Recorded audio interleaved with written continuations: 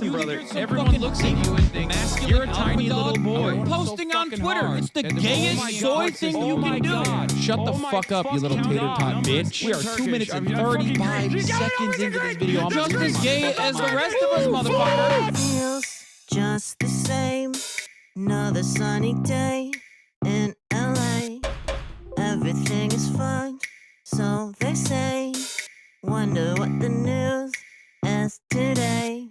Cause I know that every day I'm at this fucking job.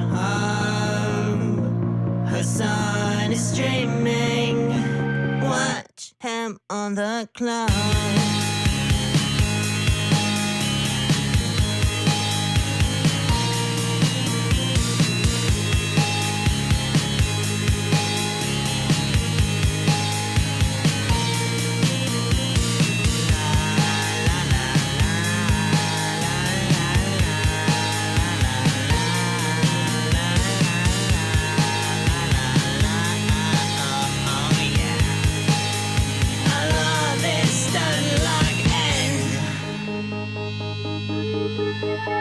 Listen, bro, the Lyra does not need this. Trans people love playing Hearts of Iron. Eating pussy is the basic bare minimum thing you can do. You can be like, you Where have a did they fucking fat find these penis, people, dude? At and the women want to trash have sex store? with Your you. job is posting. You're gay. Okay. God, I don't I make hate the fucking women rules. so much. But is he really a socialist? He's such a himbo, I can't handle it. He's got a car and a house and it's better than mine. How the fuck can I sit here like everything's fine? That's just me being a fucking hog.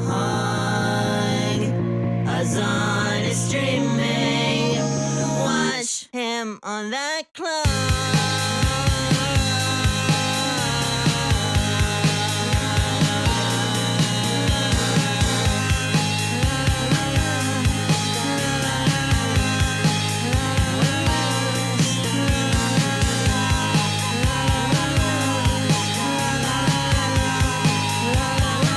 What's going on, everybody? I hope everyone's having a fantastic evening, afternoon, pre-noon, no matter where you are in the world. I'm Hasan Piker, and this is the HasanAbi Broadcast coming to you live from sunny California, Los Angeles, folks. We're live and alive, and I hope all the boys, girls, and MBs are having a fantastic one because today's a beautiful day. Today's a wonderful day. Today is a day where Santa Claus is even celebrating. Ladies and gentlemen, boys, girls, and MBs, you already know what it is. It's Monday, December 15th, 2025, and it's actually 12:30 p.m. And I'm a little late, and I apologize for the tardiness, for the delay, but there's a good reason for it, and I will tell you all about it right now. But before I get into it, before I get into the personal news segment of the broadcast, where I tell you all about what I did between the time period where I pressed the stop streaming button and pressed the start streaming button, so help me God, for all the parasocialists. I want to give a shout out to Teresa Sweetheart once again. Criminally underrated HasanAbi intro here, titled Hasan is Streaming, theme song for my favorite socialist himbo, official version. Okay, but yes, this is part of the broadcast where I tell you about my personal news, and why I'm late is a part of the personal news, and I'm going to give you all of that good stuff right now. So, ended the broadcast yesterday after a tumultuous 8-hour all news Sunday fun day, which didn't really feature a lot of fun, but mostly just news coverage, news broadcast. And that's because there was a lot going on in the world. There's a lot going on in the world in Australia. There was a lot going on in different parts of the planet. Okay. So obviously I had to cover it all. Now,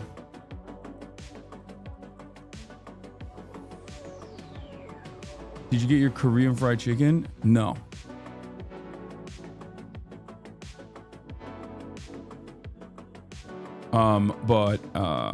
But what I was gonna say is, streets are saying you hurt your foot because your rage broke them ankles balling with you. Streets are lying, but what else is new? Okay, so ended the broadcast last night. The ankle is not getting better at all, which I thought it would at this point. It would start to get a little bit better. You know, the swelling would get better by now, or start to get better. It was not getting better, so I was like, oh fuck. Woke up throughout the night on numerous occasions yelling.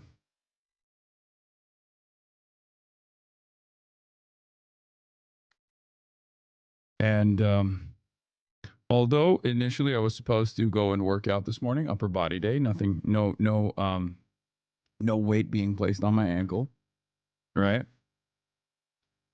I was a little bit worried because the swelling is much worse than last time. Swelling is much worse than last time I sprained my ankle on the right ankle, right? So I was like, fuck it. Maybe there's something to it. Maybe I should go and get this checked out. This is what it looked like on the left side of the foot last night. And then I posted on Twitter as well about what it looked like at the doctor's office. But it's just like, it's bad. It's like super swollen all the way down to my toes. Like swollen down to my freaking toes, right? And it's like numb and shit too. So I finally bit the bullet and I said, fuck it. We got to go to the doctor. So that's what I did. Yo, I was wondering who made that hat you wore yesterday. It's a really fancy coffee shop in Dime Square. At the doctor today getting x-rays, my shit's looking like Trump's right hand. Because it was.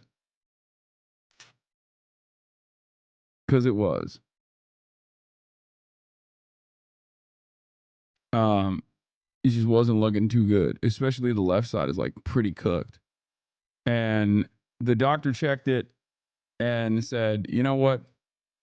We should probably put some X-ray on this bitch. Like, especially because the parts around your bones are not supposed to be tender to touch, but it seems like it is. What am I looking at? Did you hurt your hand? No, that's Donald Trump's hand, man. That's iconic.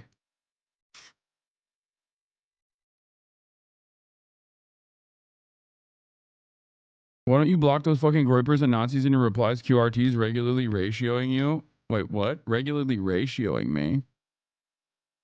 Brother, it's Twitter. What do you want me to do? It's owned by a fucking Nazi.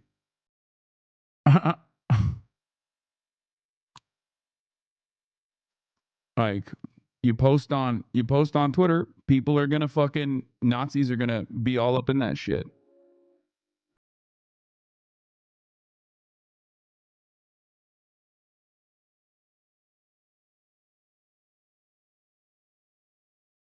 In any case,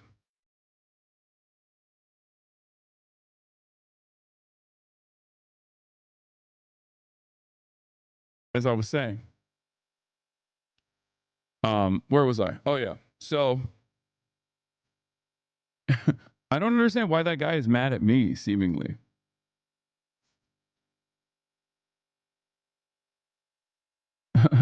Like, how is this my fault? They use a genuine tragedy to tank your wiki feet? Yeah, it's all good. So, my normal attitude of ignoring the problem and everything will be fine, once again, seems to be the meta. Okay, well, not ignoring it necessarily, but at least like not needing to go to the doctor for stuff like that. Turns out I didn't need to go because it wasn't broken. Okay.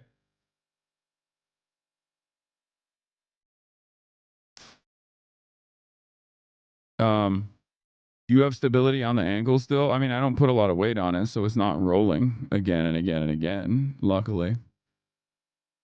But in any case, that's what I was busy with this morning, and that's the reason why I didn't work out this morning, and that's the reason why I'm late this morning. I apologize. But from what I understand, doctor's orders was first couple of days, keep cycling Tylenol and ibuprofen. Tylenol and ibuprofen cycling, so it helps reduce the inflammation and the swelling. And then for 2 weeks, don't put any significant weight on it, like no weightlifting, no lower body weightlifting, no jumping, anything like that for the first 2 weeks. And then after that, after the first couple of days of swelling is gone, I can do some like light recovery stuff, light resistance band work and things like that.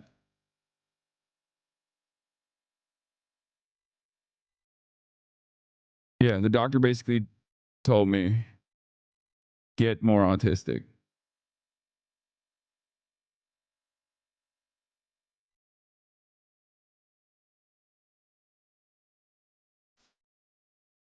Basically, that's what the doctor told me. Anyway, so I'm working on it. It may not be broken, but the severity makes me think you could have a small avulsion. I don't know what that means, but the doctor seemed to think that it was like, you know, like one of the worst types of sprain without like actually breaking the bone or anything, you know? In any case, no need for the WebMD because I went to an actual MD. Okay?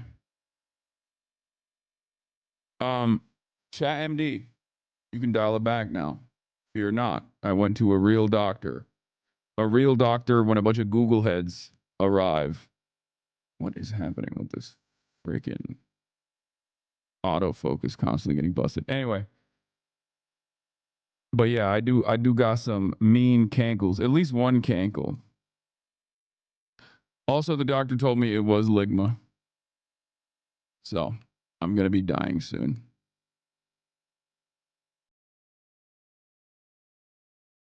Candace, you're about to go crazy today. TikTok has lost it. I refreshed the page. Israel, past 7 days. Naveed Akram. And here's the spike. Bro, this is my least favorite type of analysis. Like Google Trend data reporting quirks being considered like a major reason. I need y'all to be serious for a second. What do you think is going on? You think people in Israel are furiously Googling the guy that they activated every time, like right before? Like, please. There's probably a more reasonable explanation for this, even if one does not immediately come to mind. Like your first assessment should not be that every Mossad agent in Israel is like fucking furiously Googling like a million times the name of the guy. It's most likely a data reporting quirk. And that's probably what it is. Anyway, what are data lags and retroactive attribution? I suspect if I were to, I am not like saying that this is the reason, but if I were to guess, it would probably be misattribution of time codes.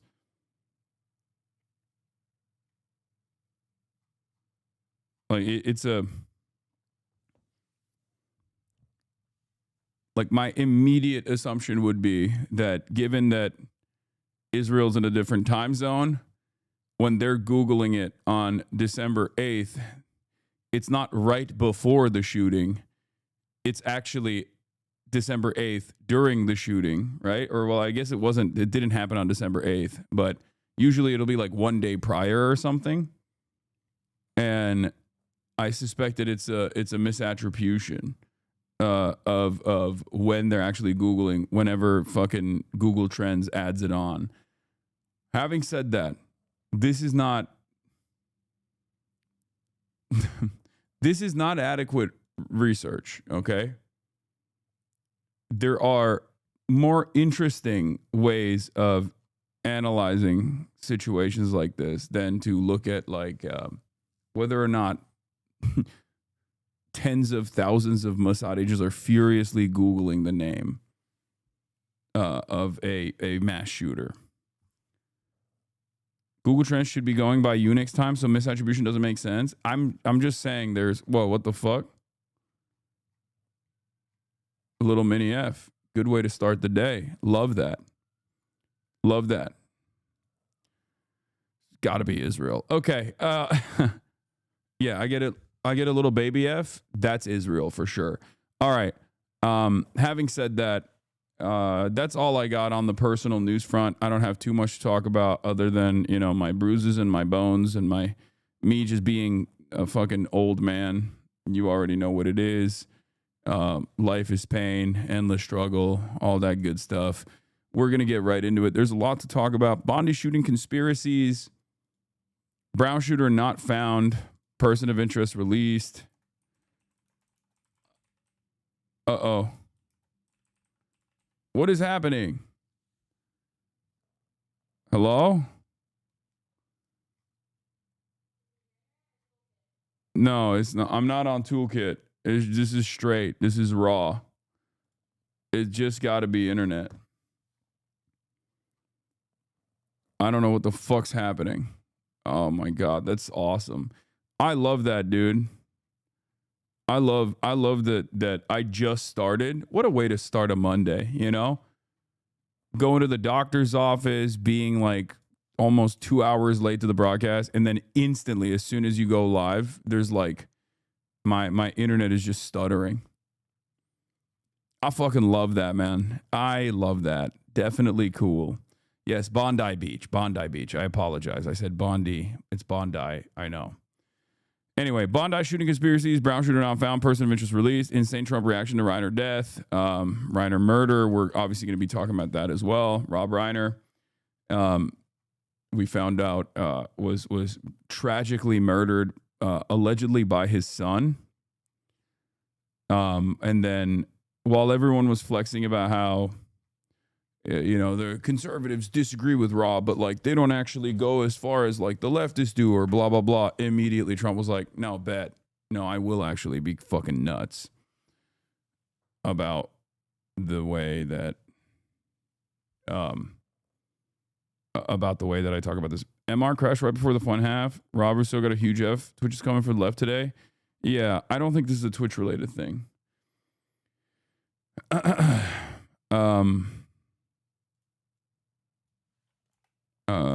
Get in now.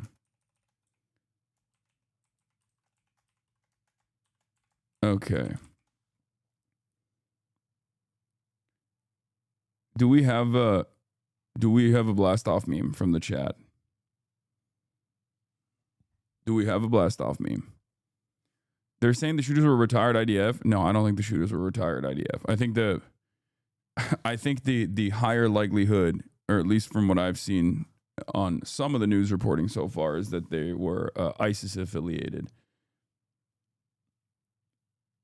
which is a different way to connect the shooters back to intelligence somehow, if you want to think about it that way. But oh wait, I do have a blast off meme. What am I talking about? Clandestine operators. Candace, Erica Kirk, meetup. Mass internet censorship bill.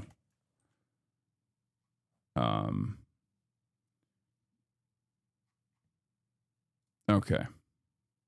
Can you cover the Nicki Minaj, Gavin Newsom beef? There's a Nicki Minaj, Gavin Newsom beef. Are the Barbs really in it still? Because I feel like at the peak of the peak of the Barbs, I mean, that was like a decade ago at this point. They were a force to be reckoned with. But it's gotta be difficult if you're like, because Barbs are mostly gay, right? Barbs are supposed to be like, as far as I understand, like there are a lot of Barbs who are gay, they're black, they're brown, and Nicki Minaj is like MAGA pivot. I just don't know how many of the Barbs are going to also like I mean, I guess if they were sticking by her with all of the affiliations that she had up until this point, they'll probably stick through the MAGA stuff too, but I don't know.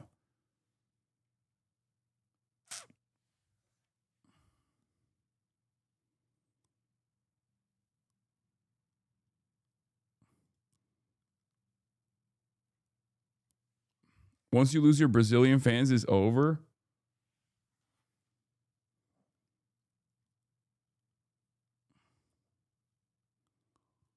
Do you see Los Angeles lefty terrorist plot press conference? No, I haven't.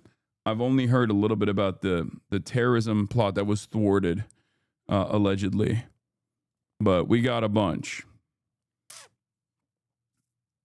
I'm writing for Nicki. I'm sorry.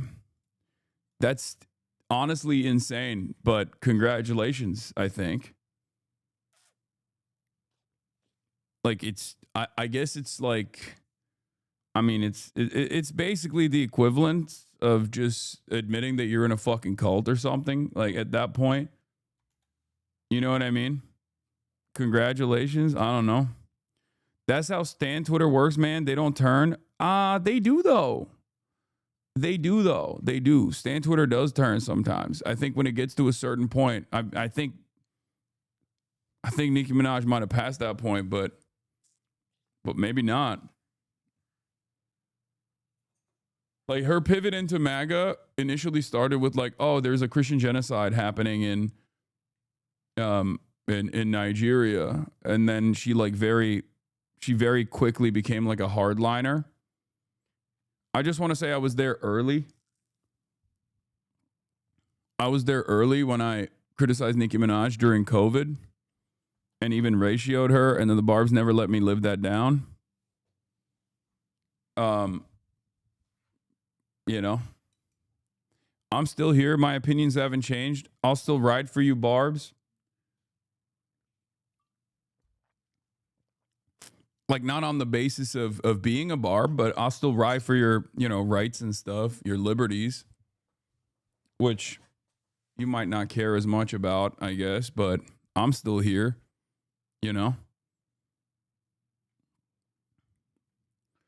I originally ratioed Nicki Minaj in like 2020 or 2021. I can't recall when she was talking about her cousin's balls or something. Talking about how her cousin's balls got ginormous due to like a vaccine injury. And then a tweet that I was supposed to reply to Nicki Minaj with that I didn't even end up replying to Nicki Minaj with, that I left in the drafts about Tucker Carlson, was made into this major issue. Austin Ox made a whole video about it. It was pretty good. Are you drinking cold brew concentrate, no dilution? No, I diluted it a little bit. Don't let the barb see the cane, Unc. It's all good.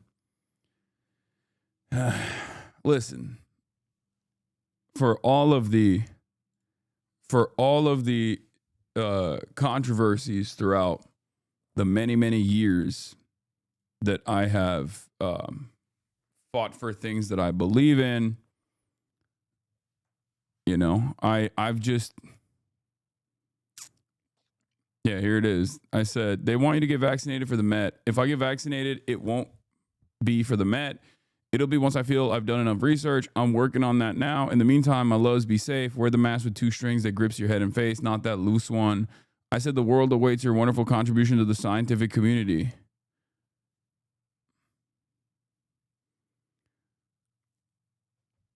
That really activated the bars. That really pissed them off.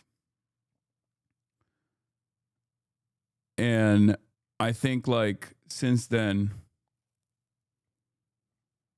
I mean, I don't know. I don't really care if you like still listen to Nicki Minaj. I don't have any issue with that. I don't give a fuck about that at all. For the record, I'm not like, oh my God, boycott Nicki Minaj. I don't really give a shit. That's not what I'm saying at all. Don't misunderstand me. I feel like being a stan is a little bit different though, because like being a stan is being ride or die, and defending shit that's like. Being a stan is defending the politics, the individual politics of the person, not just like consuming their music or their art or something. Like that's definitely a little crazy in my opinion. Or like even defending their like personal choices and things of that nature, like the way, like what they're doing.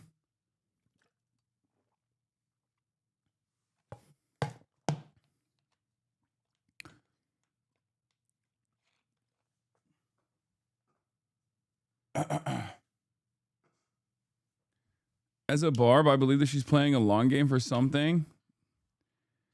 that we don't know about yet. There's a lot of stuff happening behind the scenes regarding Jay-Z and Desiree, the CEO of Rock Nation. That's why this whole thing started. They owe her more than $4 million. Nicki's very smart and crazy. She knows what's going on and who Trump is and what he stands for. It's not about Trump or her supporting MAGA. No, I think it is. I mean, you're not wrong about like leaning into the Trump direction as like as a grift or whatever. Like, I don't think that aspect of it is incorrect. I think that analysis is true. She is like performatively leaning into Trump, but I don't think it's for some higher priority, some like grand design beyond like she just probably wants the Trump administration to defend her loved ones eventually. She sees which way the winds are blowing in a way that is not dissimilar to how like big corporations make this right-wing pivot. She's doing the same thing, I think. You know? A lot of people do this. A lot of people pivot to the right when they get into trouble.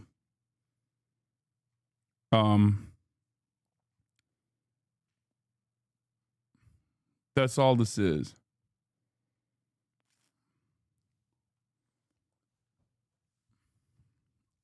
Yeah, people find God, you know. The unique predicament for someone like Nicki Minaj, however, is that her fandom is mostly comprised of, you know, queer people who are black and brown, and that's why it's like shocking to see people still tried to deal with this very clear MAGA pivot, like pro MAGA pivot. In any case, like with T Swift, I get it. You know what I mean? Because like T Swift, universal fandom, but like a lot of white women, right? And we know white women voting patterns, right? Like that's not that if T Swift made a right wing pivot in terms of like her fandom, I think I could totally see a lot of people also going with that pivot, because at the very least they can just like be quote unquote oblivious to the impact of reactionary politics, right? And that's why white women still majority vote for Donald Trump. Not to say like all white women who follow Taylor Swift have this kind of politics, because obviously 48% of white women don't vote for Donald Trump, right? And vote against Donald Trump. But do you see what I mean? As far as like numbers that are numbers that would be at least privileged enough not to care about this kind of pivot, or this kind of politics, would be more so on the, like for the T Swift pivot. I could totally see that audience as opposed to like Nicki Minaj's audience.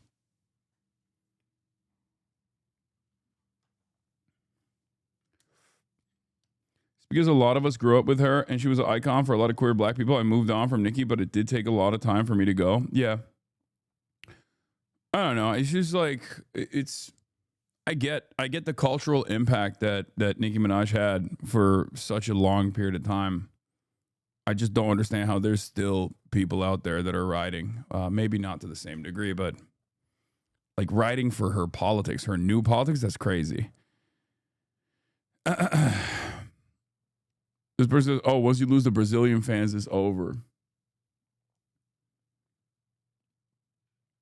I know you know about Swifties for Kamala Law.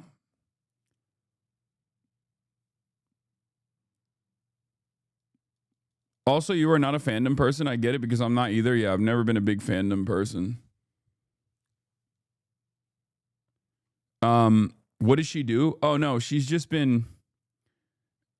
Nicki Minaj has been, like, actively doing, like, pro-MAGA stuff. And I guess now she's going after Gavin Newsom, which, you know, I'm not, like, the biggest fan of Gavin Newsom either, but I certainly think Gavin Newsom's politics are at least, like... I would say Gavin Newsom's politics are closer to mine than Nicki Minaj's. At least the way Nicki Minaj is presenting herself nowadays, you know? Like I have my disagreements and my significant disagreements with someone like Gavin Newsom, but, you know, while they're both far away from the way I see the world, both Nicki Minaj and Gavin Newsom, at least Gavin Newsom is like marginally closer. I don't know.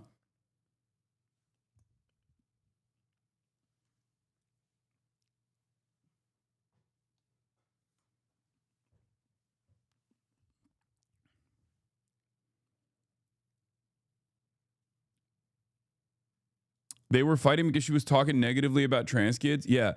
But that's just stan culture and politics actually mix so weirdly because like a lot of stans, at least in my experience, from what I remember, a lot of stans basically fucking have like their demonstration of politics is very woke, like hyper woke, rad lib, right? Having said that, however, they just kind of use it as a talking point rather than like having any sort of firm commitment to a political ideology. So it always leads to this interesting phenomena where there'll be like, I saw some people basically saying like, well, Gavin Newsom's a Zionist. Like there were barbs that were like calling out Gavin Newsom's like pro-Israel stance, which thank you for doing that. I agree. Right. But also at the same time, they're like defending Nicki Minaj, defending Donald Trump. So it doesn't make any sense whatsoever. It's like it's very compartmentalized, if that makes sense. You know?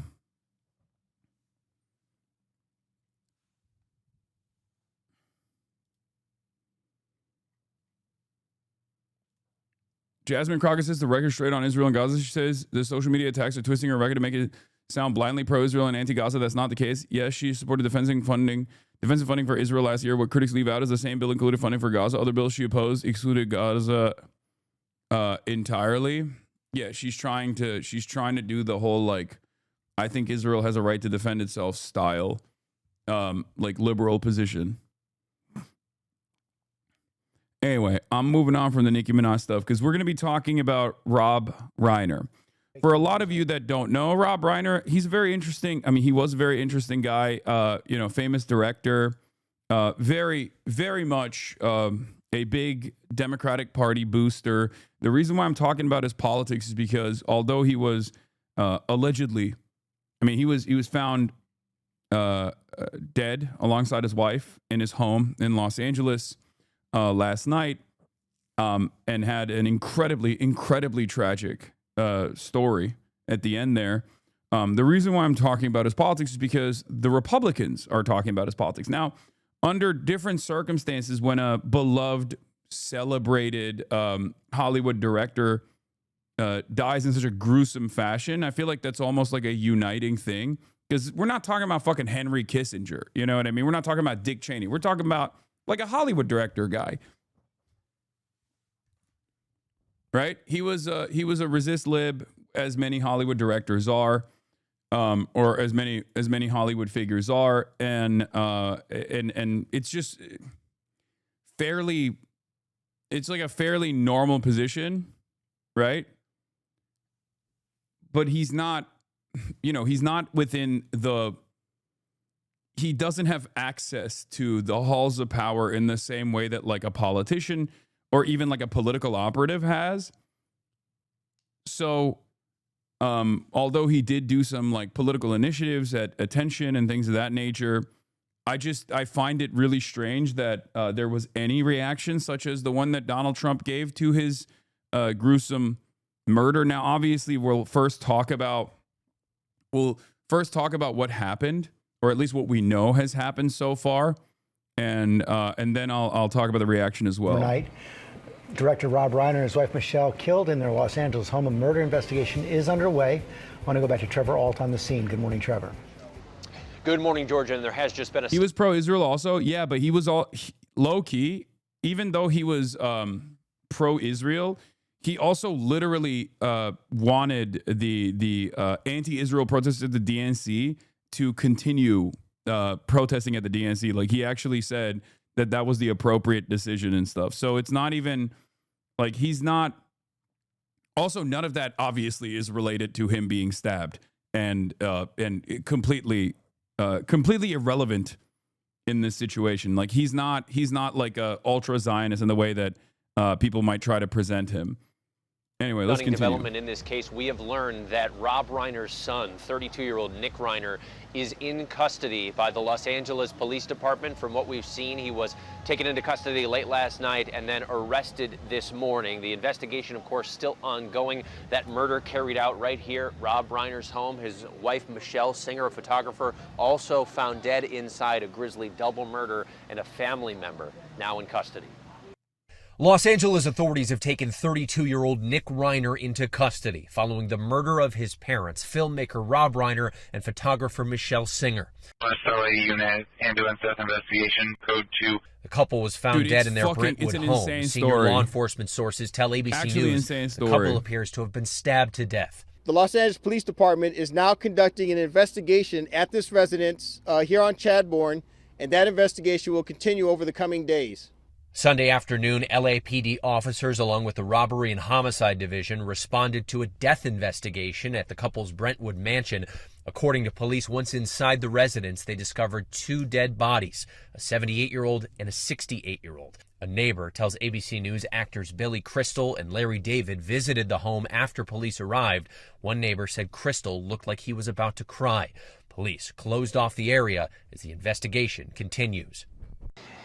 And Rob Reiner and Nick Reiner had previously actually worked on a film together documenting Nick's struggles with drug addiction and mental health issues. That was back a decade ago. Yeah. Nick Reiner now being held on $4 million bond. We still have not learned the official charges he's facing. We're expecting an update from the LAPD later today. Home invasions aren't common in Brentwood. Home invasions in general are not as common as the media would have you think in Los Angeles. Having said that, however, this is not a regular home invasion. They literally have arrested the son. Like they arrested his son as the suspect. You understand that, right? It's not like a fucking home invasion or a robbery gone wrong. The most likely scenario from the details that have been released so far, considering that the son is in the custody of the Los Angeles Police Department at this moment, is that he stabbed them. Yeah, if they wanted to. Did you want it? Sure. Yeah, go ahead. So I guess the initial press conference that they did was really bad, and ironically enough, it was actually People's Magazine that was the first to actually release the information that it was actually the son that was a suspect here. Rob Reiner and his wife Michelle were killed by their son. Exclusive sources. That's right. The LAPD's like press conference last night. TMZ was first to report that there were two dead bodies found in Rob Reiner's home, but the ages matched Rob Reiner's age and Rob Reiner's wife Michelle Singer Reiner's age. We covered that when TMZ broke that story. And then a couple hours later, People Magazine actually broke the story that the son was the suspect.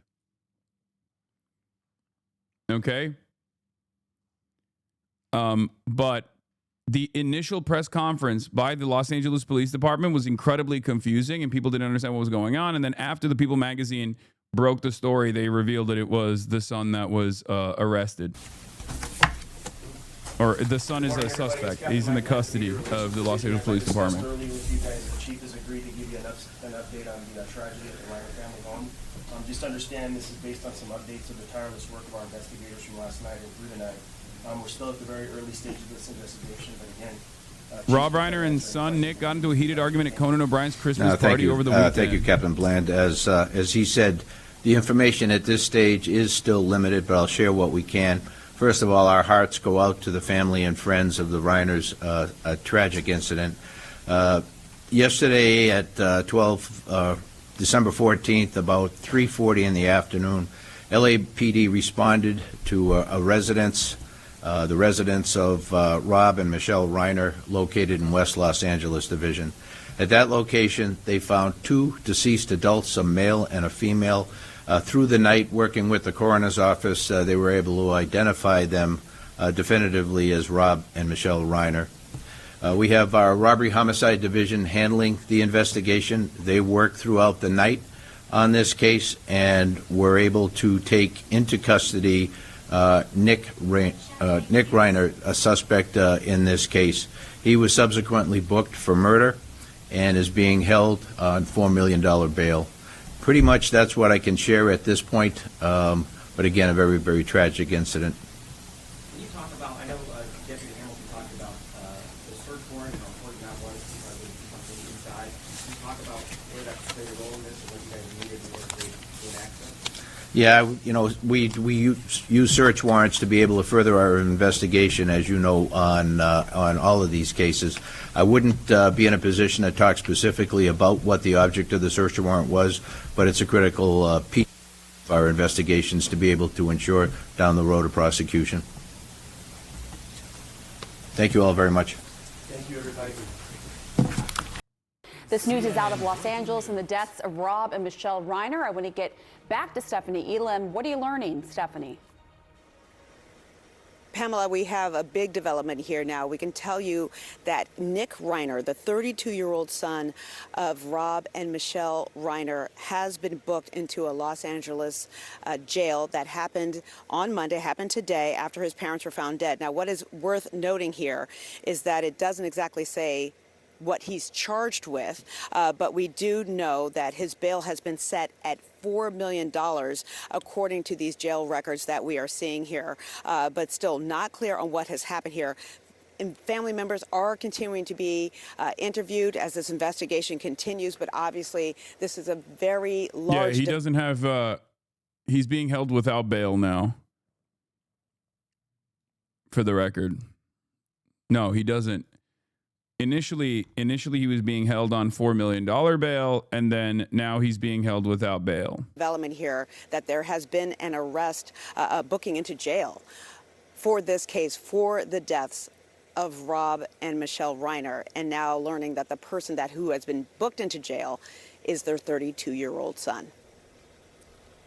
Yeah, it's amazing development indeed. I want to bring in our chief media analyst, Brian Stelter, who's joining us right now. Huge development. I must say, Rob REINER was such a major presence in Hollywood all of these years. Isn't that your neighborhood? No. But give us your reaction to what the breaking news is. I did used to live in that neighborhood, though, near that neighborhood. That's right. And Rob and Michelle REINER had 3 children, 2 sons and 1 daughter. They were most recently photographed together, all as a family, on the red carpet for the family's newest movie. Rob and Michelle had both worked on, Rob had directed a sequel to This Is Spinal Tap. So they were out there being photographed in September, all together as a family. But it's going to obviously come up right away that Nick REINER struggled for many years with drug abuse.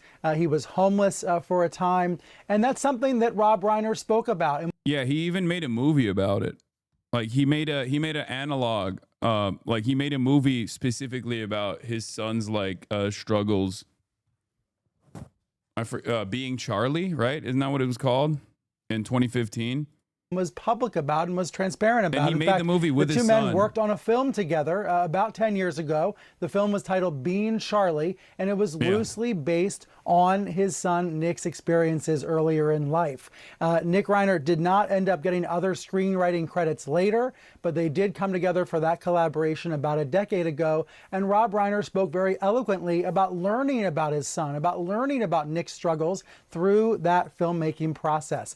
Quoting from the Los Angeles Times back then, REINER and his wife struggled as their son Nick was addicted to hard drugs, rotating in and out of rehab facilities like they were shopping malls. The couple wondered if there was an end in sight. So that's a decade ago. That is in the past, but it is relevant context about Nick REINER, 32 years old, as people are going to be wondering now why he has been taken into custody and why he's been booked on this felony charge. And now, Wolf, we're going to await for answers from authorities there in Los Angeles. Yeah, we are waiting for answers. And Stephanie, on that point, what happens next for Nick REINER? Do we know? And also, can you tell us anything more about him? We learned from Brian, but I know you can expand. Yeah, I think what's also worth noting, right, we learned about this happening, that it happened in the late afternoon local time here in California yesterday. Looking at the jail booking document, you can see that Nick Reiner was arrested yesterday. Him being homeless and a drug addict is not relevant, Chad. That doesn't make one a murderer. What the fuck? It doesn't make him a murderer automatically, but the police suspect him of doing this murder. So in this circumstance, it's contextually relevant that he did have issues with mental health, considering that this is, not a, like, this is, it feeds into potential motive.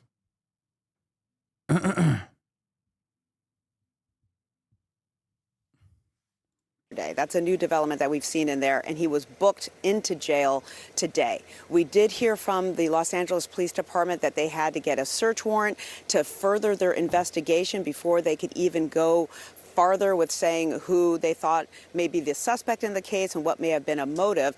We were standing out here very early this morning when they took away the police tape, opened up the street, and now shortly thereafter we're getting this booking information from the jail. So just giving a bit of context. The fuck? All right. I think we're losing our connection with Stephanie Elam, but we'll get back to her for sure. Brian Stelter. How would you let your son be homeless if you have millions of dollars? Is that not messed up? Brother, do you think that was his decision? Do you think that, like, you don't know anything about their background, right? Why is your immediate assumption that he actually did this? Like, why is it that your immediate assumption is that his son, who was a whole ass adult, 32 years old at this point, like, why is it that your immediate assumption is, oh, it was probably he probably fucking let him out into the streets without fucking a support system, especially when there's an entire movie that they made together that documents some of those struggles.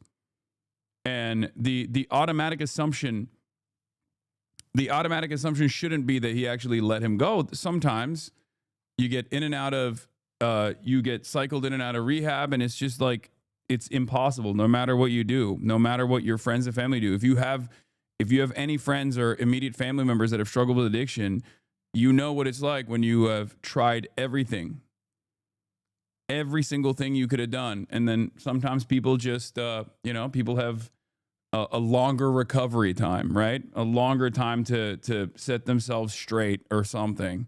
And sometimes people don't actually end up finding that recovery. It happens. You're still with us. Talk a little bit more about Rob Reiner's impact on Hollywood. As all of us who grew up watching Rob Reiner, we know he was huge. And in so many different ways. That's one of the reasons why Rob Reiner was a special figure. It's why some people today are likening him to a... Recovery only works when you have money? Yeah, except even with money, famously, recovery doesn't always work. It's not 100%. This is one of those instances where it may have been a situation where all the money in the world didn't fucking help, okay? Mayor, an unofficial mayor of Hollywood. It's because he was not just a writer and actor. He was not just a director and a producer. He was not just a role model to younger filmmakers. He was all of the above. That's why we saw other legends like Larry David hurrying to his home in Brentwood yesterday, wanting to try to be there, wanting to try to be close to the scene. Reiner was larger than life in that way, partly because he worked for so many different decades. Getting his start at a playhouse in Bucks County, Pennsylvania, and then on the Smothers Brothers Comedy Hour on CBS in the late 60s. Those writing credits then turned into acting credits, most famously with All in the Family. And you think about even the name of that sitcom. You think about him playing Archie Bunker's son-in-law. Family and that connection of family was really important through his decades. I mentioned that he had three children with Michelle, and that was a love story in and of itself that spanned almost 40 years and helped inspire the ending of When Harry Met Sally, something we've been talking about about here on the air this morning. So that's just going to intensify the curiosity and the concern about why one of his sons, Nick, has been booked on this felony charge, this unknown felony charge. Unfortunately, we're in a little bit of an information vacuum right now, but we do know a family member was interviewed by police last night, and now we know one of the sons is in custody. Yeah, and tell us more about the reaction to Reiner's death and his wife's death. And just to mention, you personally spoke with Rob Reiner in the past. I mean, you had a connection to him that a lot of people didn't. Well, I was thinking about what it was like to sit down with him because, sometimes you never know what you're going to expect when you're talking to one of these A-listers who's been around forever, who's been out there in the movie-making industry, who could do doing anything, talking to anybody. Sometimes they might be dismissive, but in the case of Rob Reiner, he made everybody feel at ease immediately. He was cracking jokes with the folks there on the set that day, having everybody in stitches. You could tell that he was a natural-born entertainer, and that came, of course, in part from his father, Carl, who was a comedy icon as well. Yeah, I'm not like a big parasocial guy, but Rob Reiner is a pretty nice dude. I mean, he was definitely super lived up, but I mean, very, very nice guy overall. Like he's not one of these dudes that's like in any way, shape, or form remotely problematic, I would say.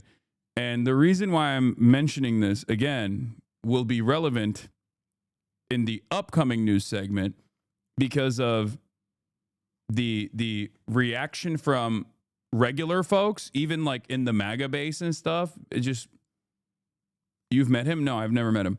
But he just seems to be like an empathetic person in general. And directed a lot of movies that obviously had tremendous cultural impact. But there is one guy who seemingly is on a fucking insane conquest to make himself look like a real demon in this moment. And that one guy's name is Donald Trump. Well, Reiner was married once in the 70s to the late Penny Marshall. Then he met Michelle while working on When Harry Met Sally, and that's why the end of the film changed the way it did, because Rob Reiner was newly in love.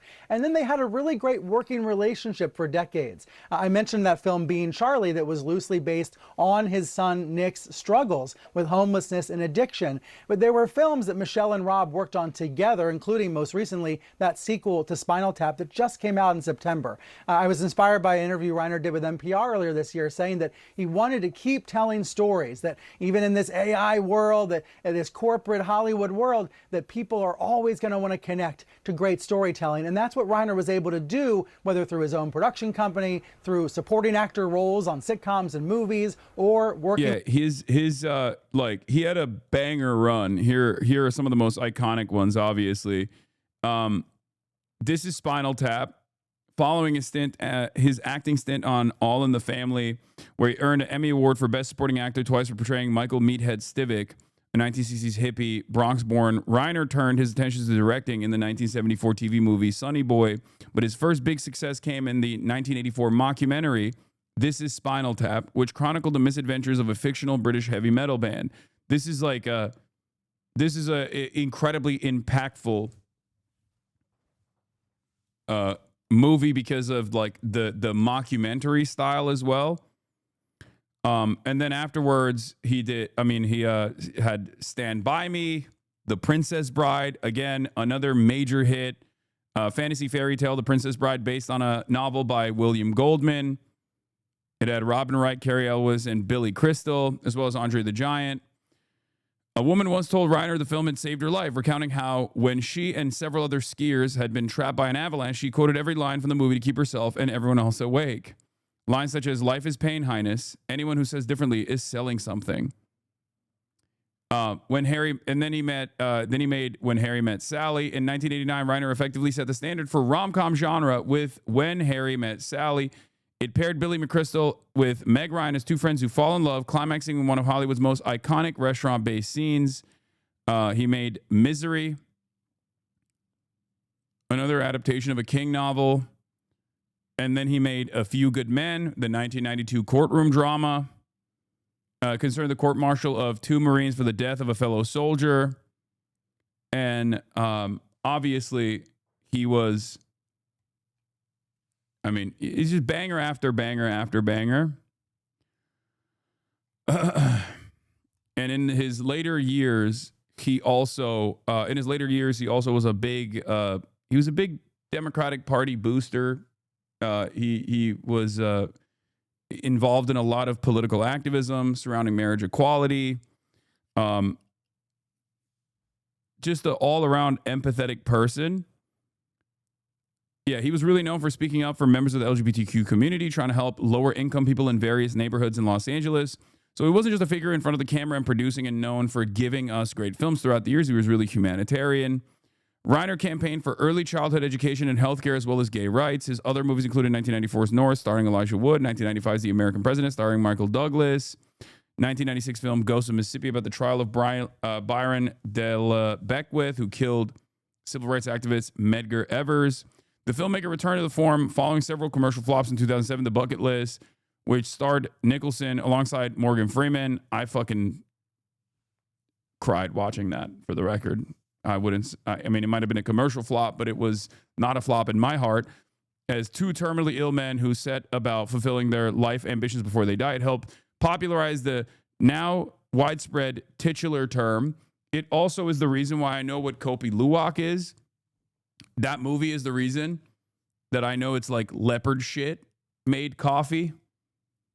I don't know why that just like stuck in my brain, but from the movie Bucket List, I will forever remember. Yeah, it's just Kopi Luwak, one of the most expensive coffee beans on the planet, is actually just cat shit or something, or lemur shit. I don't know. It's poop. Okay? It's literally poop.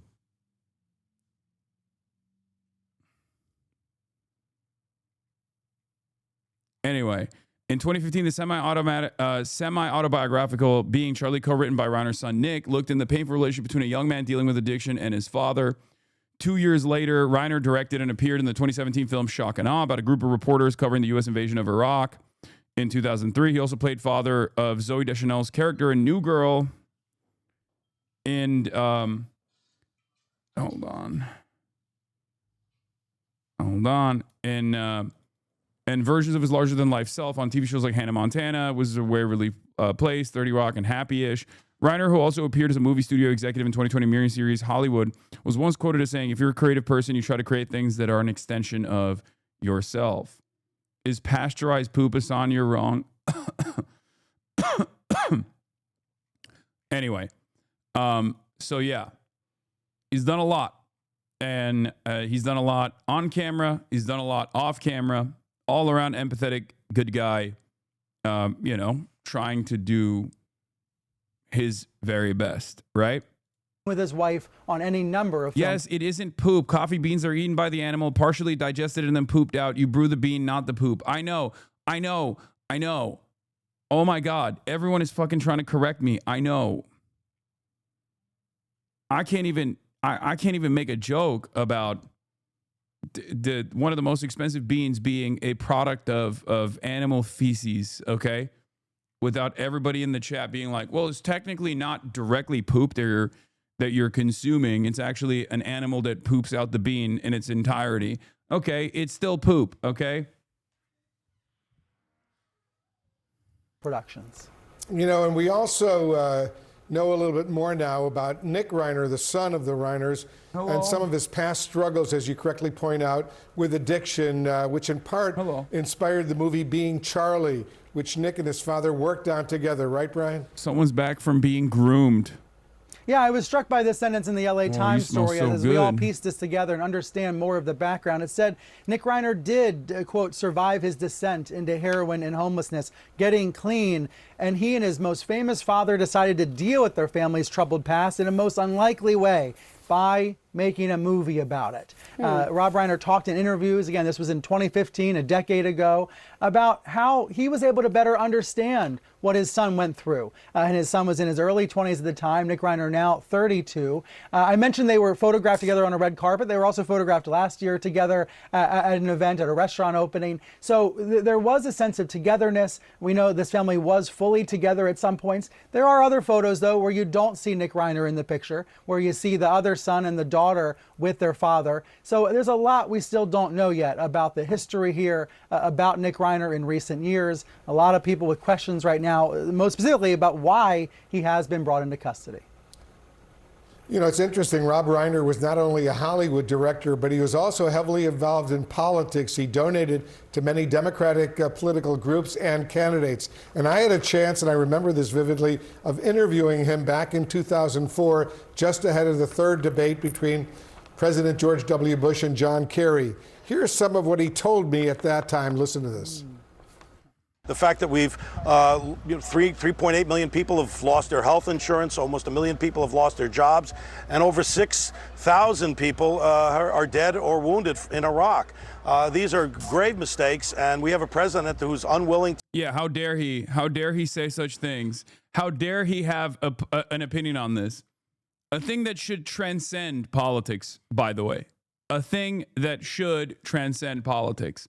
And yet, in the way that discourse takes place in the United States of America, even historically, even all the way back when he was saying this shit, this is still considered a ridiculous political statement. That's how it is. That's just how it has always been in this goddamn country, and that's how it will be forever. But once again, the reason why I'm bringing this up is because this should not be considered like a politically divisive subject, right? One party should be saying, oh, well, we just have a different method of solving these issues over the other. And yet, for some reason, this is considered a politically divisive thing to bring up. To admit to any mistakes. He also advocated for a number of causes, including marriage equality, early childhood education, and fighting big tobacco. Brian, tell us a little bit more about the politics. Think about that. Yeah, that's from 22 years ago. That statement was from 22 years ago. Have things changed? Or are the problems that he was addressing 22 fucking years ago damn near identical now, if not worse? Isn't that crazy? I feel like living in the United States of America and doing discourse around politics is like Groundhog's Day over and over again. We just keep repeating ourselves. It's this like endless spiral, endless downward spiral as we just like constantly fucking fight over whether or not this is even an issue at all. Of Rob Reiner. Yeah, and unfortunately, President Trump is out this morning with a pretty crude, pretty crass post about Reiner, suggesting that maybe somehow he died because of his hatred for all things Trump. I will say this. Look, I am Mr. Rude, okay? I am Mr. Hold people to account. I'm Mr. Someone's death doesn't mean that you should whitewash and launder their reputation, okay? But there are certain people, and I'm not saying this because like Rob Reiner was like on my side of politics or anything like that. I mean, he was definitely a lot more liberal than I am, right? I am someone who he might have even considered a radical, right? But I try to talk about people's background and what they have done with how much power they have, right? With what their intent was and what their impact was. Reiner was simply just a good guy, okay? Like he was just, that's it. He was just trying to do his very best. He was not divisive in any way, shape, or form. From my estimation, I don't think like even the Russiagate stuff was all that. Like he was lipped up, you know? Like a pretty basic Hollywood director celebrity who had liberal opinions and rooted his worldview around empathy for those who have less than him. Okay? So the very fact that Donald Trump in this situation has come out of the gates swinging because Rob Reiner was anti-Trump is totally repulsive and totally fucking insane. So much so that before Donald Trump came out and made a Truth Social statement, which I responded with, what can you even say at this point? It's one of the most insane things I've ever read.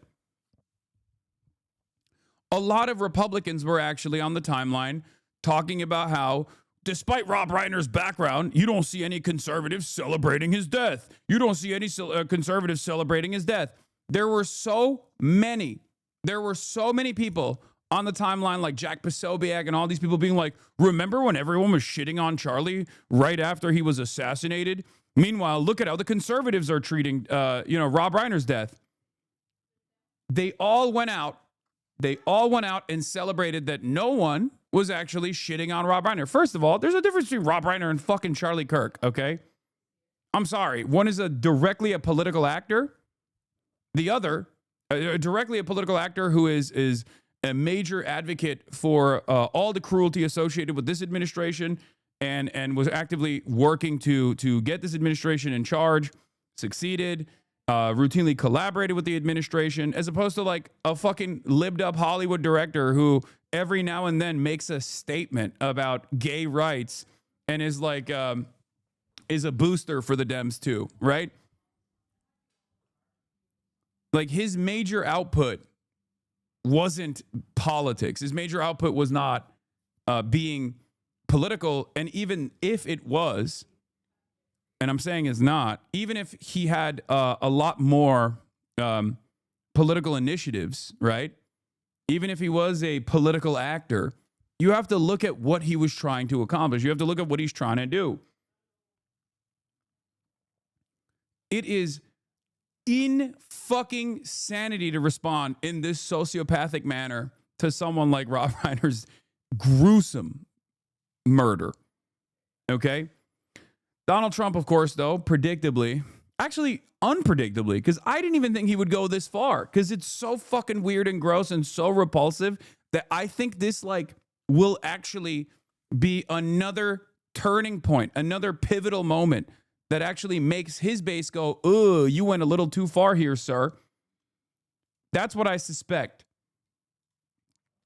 Because he came out after some of these details were made public, and he said, a very sad thing happened last night in Hollywood. Rob Reiner, a tortured and struggling, but once very talented movie director and comedy star, has passed away, together with his wife, Michelle, reportedly due to the anger he caused others through his massive, unyielding, and incurable affliction with a mind-crippling disease known as Trump derangement syndrome, sometimes referred to as TDS.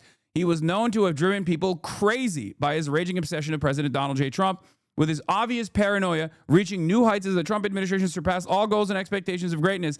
And with the golden age of America upon us, perhaps like never before, may Rob and Michelle rest in peace. Now, I don't even know where to fucking begin with how psychotic this is, because I feel like it's one of those things that, you know, at first glance is immediately like, nah, I don't think the base is going to fuck with this. And even if you're seeing people on the timeline try to cope with what Donald Trump is saying, I don't think the normies are going to fuck with this. Because from the normie Republicans' perspective, lifelong Republicans, people that voted for Donald Trump 3 times, they just know Rob Reiner is a libbed up guy who made cool movies that they watched and they enjoyed. Okay? So when Donald Trump comes out and says something so fucking insane, they look at that and go, okay, this is not defensible at all. And that's precisely the reason why Jack Posobiec, before Donald Trump released this statement, was talking about, you won't see the people on the right celebrating the horrific murder of Rob Reiner and his wife, compared to the left's reaction to Charlie Kirk's murder. Okay?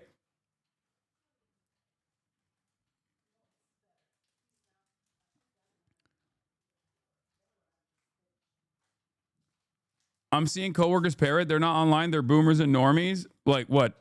Nah, I'm unhappy to report that the MAGA coworkers are barking like seals and parroting Trump this morning. I doubt it.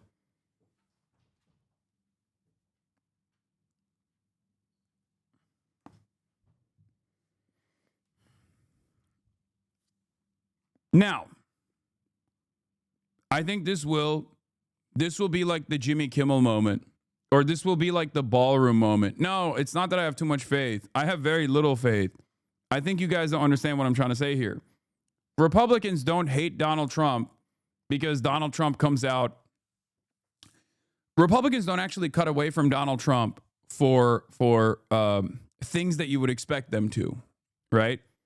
Obviously, like the fact that the affordability crisis hasn't been solved is chipping away at his base of support from the independents and maybe even some Republicans that are experiencing and expressing discontent. But the major pivotal points is usually when he like goes after fucking Jimmy Kimmel or some shit. That was a big ding. Another major pivotal point was when he was shitting on Zelensky in the White House. It's stuff like that that actually does noticeably harm his approval ratings. It's all this aesthetic nonsense that you wouldn't normally consider as a major turning point that ends up in the long run playing into his disapproval rating increasing. Obviously, if it was truly America's golden age, as Donald Trump is claiming it is, there would be less people. There would be less critics of Donald Trump. So they all play a role here. But oftentimes the pivot points, oftentimes the important points of disagreement come from silly things like this. Silly, it's not necessarily a silly thing, but it is silly in the grand scheme of things in comparison to, like, you know, waging war with Venezuela after promising that you weren't going to do war, or claiming that you were going to end Russia's invasion of Ukraine. Bro, are you going to trust your own assumption of how MAGA reacts versus eyewitnesses of how they're reacting? Yes. And the reason why I'm saying that is because those are anecdotes, whereas what I'm offering is not simply my own assumption, but instead what I've seen with Donald Trump's approval rating taking a fucking serious hit after certain events. Things that I normally wouldn't assume would cause people to actually chip away and experience buyer's remorse or decide, you know what, fuck this. I don't like this guy. That's why I'm bringing up the different points where Donald Trump has actually seemingly taken a hit on his approval ratings. One of them was the ballroom thing, right? Obviously, it's accompanied by all of the other chaos that surrounds this administration. But the ballroom thing, whether we want to admit it or not, was seemingly an issue for a lot of fucking boomers. They didn't like that he destroyed the East Wing of the White House. What do you want me to say? I would hope that people are more rational and actually express their discontent with the administration over ICE raids, or express their discontent over, not actually bringing about peace in the Middle East as he claimed he was going to do, or claiming he wasn't going to do a fucking war, but then, decides to murder fishermen off the coastline of Venezuela and shit. But that doesn't work. That's not something that the base gives a shit about. The base cares about the aesthetics. Okay? Trump's base, I mean.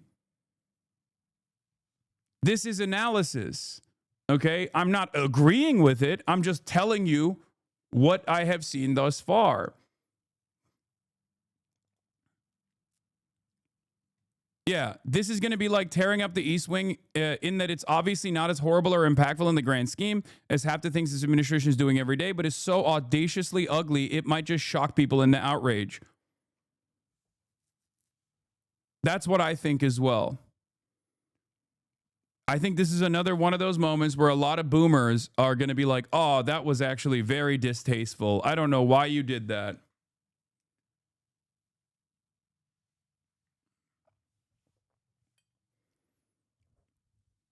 Because it is audaciously ugly and it's unnecessary. He could have just said, oh, well, despite Rob Reiner's attitude about me, I am truly sorry for the tragedy. He was a fantastic director, something like that, He could have said something like that. Liberals still would have gotten mad and been like, oh, he's not offering enough praise to Rob Reiner, but then that would have been a more defensible posture. But he just came out of the fucking gay swing and being like, oh, he died because of TDS. That's insane. Felix had a really good take on this that I retweeted, but Felix basically said, this is an absolute masterclass in posting. Only a true operator can take a tragic double murder that's completely unrelated to them and make fun of one of the victims in such a way that it seems they were at least somewhat responsible for it. Like, Donald Trump is literally taking blame for a double murder that took place.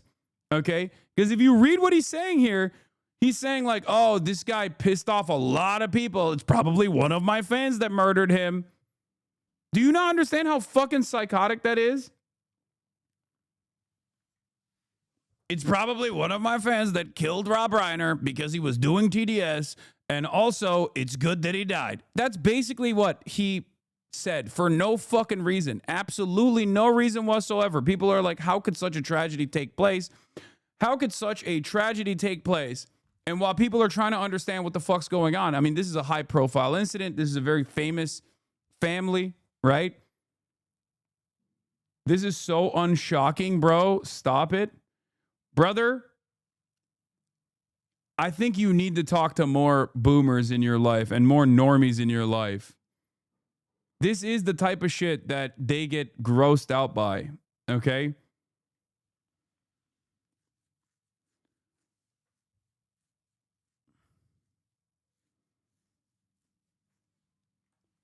Now, of course, it didn't end there. I know he doubled down. I'm going to get to it in a second. Just let's Hopefully that's finish not going to this. get too much attention today, as it really muddies and pollutes the discourse.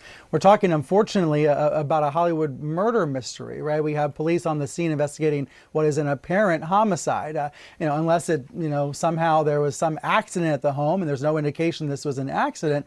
We're talking about a situation where someone seemed to want Rob and Michelle Reiner dead. And there's a lot of questions I'm sure the authorities are trying to answer and will then answer in the public in due course. One of the most gripping parts of the reporting overnight was about the fact that a relative went over to the home and was there and was the person who originally was able to see these bodies. Your heart goes out to whatever relative that.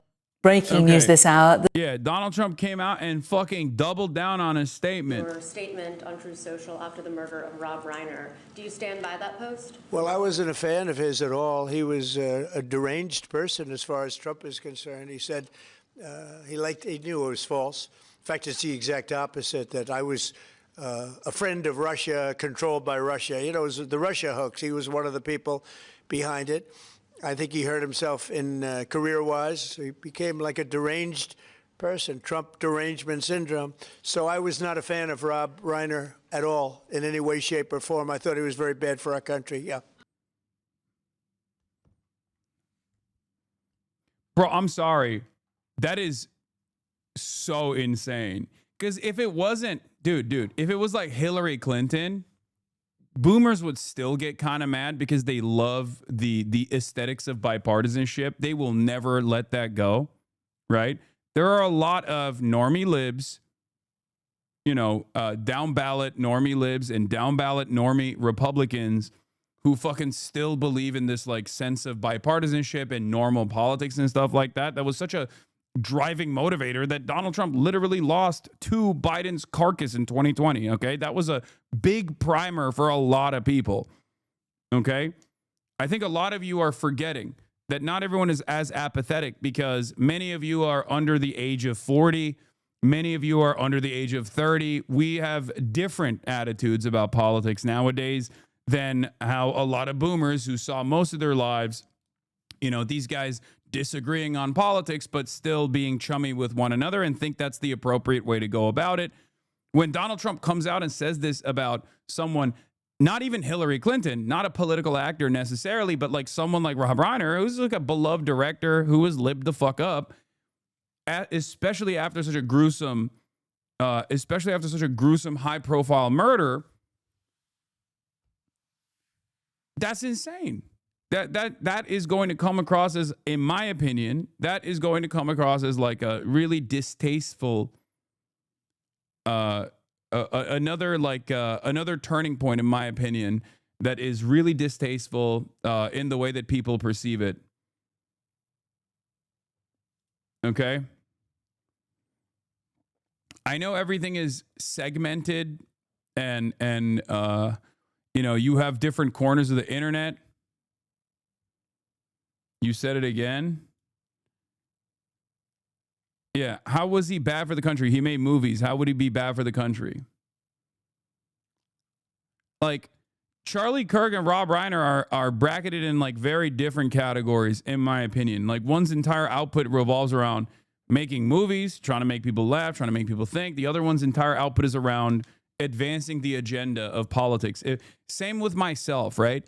Charlie Kirk and myself, regardless of our differences in worldview, differences in opinion, we are political actors. Okay, we try to organize people. We try to get people to advance whatever causes we believe in.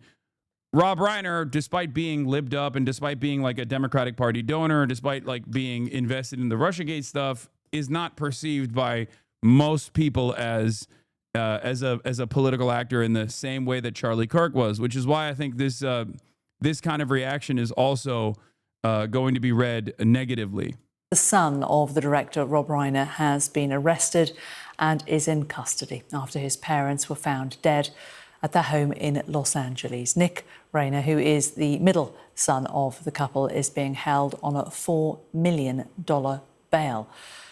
Rob Reiner and his wife were both found dead at their home in Los Angeles early this morning, apparently from stab wounds. He was a celebrated director whose work included some of the most memorable movies of the 1980s. And I went on a far-right Trump forum to see what they were saying after this post, and even half of them were saying this was too far. This is a hardcore Trump-dedicated forum. Yeah. I mean, will those guys actually separate from Trump? No, of course not. Don't make this mistake.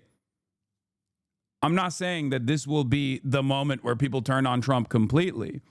Maybe that was the misunderstanding from the audience where you thought that that's what I was implying. No, I'm saying that it's shit like this that actually, when compounded with a lot of Trump's promises being made and not being kept, cause little the causes effect of chipping away at his base of support. Here's what he is reacting to. Yeah. Oh, also, here's the other side of the story as well. This is how Rob Reiner reacted to Charlie Kirk's assassination as well, which is, I'm sure, a lot of what a lot of people are also posting on the timeline horror. too. Absolute horror. And I, unfortunately, obviously, you don't win any favors with a lot of these fucking goons when you are even remotely open-minded or remotely kind to your political opposition. But just, remember saw the video of it, and it's beyond belief. I'm sorry, but were you expecting another type of reaction from Trump? Yes. I think Donald Trump, if he had full brain processing power, would not have reacted this way. He would have made one singular snide remark about Rob Reiner's politics, but he would have said this is a horrifying tragedy. He was a great director, with many fans all around the world, something like that. I think this is a senile Trump behaving like a fucking mad king, because there's a line between sassy and just outright cruel. And depending on who you're talking about, you can be outright cruel.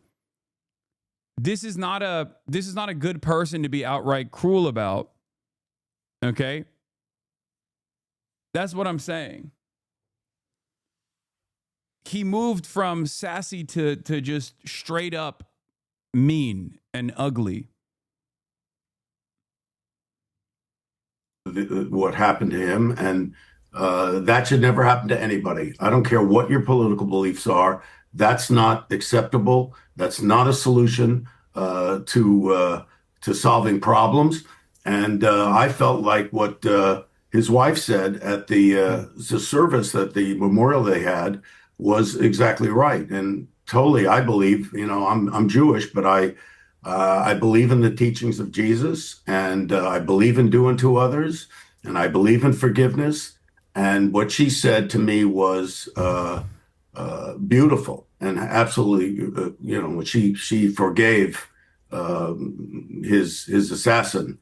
Yeah, he didn't say that about RBG. Yeah, he was civil when RGB died, and she was both far more politically relevant and not the victim of murder. He's definitely got the old man don't give a fuck syndrome. I can see that. And I think that is admirable. Well, I don't even agree with Rob Reiner on this assessment, but like that kind of stuff is going to make boomers feel a certain type of way. 90s, such as when Harry met Sally, Stand By Me. Yeah, he said nasty things about McCain too and refused the funeral, but ultimately still did a lot of condolences. He just lost any sense of tact. Yeah. It's fucking nuts, man. I don't know how you guys don't see it. I feel like, I don't know. I mean, maybe in some ways you're just looking at what Donald Trump has done so far and the lack of response from the MAGA base as reason as to why this won't be as impactful. But I do think it's moments exactly like this one that play a big role in the way that boomers look at this kind of stuff and the normies look at this kind of stuff and think, this is really uncalled for. I can totally close my eyes and imagine a bunch of boomer normie Republicans being like, oh, that's really distasteful to speak about someone who fell in such a tragic way. And it's kind of crazy because like these are the same people who were like, oh, you are going to get fired if you say anything about Charlie Kirk. If you even like reflect on Charlie Kirk's statements that he was proud to make, okay, you should be fired. And these are the same people who are like, it's the left that's actually responsible for so much political violence because their words are so violent. Okay? It is rubbing some of his followers the wrong way because at the end of the day, Reiner's films were important touchstones of American culture for generations, and a lot of people, even with right-wing politics, deeply loved and cherished his work. Exactly. They're not reading it as like, a lot of these people are not reading this as, like even conservative boomers are not going to read this as like Rob Reiner was a fucking political actor who we hate. It's more so about this. If you're a boomer and you were an adult by the time, by like the late 80s and the early 90s, early 2000s, and you watch Rob Reiner's movies, was that more impactful for you in your development than how much you love Donald Trump now? That's it. Because if you are ride or die in the MAGA cult and you love Donald Trump that much, and there are plenty of people who do, they're going to say, yeah, this is fine. Fuck Rob Reiner. He came at the king. He came at my God King, and I hate him for that reason. But there are far more people, I think, that watch his movies and thought, no, I like this guy. Like, I mean, yeah, sure, we have disagreements in our politics, but I like this guy overall. And it's really distasteful. It's really in poor taste to speak ill of the dead in this way. Because, like, boomers love saying shit like that. Don't speak ill of the dead. At the same time that he was making brilliant film work, he was also deeply engaged. There wasn't a cause he didn't care about. He cared about immigrants. He cared about equality and justice. He spoke up in defense of democracy at a time when so many in the media industry, so many with a platform are afraid to speak. He put his money and his mouth where his heart was. And for Trump to have put that out today, I'm going to say it. Damn it, there's an American family grieving. Yeah. This is a tragedy, not just for the family, but for all who knew and loved him. And for the President of the United States to make this about him and a way to attack Rob Reiner because he exercised his American... Yeah, that's the other side of this, too. It's like very selfish. It's very self-centered. It's very self-centered to just like look at a situation like this and be like, well, he hated me, so fuck him. Like, maybe one of my fans killed him. That's insane. That's an insane thing to say, guys. I'm sorry. Right to speak up with what he disagreed with is shameful, is disgraceful, and out of all the disgusting things that Donald Trump has done, this is right up there. Yeah.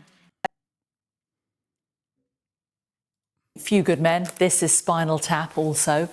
Meanwhile, US President Donald Trump has launched an extraordinary attack on Rob. Wait, dude, are you saying Trump is being self-centered? That's insane. Okay, guys. We know that already, okay? My argument is, will this be a revelation for some who have been you know, agnostic about Trump as voters of Trump. That's it. My assessment is, I think, yes. I mean, this isn't like the break off point for the entire base. I don't know what it would take, as I've talked about time and time again. I think like if Donald Trump maybe was outed as having gay sex and like sucking off Bill Clinton, I think that could have been a turning point. You know, something as like grand and as insane as that, and only because he's gay, and only because he's gay with Bill Clinton, right? Like that could be a turning point for the base. But what I'm simply stating is, these things do matter.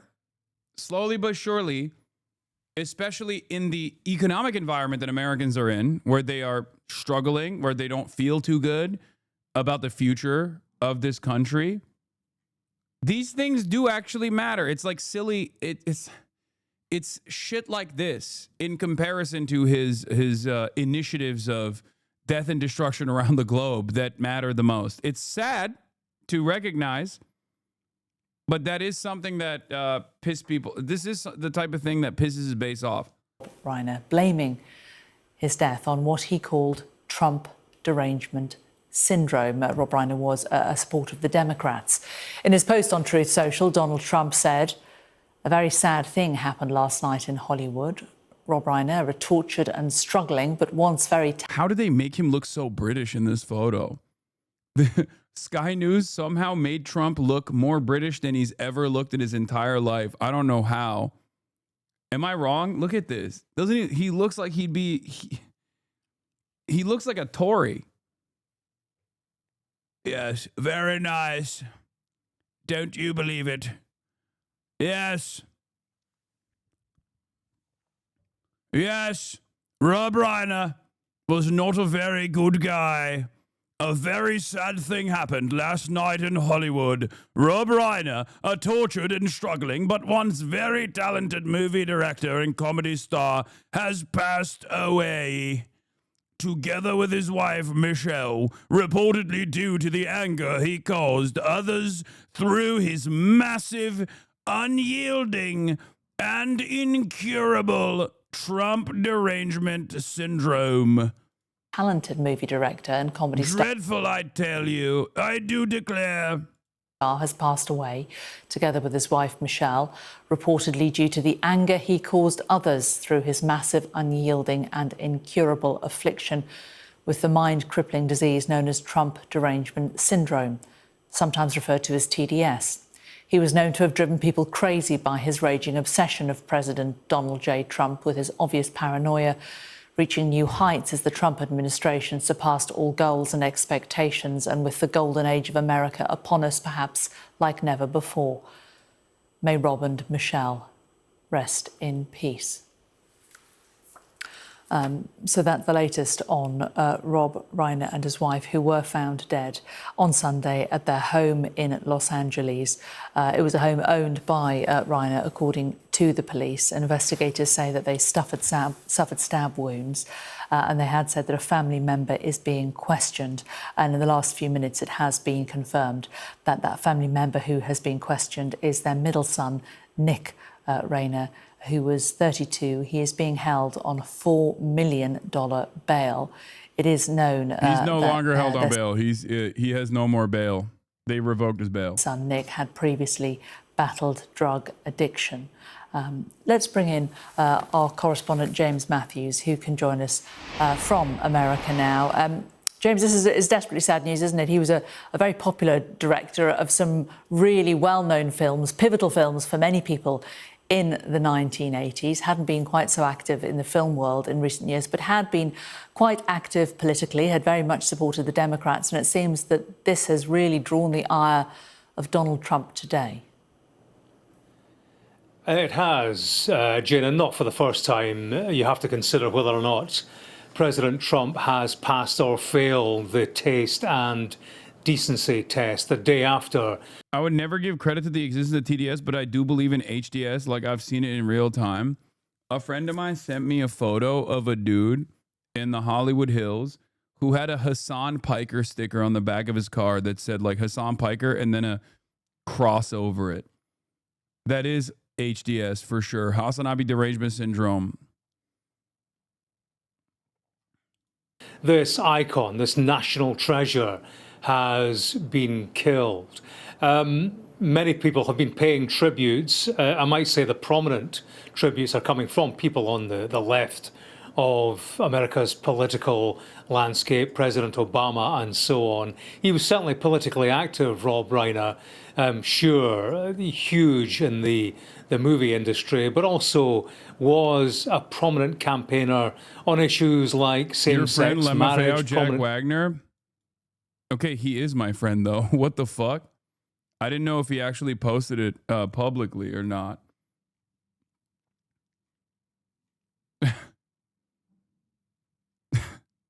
The fuck? Campaigner for LGBTQ rights. He was an organizer against Trump being re-elected, so very active politically. But I suppose, you know, when you look at that social media tweet, in bad taste, I think many would agree. Yeah, I don't know if he knows, but like I've known Jack Wagner before he had a podcast. Like, you do realize that I can know people for many years before they reach internet fame. He happens to be one of them. But also there's more than just the business of taste. I think Donald Trump is pointing Knowing to a someone motive does not make you friends. behind this homicide. He's pointing. What is happening in the chat right now? Are you trying to debate? Are you trying to debate on whether or not a dude I've known for like a decade? Show me your friendship bracelet. A dude I've known for like a fucking decade, who I've had on the broadcast as well. Is is my friend or not? What the fuck's going on?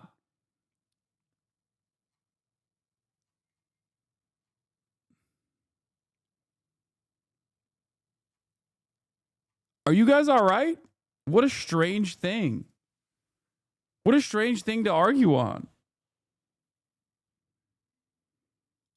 The finger at Trump derangement syndrome as a motivation, TDS as he would have it. I do wonder what detectives have to say about that, given that we are in, we are in a legal process now, having been engaged with the arrest of the son of Rob Reiner. There's also the business of any lack of condemnation for what's happened here.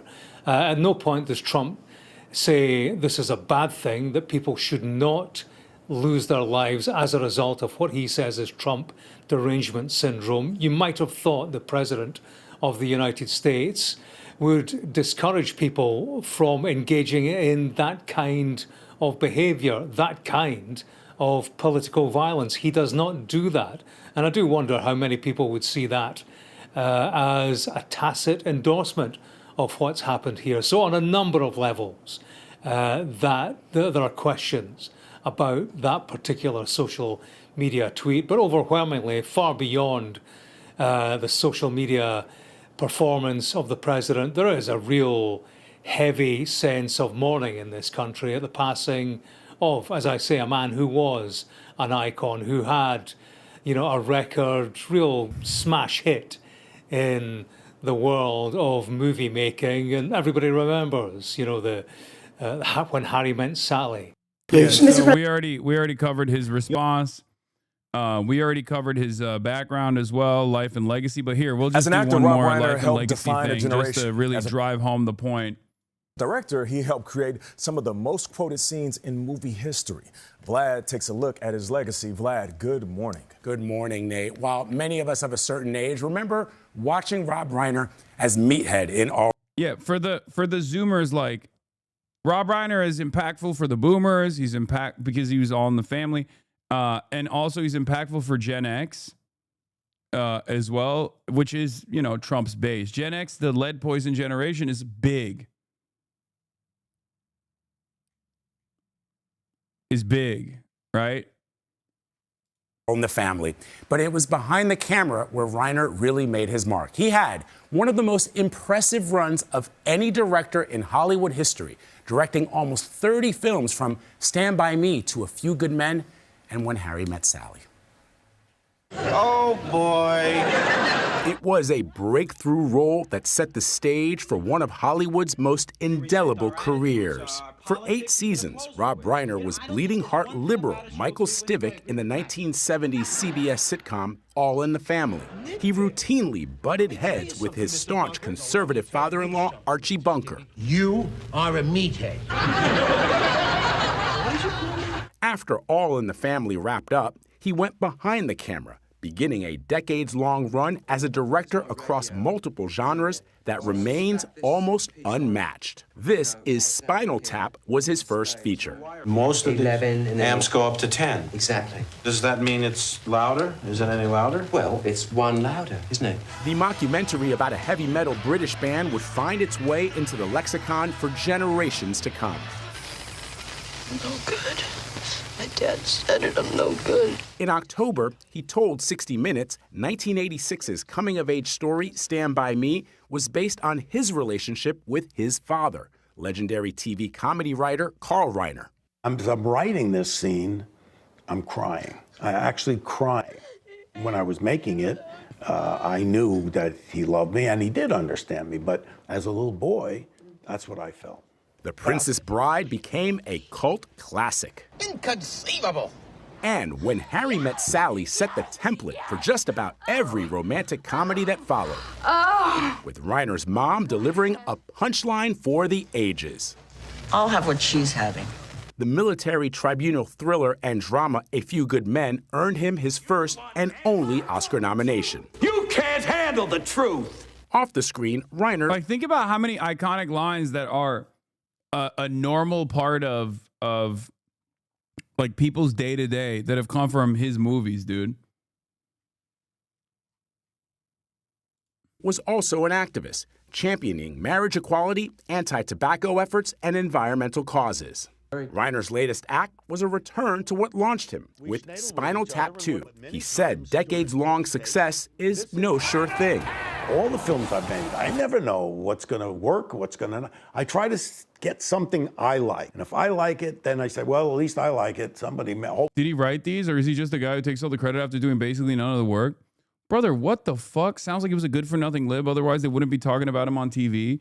Bro, you have to literally just crank whatever is going on in your brain down, okay? You got to crank the woke meter down. You have to dial it back. Because this is just a demonstration of mental illness. Okay, calm down, dude. Are you okay? Like, I'm not even saying you gotta praise him and shit, but god damn, dude, you've maxed out on the woke. You've dialed it up to 11. You gotta fucking tune it down. No, I'm not, lol. Okay, you know, you're absolutely right. You're totally right. Just take it down to like a 4 or a 5 right now, at least for this segment.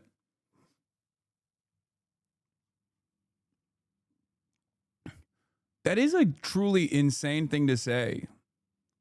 Like, it also is just like objectively, you're demonstrating that you don't understand what directors do. Like, you think a director's job is to simply sit there and take credit for everybody else's hard work or something, which is very strange. Like, you're analyzing an incredibly important part of artistic expression, a part of like the whole work that ties it all together as like simply a managerial role, like the guy who's sitting at the factory floor telling workers not to unionize or something. Like, oh well, the director is a little bit like a CEO, don't you think?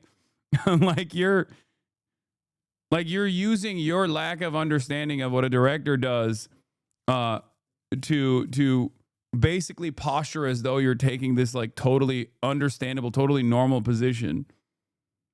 Like, yeah, dialed it up to 11. Thanks, Rob Reiner, for that. I know, that's why I was joking. That's why I said you're at an 11 right now. You got to tune it back down. You got to crank it back down to like 4 or 5. Hopefully somebody else is going to like it. Rob Reiner was 78 years old. His wife, Michelle, was 68. A fact here that perhaps people didn't know. Reiner actually changed the ending of When Harry Met Sally to a happy one after he met his wife, Michelle. They were married for over 30 years, and Michelle also produced some of his films, including his last, Spinal Tap 2. The two are survived by their 3 children. We were just talking about... When you show his body he of literally work just there, got through Les, saying he forget wrote the that scene in wide Stand By variety. Me.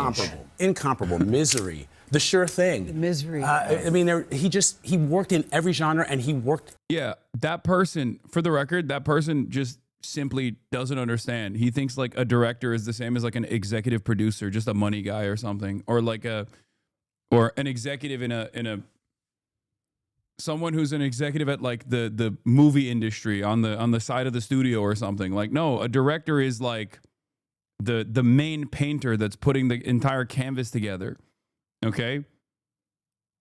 Regardless of their personal politics, like a director plays a massive role in every aspect of movie production. In every genre as a master. And so when this news hit, I mean, I remember as a child watching Michael Stivic and feeling something even then. Of course, his body of work will live on forever. Corey Feldman, Ben Stiller, and our friend Jerry O'Connell, he just wrote, "Love you." The people that knew him well are just distraught beside themselves. You still can't believe that they died this way. A lot of depth. He cared so deeply about his craft and also his country. That's right. Yes. And we loved him for it. Yeah. All right, Vlad, thank you. Anyway, so we're going to move on from this, but yeah, apparently TMZ exclusive, Rob Reiner and son Nick got into a heated argument at Conan O'Brien's Christmas party over the weekend. We don't know what the details are, obviously, and we don't know what it devolved into, but it is clear that Donald Trump's reaction here, I think, is pretty insane. But it is, I think, causing conservatives to also flip as well, which I think will harden the most loyal MAGA loyalists, but will also be objectively off-putting for a lot of the conservatives in the margins, right? Wait, so now if you have a legitimate political grievance against somebody who has been murdered, it's actually okay to dance on their grave? I'm trying very hard to keep up with these evolving civic norms and struggling. Yeah, Rob Reiner called for Trump to be jailed over lies. Not surprised Trump said what he said. No surprise Trump colluded with Russia. We've always known his presidency was illegitimate. Now it has been proven. For the sake of our democracy, this man must be indicted and jailed. Okay? Insensitive cuck. Like, I'm not Mr. Where is the civility at all, right? I am very uncivil in the aftermath of a timely or untimely demise of a political actor, okay? And when I say political actor, I mean like someone who is engaging in advocacy, someone who is like their major contribution to society, whether good or bad, is in the realm of politics. Someone like myself, right? Or a politician. Someone who is directly in control of the decision-making process in the American government. And even then, I feel like, while I don't personally care in general, like in my own personal worldview, I don't think this is like, what Trump is doing is that far-fetched from what Trump does on a daily basis, but I don't think I am the norm here. And I am trying to educate you guys on what like normal people's feelings look like in this circumstance. I'm trying to see this not from my own personal perspective, but from the perspective of a broader, the perspective of people who even get mad when you fucking, tap dance on Dick Cheney's grave, for example, right? Or Henry Kissinger's grave, for example. Most people get very offended. Most normie boomers and Gen X get very offended when you speak ill of the dead, regardless. But especially when it's like a beloved figure overall, regardless of their own personal political convictions. If their major output is that they are directors and whatnot, or if they're an actor or something. What is this? Correct? I don't know about him. That's why I asked the question, Law. That is correct. Are you capable of answering them, or even thinking critically about the subject? Or do you see a dead person in the news and just cry without understanding? It's that deep. Oh my God. Brother, please stop trying to debate people in the chat. Please. It's okay. You made a silly point that was unnecessarily vindictive, and you got yelled at. Like, this is why I give some timeouts here in the chat sometimes. It's for your own good. Instead of just like spiraling in, instead of crashing out and spiraling and furthering this conversation, it's all right to just like sometimes, take a deep breath and be like, all right, well, I felt small in this moment because I felt humiliated, but it's all right. It's not the end of the world. Okay?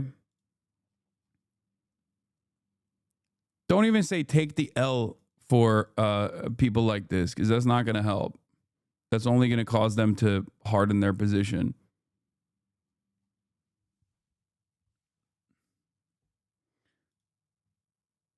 It's fun. Sorry. Okay, I'm going to give you a day off. All right? It's going to be all right. I still love you, chatter. I'll see you tomorrow. Okay?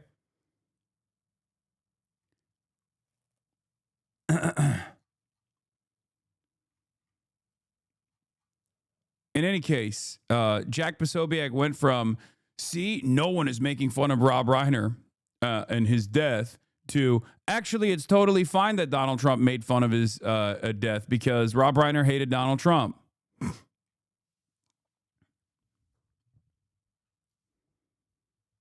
All right? Yeah, but the guy and his wife were just murdered. It's horrific. I wish he was a bit merciful and forgiving. Like, you got Project Veritas people. Project Veritas people in Jack Posobiec's replies being like, hey, maybe Donald Trump should have been a little bit more chill about this gruesome double homicide by knife. Okay? Like, he does hold a grudge. I wouldn't have done it, but I have not had the things done or said about me that he has had to deal with. I can't say I agree with it, but I understand. These are people who are bargaining and trying to cope. Okay?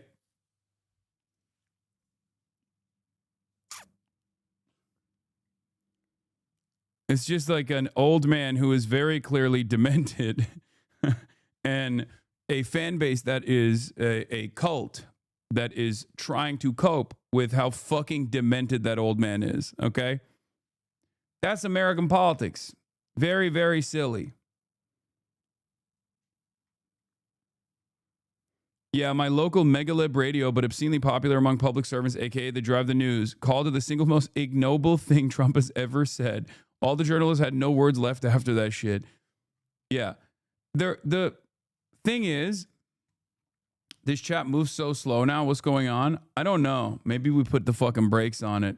You're right. I did notice that it's much slower right now than usual. But in a normal world, obviously the worst aspect of the Trump presidency would be matched by his legislative agenda. But unfortunately, a lot of people don't fucking give a shit about that. Okay, now it's going too fast. Everybody chill out.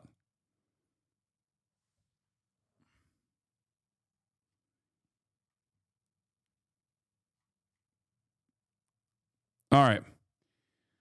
Speaking of insanity, we are going to talk once again about Brown University. Okay? Brown University is in the news because there was a shooting that took place, a school shooting that took place at Brown University a couple days ago. Yeah, it's botted. That's why the number of chatters and the number that is up here on the screen is damn near identical. 29,000 chatters, 32,000 live viewers. I know your favorite content creator has to deal with botting allegations, but even your favorite content creator who despises me, no matter who it is, has actually openly admitted that I'm one of the only top content creators that has had an infallible track record when it comes to not botting.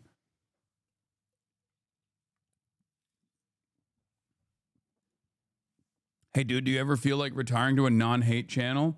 I don't know what that means. Do you mean like hating Donald Trump, the fucking president of the United States of America? Is that what you're reducing my commentary to?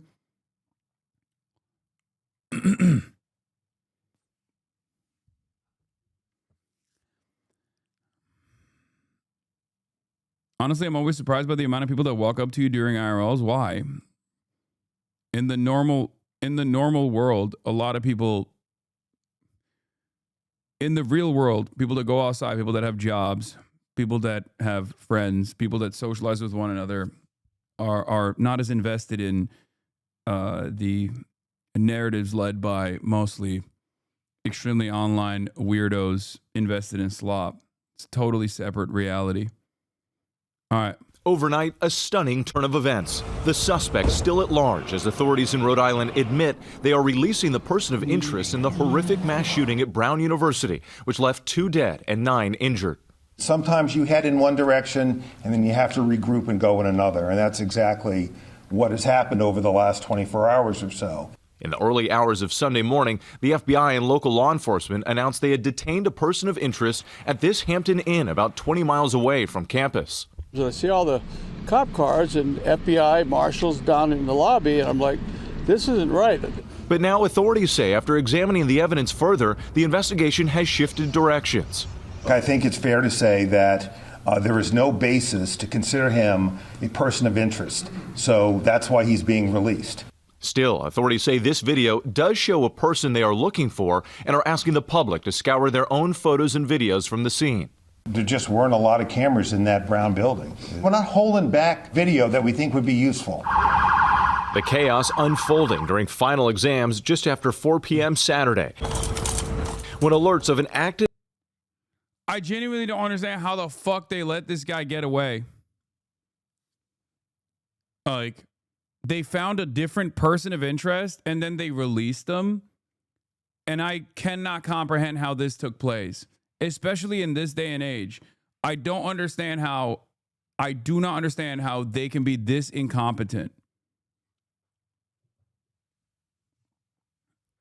It's also wild that they just straight up release the name of a person of interest instantly, leading to at least one day of news cycle being led by, I guess, someone totally random and irrelevant.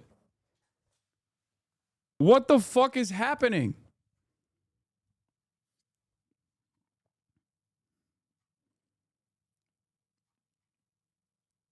It blows my mind that even though we have this massive surveillance state, this is supposed to be the one thing that doesn't take place. You know, Palantir, AI surveillance, constant fucking cameras everywhere, constantly being surveilled by the state.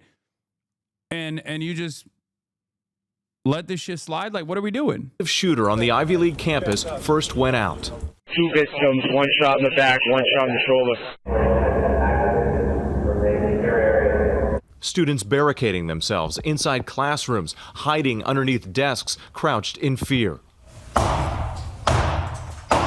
It was a good thing you didn't do a deep dive on that random dude. Yeah, I didn't because dude, the reason why I didn't do a deep dive on the random dude when the name was released is because I now have to change what I consider to be like a firm, verifiable truth coming from official organs of the state.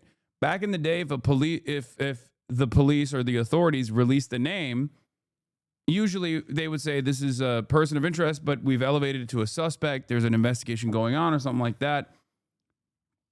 Nowadays, even with like the way that the FBI works, it's so fucking incompetent that just like with the West Virginia governor revealing that both of the National Guard's members were slain in the shooting that took place near the White House, I was like, let's just hold off on that real quick. It's more important now than ever before to not actually cover breaking news without some serious scrutiny. Okay. Heart-pounding video showing the moments police officers entered a room where a number of students were sheltering in place. Providence Police! Hands! Stand up, hands! Obviously, there's something going on. We're here to help you. Just listen to what we have to say, okay? All right, breathe. Anybody hurt? Police say the gunman fired more than 40 rounds from a 9mm handgun inside a classroom. I heard the gunshots right around the corner, and then looking out the window, I could just I saw the victims' bodies, and it was really frightening. Joseph Aduro, who is graduating this month, was leading a study. Bro, it is fucking insane that in this day and age in the United States of America, you can be double victimized. You can be a survivor of a school shooting. There was a survivor from Parkland that was shot in Parkland that went to fucking Brown University and had to sit through another school shooting.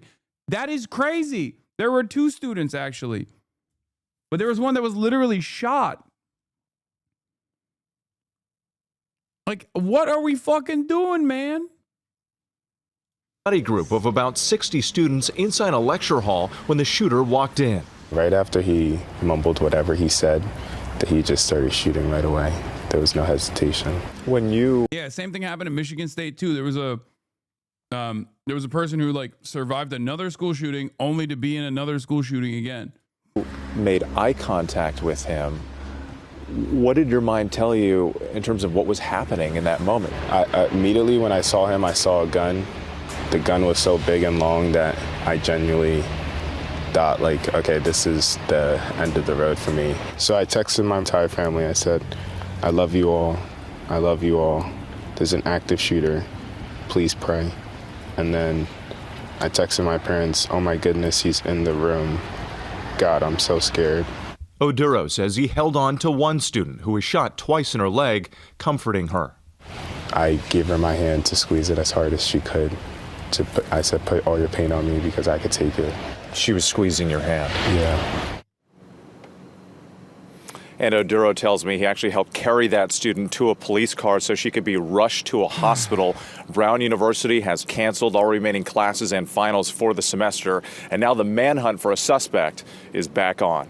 And the breaking news this morning, just a stunning development here on the campus at Brown University in Providence, Rhode Island.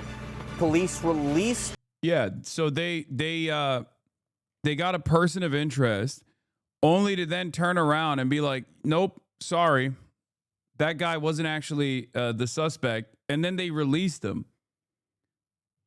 And it's also strange because, why is a fucking dude from Wisconsin with many guns in the vicinity of Brown University anyway? But I guess it's America, so it is what it is. I don't even understand. I don't even understand what the fuck is happening at this point. These are the types of things that are supposed to not happen, okay? This is just not supposed to happen in any competent country, right? The FBI and Providence, Rhode Island Police Department are releasing new images of a person of interest in the mass shooting at Brown University. FBI is offering a reward up to $50,000 for information leading to the identification and arrest.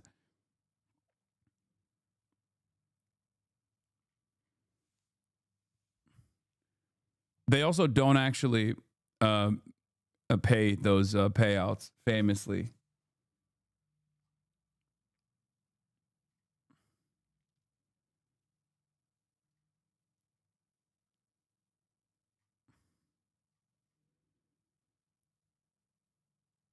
Live showing of the suspect right now.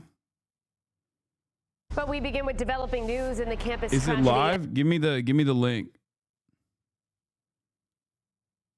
At Brown University, the manhunt continues for the suspect who opened fire Saturday afternoon. This is video from Waterman Street in Providence as the police and FBI went door to door in their search for evidence and clues that might help them find the person responsible. Meanwhile, we are learning more about the victims. They are 18-year-old Mohammed Aziz Omarzakov, originally from Uzbekistan, but graduated high school in Chesterfield, Virginia, and 19-year-old Ella Cook from... The reason why they're looking at the ground like that is because they're trying to see if there's a gun that he disposed of or dumped or something.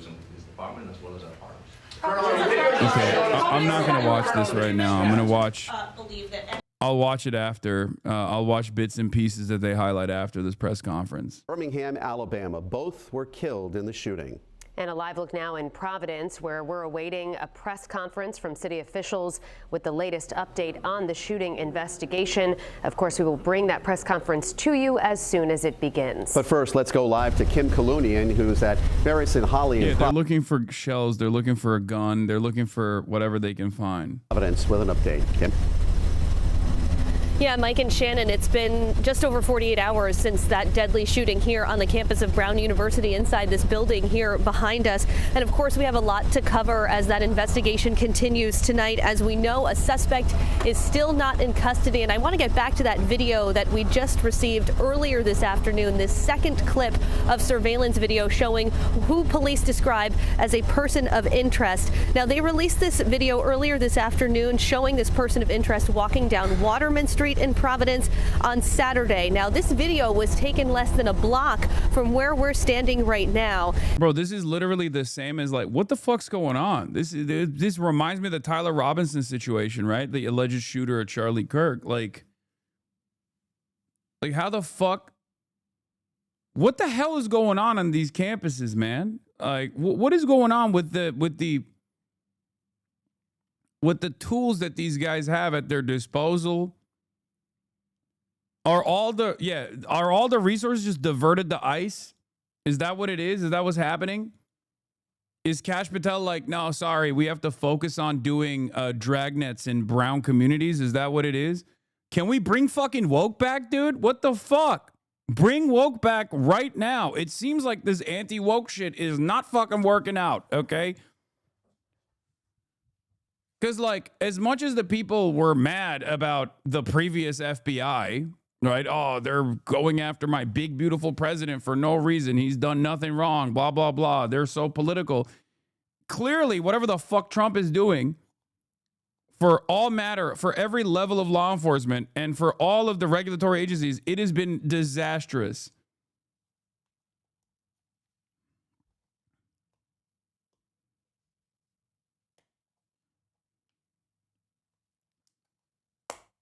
At least back in the day when someone did a mass shooting or whatever, there was like a adequate response, you know? Obviously there were instances where the response was inadequate, like Uvalde or whatever, but like for the most part, they would, catch the guy, or the dude would just like kill himself, or cops would just like fucking show up and then the dude would kill himself. What the fuck's happening here? 2 high-profile instances where the shooter just got away on 2 different college campuses. What the fuck? At the Barris and Holly building, police tell us they do have additional surveillance video of that person of interest that they do hope to release, though it's unclear whether or not we will see that video at this upcoming press conference that we're expecting to begin in any minute. Now, in the same area where that surveillance video was recorded, we saw FBI evidence teams searching earlier today for what exactly is still unclear. They also raked and shuffled through the snow here outside the Brown University building where the shooting took place. We saw them putting several items into evidence bags, but what those items are, and again, what those investigators were looking for, is still really unknown at this time. Again, all of this as the suspect remains at large. Police releasing that person of interest they detained in Coventry late last night, saying they are still seeking information and videos that can help lead them to arrest. And today we're starting to learn more about the 2 victims who were killed in this shooting, being identified by their communities as Mohammed Aziz Mirzakov, an aspiring neurosurgeon who is a freshman here at Brown University, and Ella Cook, the vice president of the school's Republican Club. She was a sophomore. Of course, the Brown University community and beyond is in mourning. And we also want to talk about those victims who are recovering. 1 has been released. 8 students are still in the hospital. Jesus Christ, dude. The man who had been detained as a person of interest in the deadly shooting here that happened right in that building behind me with those white squares. That's the engineering building where 2 people were killed and 9 injured. The other thing is, like, they were able to make sure that Kash Patel wasn't on camera somehow. I don't know how. Maybe he got the notice to just like shut the fuck up this time, right? Having said that, however, in spite of his notable absence from the media, it seems to me like the FBI still kind of fucked this up. I think it's the Rhode Island police that is like blaming the FBI for the information being released about the person of interest. Right? Is that what happened? I mean, he's gonna get fired, right? He has to get fired. His approvals are so low. Like, I know Trump loves how loyal Kash Patel is, seemingly. But I don't understand how he just like survives this as well. Rhode Island's Attorney General says that the evidence now points in a different direction. Speaking overnight, the mayor of Providence acknowledged that authorities have no way of knowing if the shooter is still in the area or has left the state. We know that this is likely to cause fresh anxiety for our community. And we want to reiterate what we said earlier, which remains true, which is ever since the initial call, now a day and a half ago, we have not received any credible or specific threats to the Providence community. Yes, person of interest and suspect are two different things. Yes. But that's precisely the reason why you don't reveal the name of a person of interest, because a person of interest doesn't mean a suspect. So the very fact that it was already in the media and led discourse for 24 hours, like this happened yesterday, okay? And as soon as they said, oh, we have the name of the person of interest, everyone in the chat was trying to tell me to dig into his background. What did I tell you? I said, this is simply a person of interest. I'm not going to prioritize digging into the background of this person because he might not be the guy that did it. Okay? If you recall, that's what I said yesterday. I said, I don't cover breaking news for this reason. There's a lot of, there's always a lot of misinformation that flies around. Oftentimes that misinformation is supposed to only fly around on Twitter. It's not supposed to fucking come from official organs of the government. It's not supposed to come from like the FBI or the police force.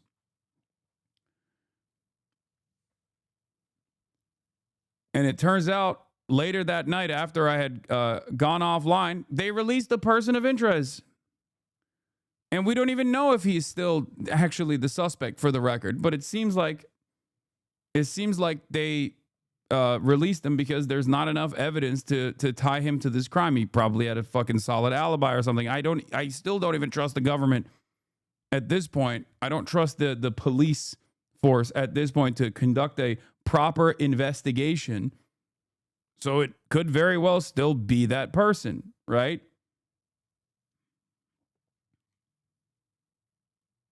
All right, 2 students were killed, at least 9 others injured in the attack, which happened Saturday afternoon in a Principles of Economics review session. Surveillance footage shows someone who the police believe is the gunman wearing dark clothing leaving the university building where it has happened. Again, that's the street that we're standing on right now, Hope Street.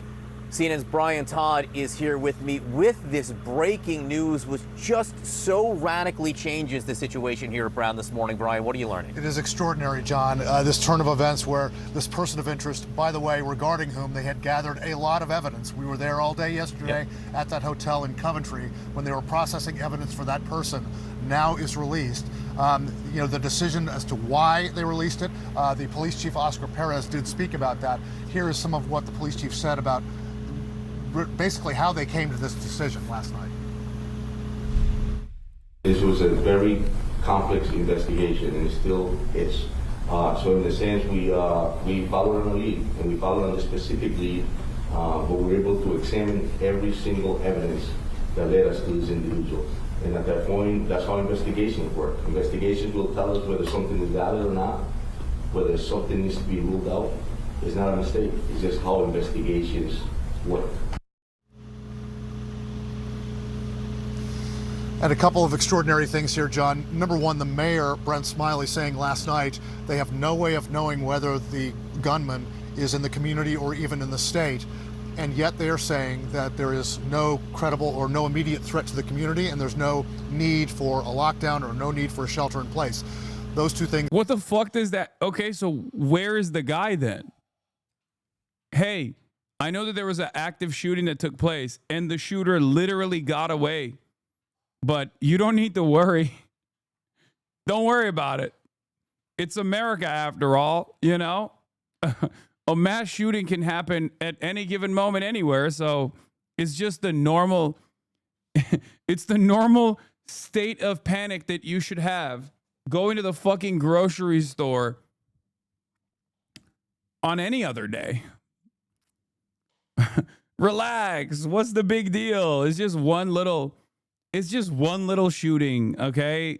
He didn't even kill 3. He killed 2. Technically, it's not even a mass shooting, okay? That's just how it goes. Police operate on Metal Gear Solid rules. Condition has returned to green. Yeah, they're like NPCs. They found bodies, but then, after a state of panic, they went back to their regular routes. They forgot about it. This may seem kind of incongruous here as this investigation continues. So we have to dig on this. I'm sorry. The shooter left my cone of sight. Must have been the wind-ass cops. Is there any indication of where this gunman may be? It's extraordinary that they're saying they have no way of knowing whether this person is in the state or not. I think another question that we have to kind of dig on here that they're not giving a lot of answers to is the surveillance footage. Is there any more than that one piece of footage of the guy going around the corner? They did say there was very little or no footage from inside the building from that moment. So we have to kind of figure out, or hopefully the authorities will give us some clues as to whether there's more surveillance footage. We just don't know what they have at this point or where they even begin. One thing that is a stupid statement, but Rhode Island never ever gets mass shootings like ever. This is our second one in our entire history. The other one had no deaths, but still, I don't know what the fuck they're doing, acting like it's super safe. We should make clear, they never publicly stated the name of this person of interest. This was something that was developed by CNN and other outlets via sources from inside there. But they were careful throughout the day about releasing information, but it turned out they just don't feel like they had the right guy. Brian Todd, great reporting on this. Obviously, a lot more to do. Thank you very much. With us now, CNN law enforcement. Did they even find the gun? I don't think so. I don't know. I have no idea. There's the reports saying he drove his car to the paint shop and the police lost all stars after. Jonathan Wackrow. Jonathan, great to see you this morning. Let's start with where we are and where we're going. Which is extra crazy. Like, I don't know what kind of gun he used, but like, how the fuck did he? I mean, the one of the direct witnesses, one of the victims, said he had a long barrel AR-15 style rifle. But he could have been wrong. They're saying it's a 9mm pistol, but one of the victims, the kid, one of the students who is supposed to be graduating, we just heard him say, guys, I know that it could have been an AR pistol that was that had customizations. It could have been a 9mm handgun or a pistol that had customizations to make it look like a fucking long barrel rifle. Okay. But that is what one of the witnesses said. Okay. You can have a 9mm AR.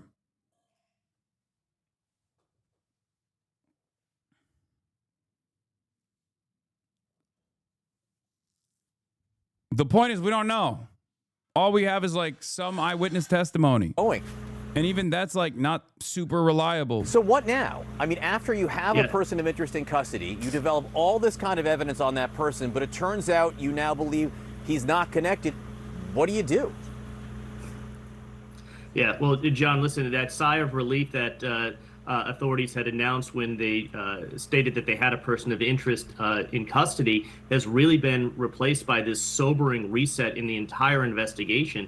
And the reality is it brings investigators back to square one. They have no suspect in custody, and really they're not even intimating that they have somebody that they're even looking at. And the challenge is that as time goes on, this investigation gets significantly harder. So this is a really hard reset, going back to almost square one, where they have to go back and reassess every single lead that they had, right in the aftermath of the shooting, going back to reassessing all of the ballistic evidence, all of the digital leads, to the point that Brian Todd was making just a moment ago. They have to go back through that surveillance video and dig deeper. They have to dig deeper into the neighborhood, into the community, and anything that will give us a better image of who this suspect potentially. Yeah, yesterday when people were trying to dig into about Benjamin Erickson's background or the suspected person of interest background, but we don't have any we don't have any evidence right now that this person actually did it.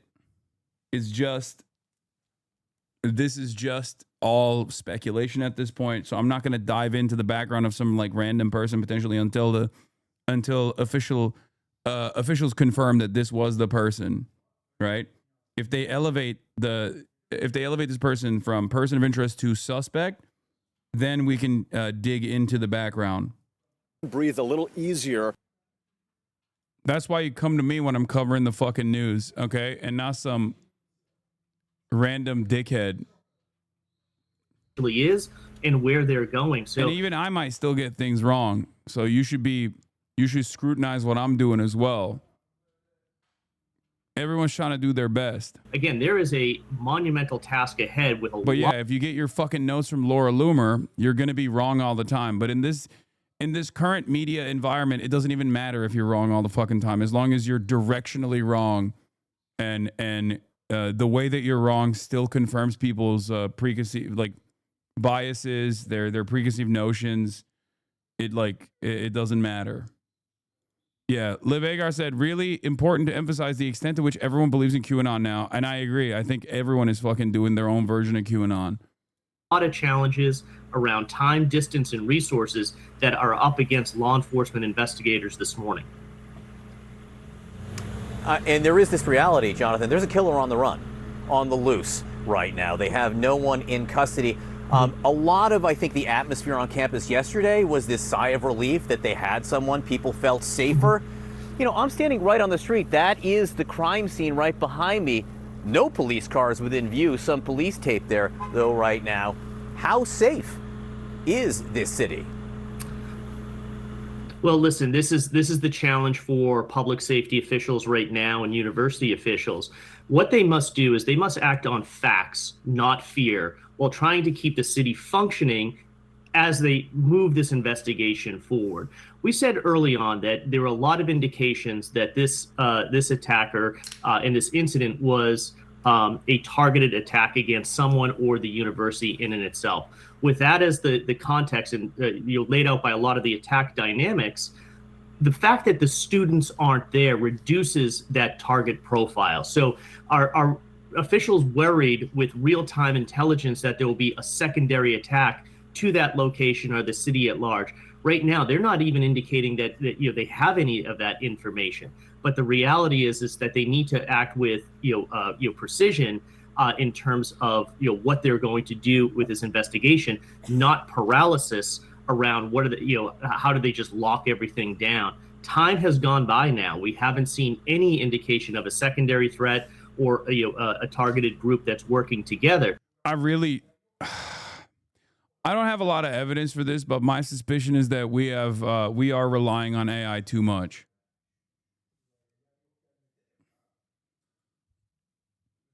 I think that's I think our agencies, like law enforcement agencies and shit, are straight up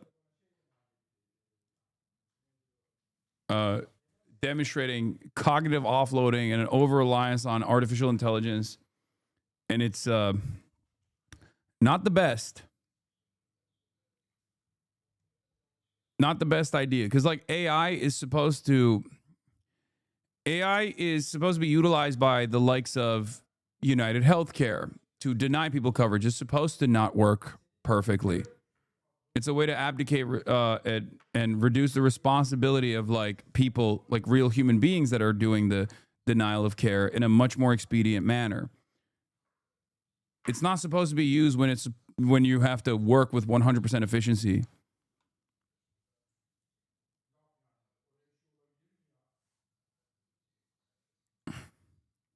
If that makes sense.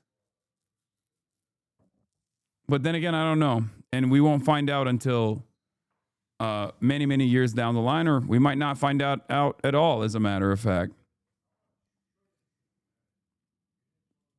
So with that in mind, investigators really have to move quickly through all of the evidence that they do have to ensure that they identify a suspect and bring that suspect into custody quickly.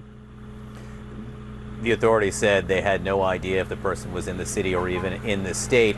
At this point, planning purposes, that's our 36 hours after the Thank you all incident, very how much. far afield could this suspect be? Again, immediately the shooter created that time and distance by evading police in the moments after the attack. And so the challenge for law enforcement is they allowed for potentially physical evidence to degrade. You look at digital signals will also go cold. And as they go back to re-interview witnesses, who many of which have now gone home for the holidays, the memories start fading. Those details that are really important in the aftermath of an incident around, maybe a particular gate that the person walked in, or the way that they comported themselves as they were walking through a hallway or out on the street, they start losing that fidelity. So it puts investigators up to a significant challenge on how are they going to reset this investigation. And final point here, John, is in the immediate aftermath, we saw this surge of federal, state, and local resources all converging on Brown University, right where you're standing. Look around, they're not there anymore. So the challenge is with this monumental task of resetting the investigation, their resources are limited right now, and they have to rebuild those resources to lead this investigation forward. All right, John. More on this from the Mayor of Providence, Brett Smiley. Mayor Smiley, thank you for joining us this morning. Let's start with the investigation. Why was this person of interest released? What more can you tell us?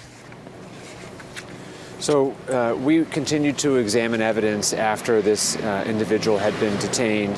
As you might have heard from the Attorney General late last night here in Rhode Island, it takes time to run this evidence. It takes time to process information that was collected and hard evidence that was collected.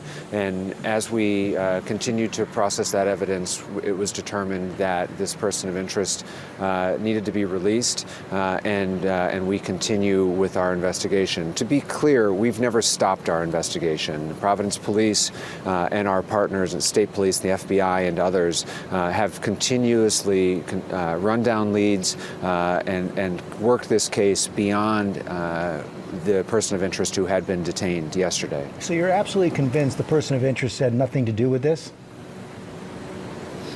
We're not saying that definitively. What we're saying is that after a review of the evidence that was gathered, it was determined that the person of interest needed to be released. But until such time as we have an individual in custody who we're confident is responsible, that we're prepared to press charges and then prosecute, we're going to continue to leave all doors open. Remember what I said about the person of interest, like earlier today, that he still might be the suspect?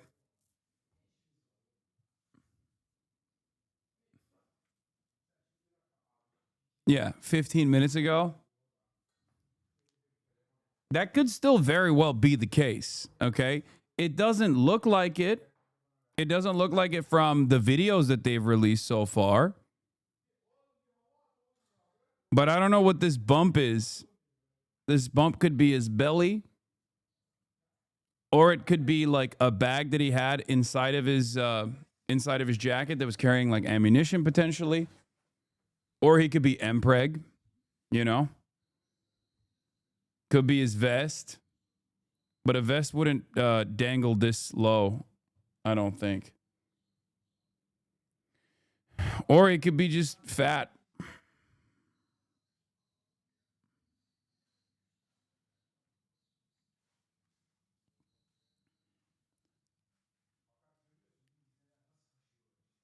I think it's crazy. Until such time as that we're in a place where we feel confident that we've got the right person, but for now, the person of interest who had been detained has been released. You said individual. Are you pretty convinced this was a lone shooter? We are, as you have seen many times, we do have a small short clip of video footage that we do believe is the person that we're looking for. And right now we don't have any evidence to suggest that it was more than that individual which has been seen in that video. Are you confident the campus is secure right now and all the students are safe? We have an enhanced police presence both on campus and throughout the city of Providence today to provide that confidence and assurance to not just the students on campus, but all the residents in my city. Ever since the initial shooting occurred, that first call that came in at 4:05 a day and a half ago, we have not received a single credible call for threat of violence or any sort of information to believe that there is an ongoing threat in any specific credible way. And so we understand that there is a high degree of anxiety, and after this individual was released last night, I understand that that anxiety level has risen in our community. But it's no different than a day ago, which is that we've continue to receive. It's pretty crazy how shitty things have gotten and how quickly the enshittification is taken root. Like, things weren't exactly going in a positive trajectory in America before Donald Trump, but it is somewhat impressive that it took like 12 months. It's wild. Like, think about what your attitude was. Like, think about where you were before Donald Trump became president. It wasn't great. It wasn't exactly hopeful.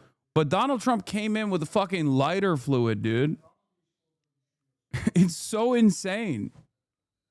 He is the accelerant to the demise of America, the demise of American empire. Zero credible threats to our community, Brown or the broader community. And so we have an enhanced police presence to try to give that comfort, that sense of security, and the search and the investigation is ongoing. Does the evidence suggest this was a student or someone from off campus? We can't comment on that, and we're exploring all possible leads. Mayor, thank you for. Are we talking about 2016 or 2024 Trump term? No. I think 2024 has been different. I was there in 2016. I think Trump won. There were a lot of setbacks. There were a lot of hurdles.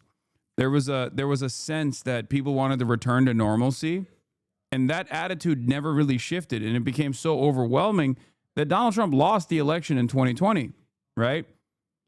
In 2024, Donald Trump basically went back to the drawing board and decided, oh no, I mustn't have any competence in my administration, only loyalty. And when you place a higher value on loyalty over competence, and also you have maximalist goals in terms of deregulation, in terms of destroying the regulatory apparatus, in terms of cutting jobs at the federal level, for example, and put people who are simply loyal but dullards in positions of power like Kash Patel and whatnot, this is what you arrive at.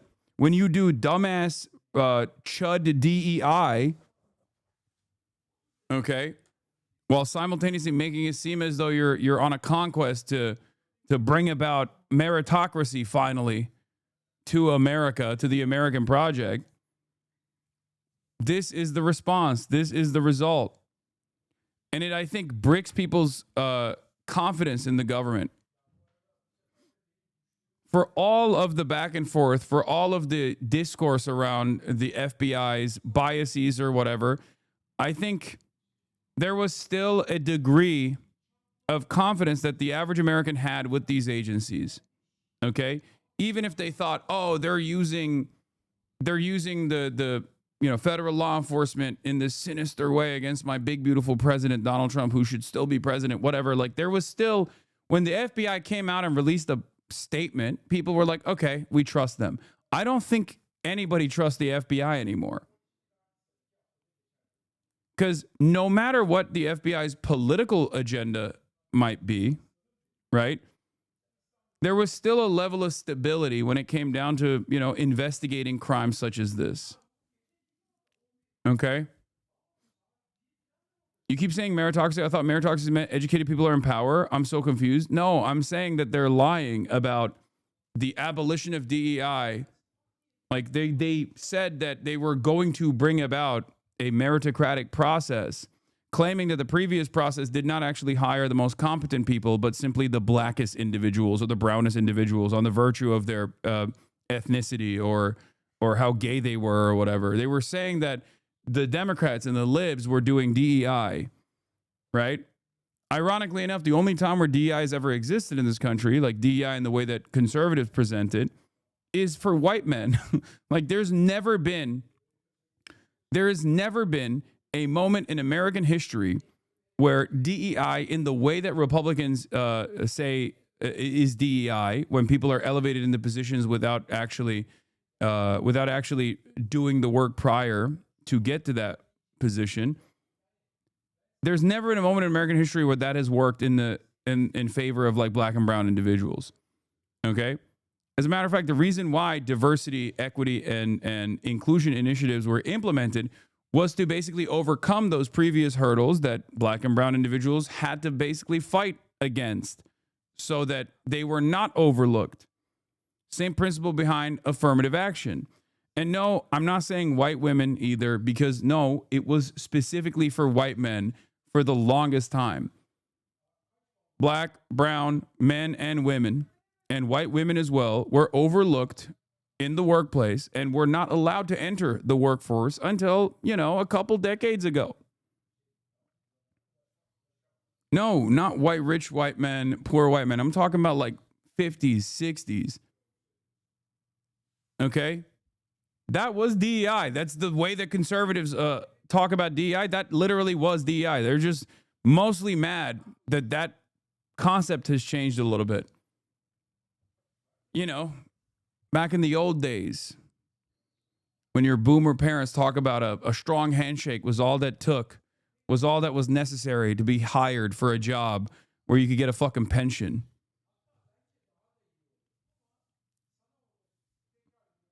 That was unironically what these guys were talking about when they talk about DEI. Okay?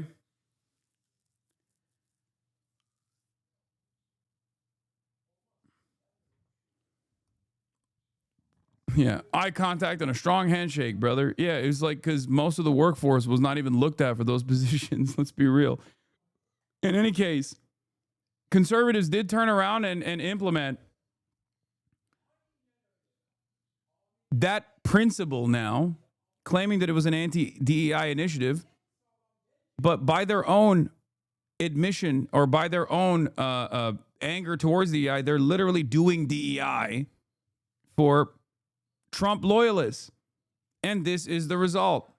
Kash Patel is the result of Trump DEI. Thank you. Good morning, everyone. I'm Bill Asaley. I'm the head of the U.S. Attorney's. Anyway, here's another FBI moment. Apparently, they thwarted a terrorist attack in Los Angeles, in my own backyard. Okay? Office for the Central District of California. Over the weekend, my office. I will say this. I don't know the exact details of what they actually investigated and uncovered, but I will say this. Given the way that they approached this in Portland, Oregon, I don't believe anything that they're saying, okay? It's very difficult for me to fucking believe that these guys are being sincere. Now, the reason why I'm saying that is because if you recall, in Portland, Oregon, the Department of Homeland Security said that they had uncovered a secret Antifa terror cell, right? They were claiming that there was a secret Antifa terror cell only blocks away from the ICE facility in Portland, Oregon. And then the media actually investigated it. And they found out that it was one guy who was letting people piss in his bathroom. Okay? That is what the Department of Homeland Security acted like was a terror cell deeply embedded in the fucking community next to an ICE facility. So like when these guys are talking about how they're uncovering left-wing terrorism, you got to take that with a grain of salt. Okay? Along with the FBI, arrested members of a far-left, anti-government domestic terror cell who self-identify as the Turtle Island Liberation Front. The individuals were arrested on Friday, December 12th, when the group attempted to construct and detonate IEDs out in the desert. In addition to the arrests, out in the desert.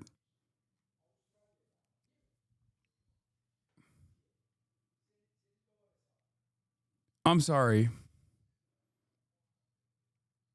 Where out in the desert? Like 29 Palms? Or are they just talking about like a group of like a bunch of poly people were caught talking about how they're going to go out in the desert and light fireworks for New Year's Eve celebrations? Executed several search warrants throughout the nation. I want to thank our partners at the U.S. Attorney's Office for the Western District of Louisiana, U.S. Attorney Zach Keller, and the U.S. Attorney for the District of Massachusetts, Lee Foley, for providing valuable assistance over the weekend with a very complex and coordinated search warrants that were done. The charges we are announcing today stem from the defendants and their co-conspirators' detailed coordinated plot to bomb multiple U.S. companies on New Year's Eve. Thankfully, that plot has now been foiled thanks to the hard work of the FBI and the Department of Justice. This investigation was initiated in part due to the September 2025... What is this? Why do you always send me fucking Instagram links, dude? What is this?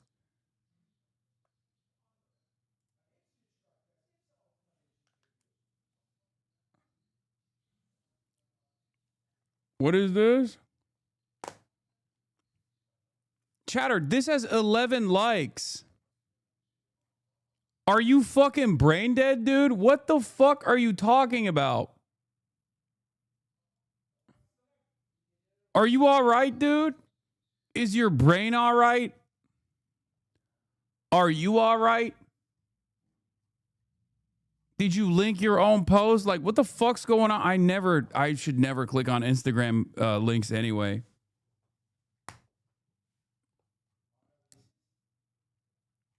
Ay, ay, ay.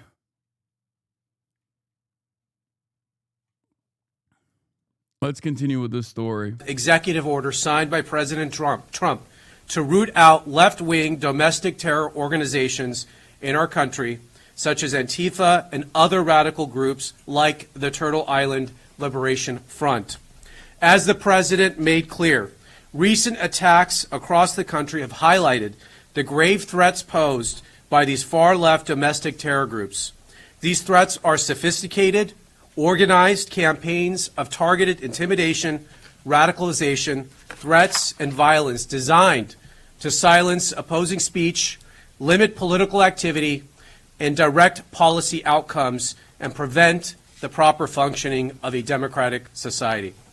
In direct response to the President's order, the Attorney General issued a memo to our offices implementing and mobilizing federal law enforcement to prioritize. HasanAbi is about to defend the terrorists, not terrorists, just fireworks. Excellent script. Here comes the bully. HasanAbi is about to defend the terrorists. Chatter, I'm going to ask you sincerely. Do you currently trust this administration's FBI? Like, even if you trusted the FBI in the past. Like, I'm going to need to see some very significant proof before I go along with whatever the fuck they're saying. More than I trust you. Well, I think this is an increasingly smaller number of people. Because most right-wingers don't even like their own fucking FBI, especially after the Charlie Kirk assassination and the way that Kash Patel has handled himself throughout this process. Are you Kash Patel's girlfriend? Is that you in the chat?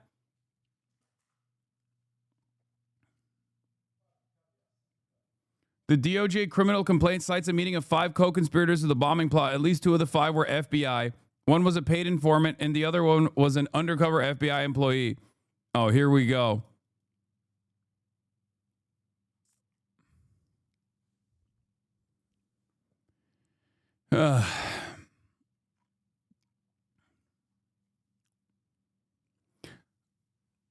They already called out their shot from afar, where they said that they were going to uncover that they were going to start uncovering and targeting left-wing radicalism, left-wing violence, left-wing terror cells in the country.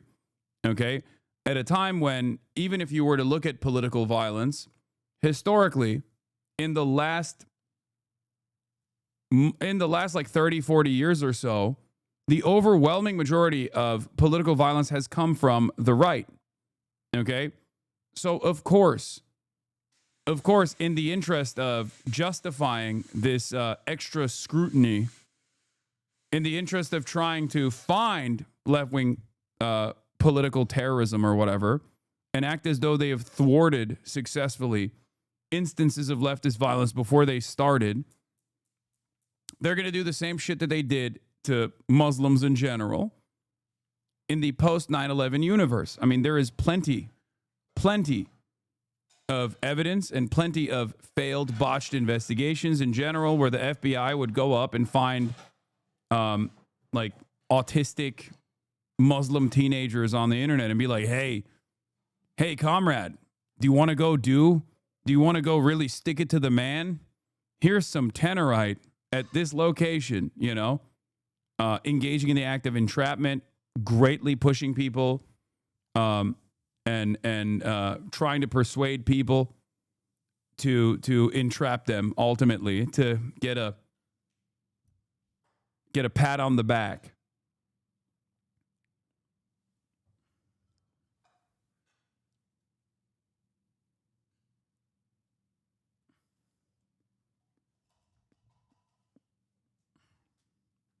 Now they're trying to do it to, I guess, leftists.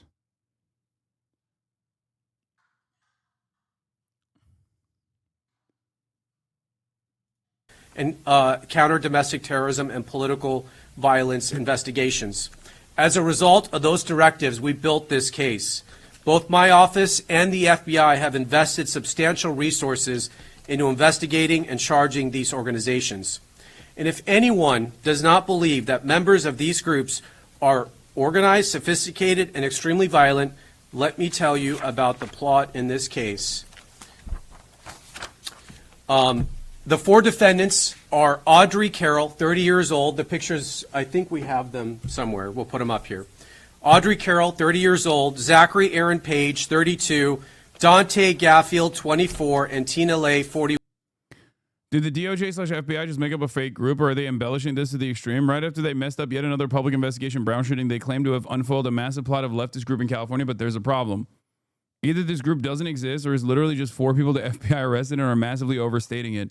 The official complaint said that the group is an offshoot of the pro-Palestinian group Turtle Island Liberation Front. But the Instagram account that the FBI noted in connection to the group says that this group's Los Angeles chapter is its founding chapter. A TILF, Turtle Island Liberation Front Instagram account said its founding chapter is in Los Angeles and its goal is to free Turtle Island, an indigenous name used to refer to North America, from the illegal American empire. The FBI said Monday that a 5th individual believed to be connected to the name TILF, Turk I'd like to fuck, extremist group, was arrested in New Orleans for allegedly planning a separate attack.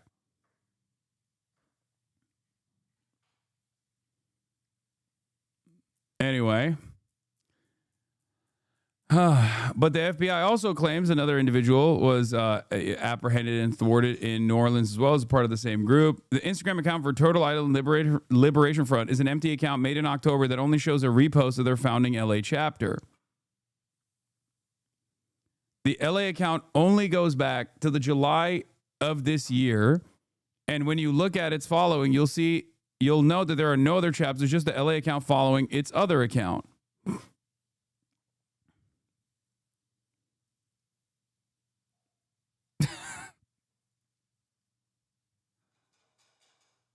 Outside of that, there aren't any serious mentions or presence of this group. There's an unrelated Twitter account by the same handle that seems to be run by a Canadian who isn't affiliated.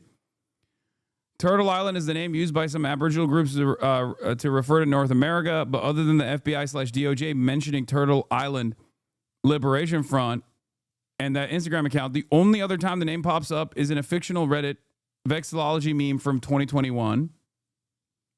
Do you believe it's fake? Be real. Oh, dude. There's only two alternatives here. There's only two options. Either they tapped into a group of LARPers, like the silliest of the sort, or it's just completely made up.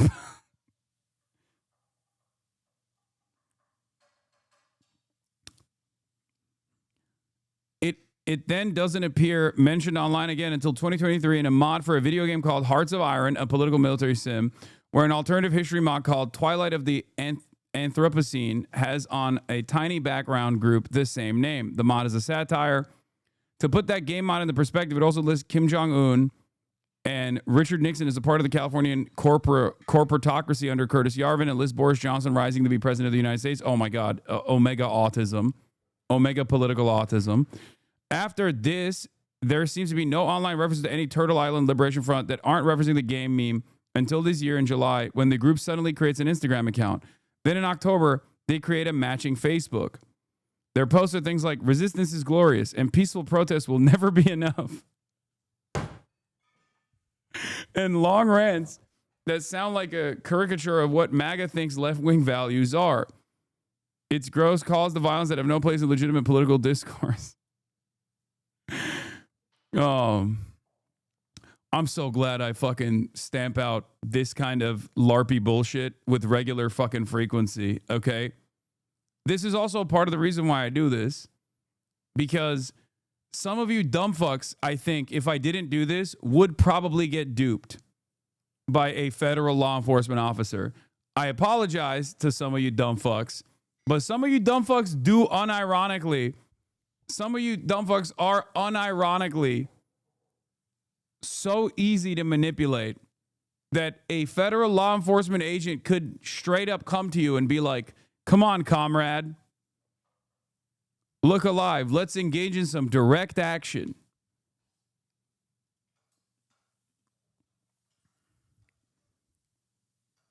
They make this bullshit national news while sweeping under the rug those two psychopaths who wanted to conquer a Haitian slave under the carpet. I don't even know what you're referencing.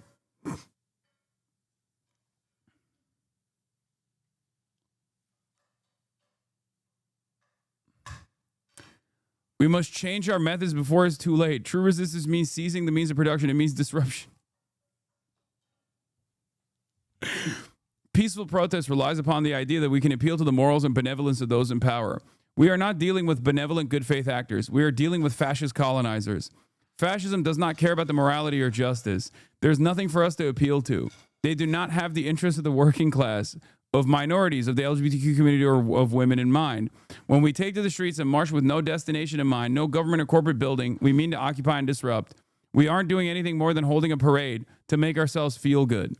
Okay? Even like, even fucking, occupying a building is not enough. Okay? Marching without purpose and without disruption does nothing to prevent fascism from advancing on us all. True resistance means seizing the means of production. I need to stop saying, I need to stop telling people like, oh, you're going to build the revolutionary vanguard in your backyard. Because maybe some people are like, no, I will actually. And then this is the result. No, revolution now. Revolution now, comrade. It's happening.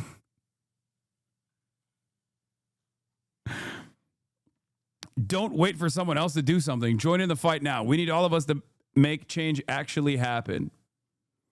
All across Turtle Island, tribal nations have been occupied for the last several countries, and our occupiers, the colonizer state known as America, is to this day enacting mass violence on the world. It is our job to stop them. We're in the belly of the beast, and we absolutely must destroy it from within for a better world, not only for ourselves, but for everyone affected by the brutal colonization project that is the... Okay, and then the rest of it, I don't know.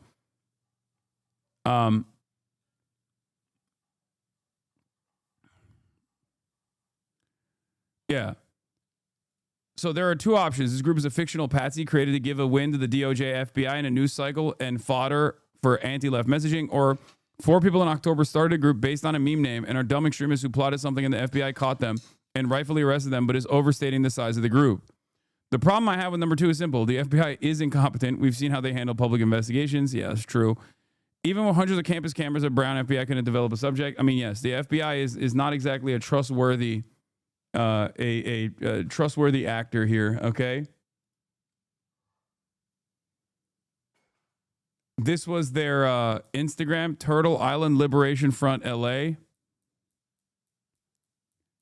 And from what I understand, this was some of the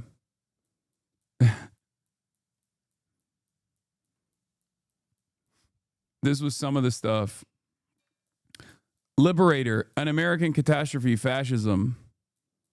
Death to ICE, Turtle Island Liberation Front. Death to America, Long Live Turtle Island and Palestine. Check their shoes. We can't see what their shoes look like.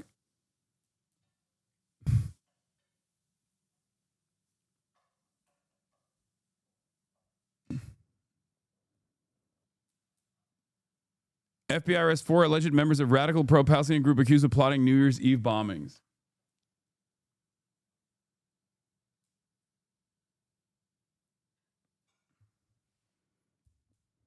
So it was 5 out of 5 FBI agents, not 2 out of 5. I don't know. You think one of these FBI agents unironically tried to get you on board with this, but was just insta banned? I mean, there's no, I don't think so.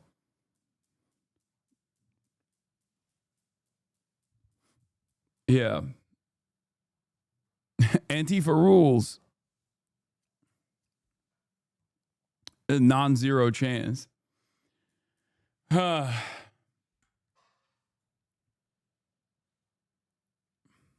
FBI, 2 CIA, 1 ATF.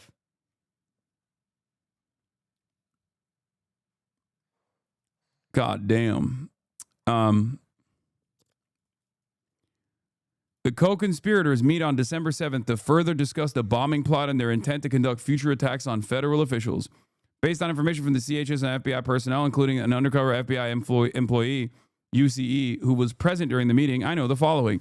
On or about the early morning of December 7, 2025, the CHS and the UCE met with Carol Page and a male known to the group as Nomad, later identified as Dante Gaffield. Carol stated she had the plan and handed Gaffield 4 sheets of paper with writing on the front and back of each page, which Gaffield and the UCE read. The handwritten plan given to the FBI plant states that IDs would be complex pipe bombs. Oh, eyvallah baba, teşekkür ederim. Evet, güzel. Sağ ol. No, that's it. That's good. Thank you.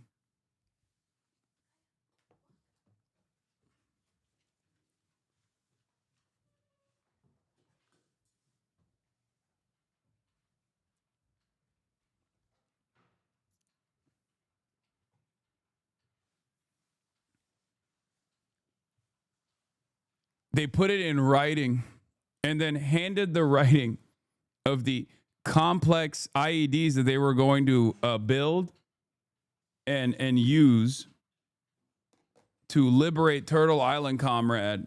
And they handed it directly to the FBI informant.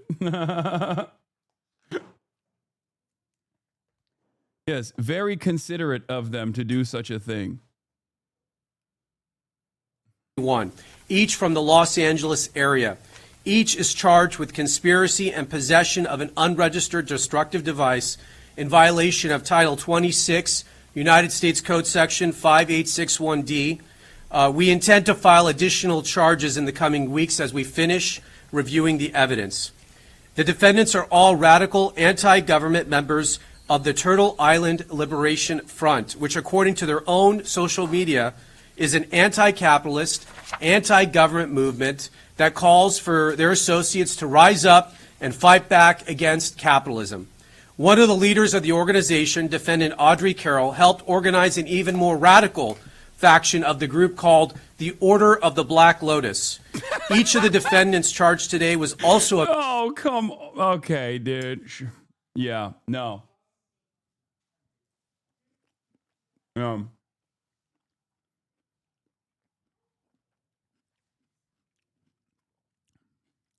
Yeah, they This seems real to me. I shouldn't be making light of such a dangerous terrorist organization that a bunch of super terrorists that they uncovered the plot of. This is not just your average homegrown terrorist. This is a dangerous super terrorist.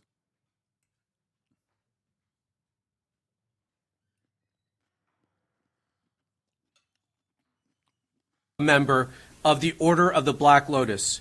Carol described this group to her co-conspirators as everything radical.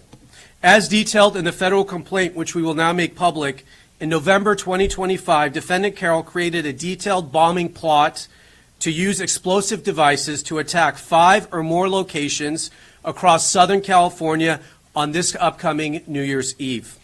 Carol and her co-defendant, Zachary Page, led the effort to obtain and build the bombs and to recruit others to join in their plot. Carol's bomb plot was explicit. It included a step-by-step instructions to build IEDs or improvised explosive devices and listed multiple targets across Orange County and Los Angeles. Carol also made clear her desires. She said, quote, "What we are doing will be considered a terrorist act."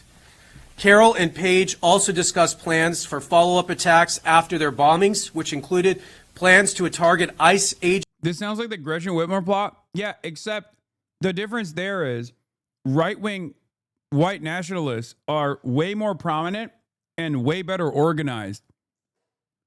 Because, like, there is no equivalent to the fucking Proud Boys on the left, right? There is no centralized structure of street militants that engage in street violence with regular frequency. The closest you can get to is like Black Bloc, but that's not a centralized movement at all. Anti-fascism is an act, not an actual movement, right? So there is no, like, while there was definitely, federal law enforcement agents like putting their hands on the scale with the Gretchen Whitmer stuff too. In this circumstance, like, the amount of push that you need to do,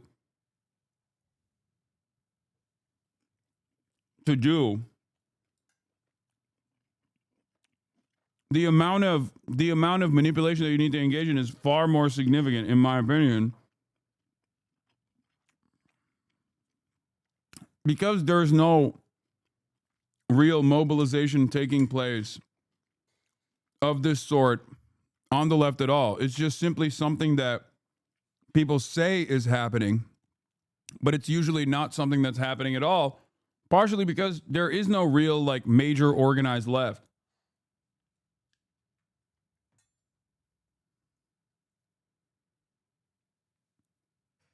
There is, however, an organized right. They're far more organized, down to more extremist elements, and far more willing to engage in acts of violence, and have engaged in acts of violence. There's no fucking left equivalent to, like, Atomwaffen, you know? Agents and vehicles with pipe bombs.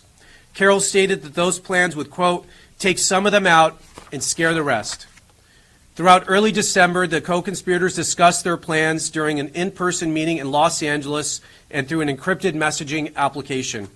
As part of the plan, the 4 defendants planned to build test bombs in the Mojave Desert. You're going to hear more details about the bombs they intended to build and how the operation went down in the desert here shortly from the FBI Assistant Director in charge.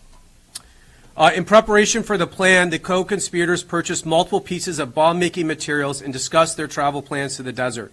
Last Friday, December 12th, the defendants took a significant step to carry out their plans. They traveled to the remote campsite, which you're going to see some video of, in the desert, and they began unloading their bomb-making materials to assemble and test the bombs. They had everything they needed to make an operational bomb at that location, and they were subsequently arrested by the FBI before they could build a functional explosive device. Shortly after the defendants were taken into custody, the FBI executed multiple search warrants, including at the defendants' Southern California residence and other locations throughout the country. I'll highlight some of the items found during those searches over the weekend.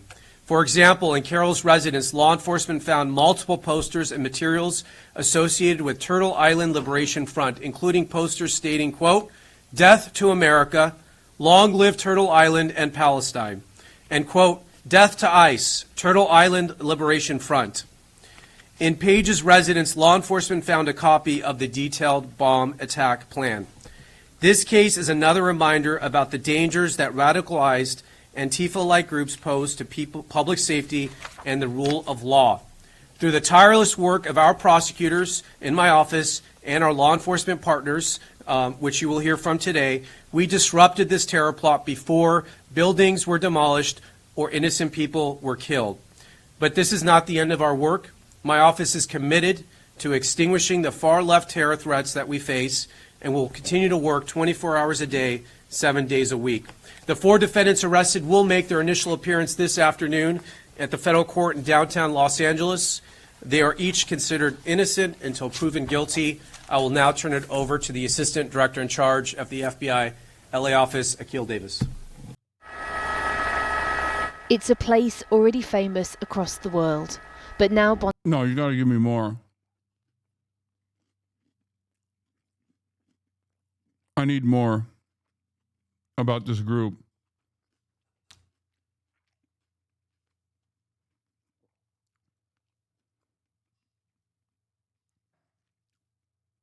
Please. Black Lotus is a villain group in Avatar: The Last Airbender. Yeah. I need to see more from this very valid, very real, very legitimate revolutionary left militancy that they thwarted. Please tell me there's more video.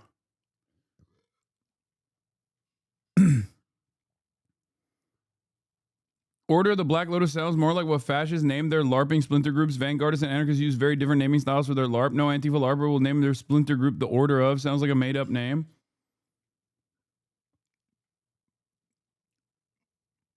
Now, of course, the reason why I suspect that they were like looking for anything they possibly could to make up a grand conspiracy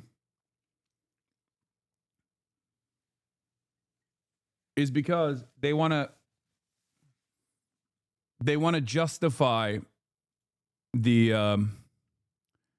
wait, this is a video. Watch 4 radical members of Turtle Island Liberation Front who call themselves the Order of the Black Lotus are seen constructing pipe bombs in the Mojave Desert.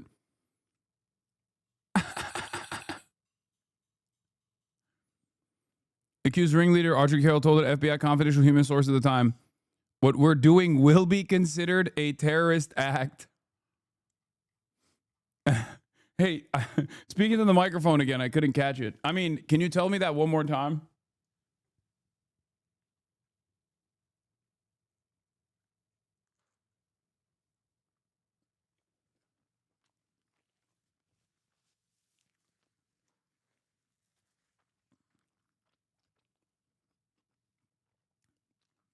Now we know why they can't fucking stop school shooters or even catch them.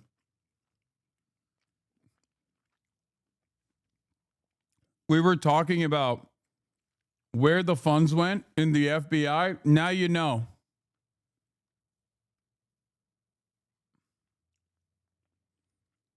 Why would they go out to the desert to construct pipe bombs? That could be done in someone's basement. Yeah, but you can't get a fucking drone footage like this if you do it in someone's basement.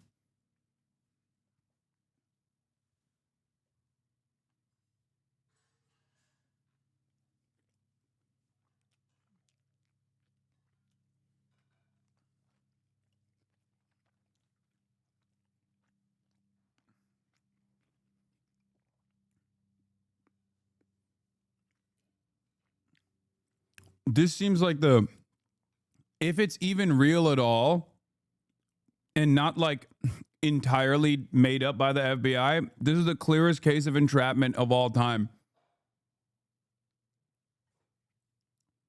The 4 allegedly conspired to carry out the bombings on New Year's Eve at 5 or more Amazon-type logistics centers operated by 2 identified companies in Orange County and Los Angeles. The accused domestic terror cell members Audrey Carroll, 30, Zachary Page, 32, Lena Tina Lai, 41, and Dante Anthony Gaffield, 24, aka Nomad,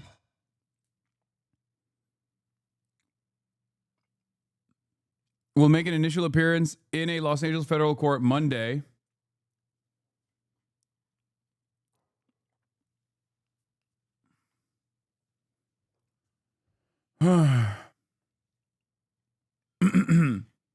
Verdant Force and Black Lotus are both Magic the Gathering cards. This is 100% made up.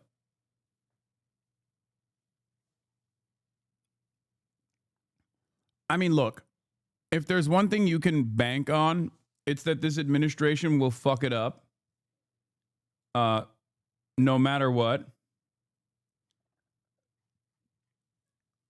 Which is precisely the reason why I have very, very little confidence. Even when they're more competent, they still always did rely on entrapment with regular frequency and failed to criminally charge or failed to convict people on stuff like this. And this is an extra incompetent administration, so who knows?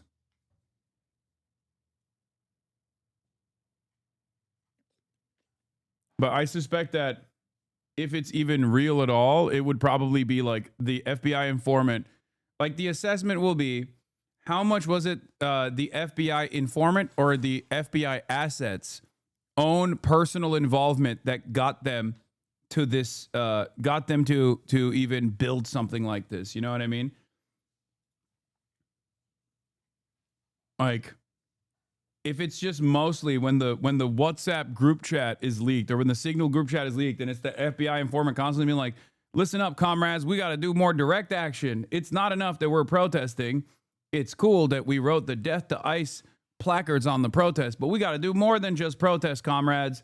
We have to go out in the desert and build pipe bombs. Trust me, when it's like that, when that's the guy leading the conversation, most normal systems of law enforcement, most normal courts are going to look at that and be like, what the fuck are you doing?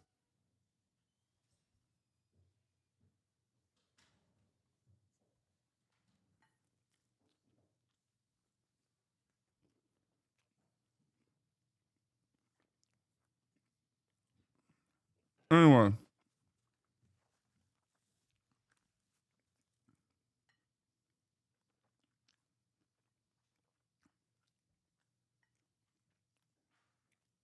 US is not normal, though. I mean, courts are somewhat normal still.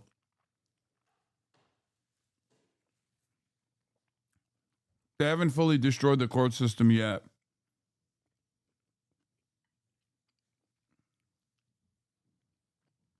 Anyway.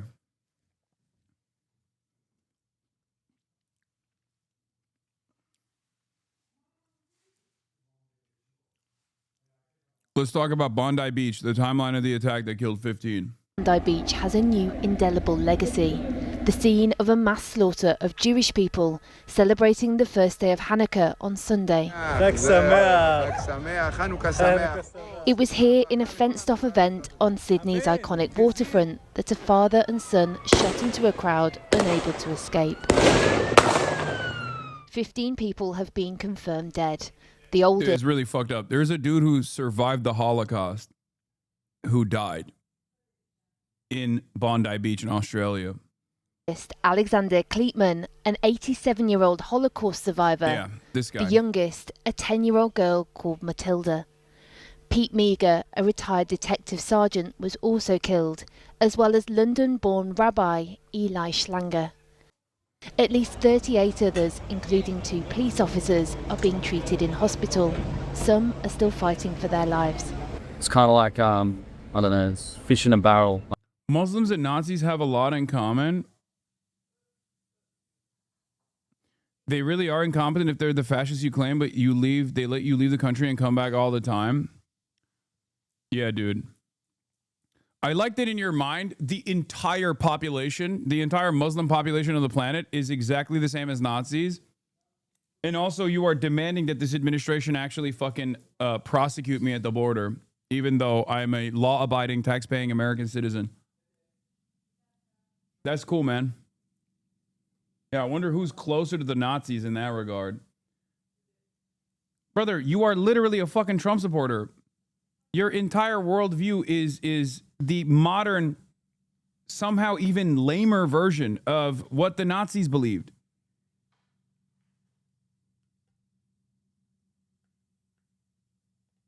None of this shit makes sense. Like, why can't you be fucking consistent? It's the same principle behind, like, consistently saying, like, Nick Fuentes is base while simultaneously talking about, you know who's really anti-Semitic? Not Nick Fuentes, of course, but fucking Muslims in general. Like, none of this makes sense.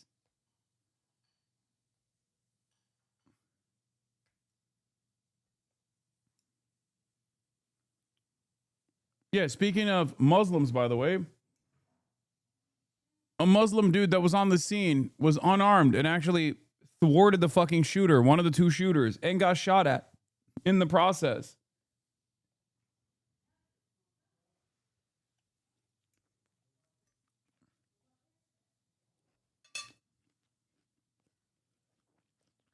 Like, the guy had I think of what I've been told, he had an automatic rifle, big gun, standing on the bridge and just target practice.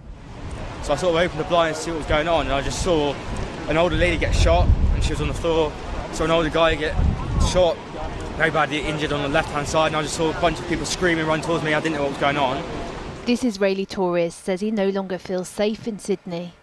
I just realized it's a terror attacks against Jewish people. And then, like, I just ran. I didn't think anything. And then when I just stopped after I felt like it's a safe place, I stopped, and I was just thinking, like, wow, this is felt like being the same like what happened in 7th of October in Nova Festival. People are celebrating, enjoy the moment, enjoy the holiday. But amongst the horror are tales of courage, of volunteer lifeguards working on victims until emergency services arrived. And how this man, Ahmed Al-Ahmed, a Muslim Australian man originally from Syria, seen here in new footage given to Channel 4 News, tackled the gun off one of the attackers before getting shot himself. Hey guys, have you seen the... His parents, who recently arrived from Syria, spoke of their pride outside the hospital he's being treated in. My son is a hero. He served with the police, and he has the impulse to protect people. When he saw these people on the ground covered in blood, his conscience and morals compelled him to attack one of the terrorists and take away his weapon. You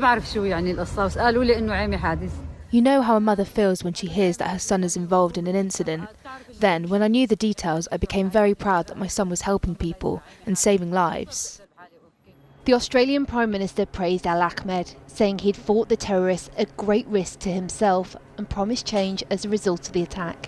What we saw yesterday was an act of pure evil, an act of terror. Yeah, Ahmed Al-Ahmed's background of being a Muslim Arab from Syria really threw a wrench in the plans of a lot of people who wanted to immediately propagandize, not only against Muslims in general, but just like propagandize in the direction of somehow making this about Israel and being pro-Israel and all this stuff, or tackling critics of Israel at the domestic level. And that's perhaps the reason why so many of them instantly were like, oh, he's actually a Maronite Christian from Lebanon. Like, as though that would have changed the dynamic significantly or something, you know? Like, it's fucking insane, dude. Like, you are so clearly looking at this harrowing act of violence and then heroic act of resistance. And instead of, like, looking at the situation, analyzing it, having any sort of care or consideration for the victims whatsoever, you insta-lock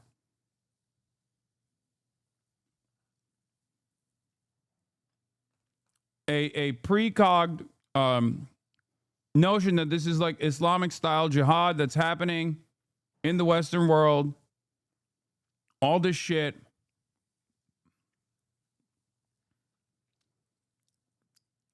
Like, it sounds insane. Like, I don't think normal people look at it the way that Laura Loomer looks at it, you know? An act of anti-Semitism, an attack on the first day of Hanukkah, targeted at the Jewish community.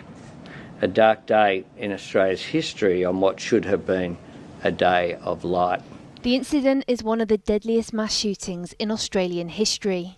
The attackers have been named locally as 50-year-old Sajid Akram, who was shot dead at the scene, and his 24-year-old son Naveed, who is in a critical condition in hospital. 2 ISIS flags were reportedly found in the suspect's car, and bomb disposal. Yeah, also, there it is. There you fucking go. I think a lot of people are so primed to go along with whatever narrative they see, that I saw even people fucking being like, oh, well, what if this is an act of, there was like some dumbass on the timeline that was like, do we feel like this is an act of resistance against Israel? It was like a pro-Palestinian guy fucking tweeting that shit, and it's so dumb. You're so fucking stupid, dude. You are so fucking stupid. You're literally directly leaning in to the way that right-wingers and even liberals, like you're leaning into the way that Zionists claim that every single fucking anti-Israel person is a deep anti-Semite, okay?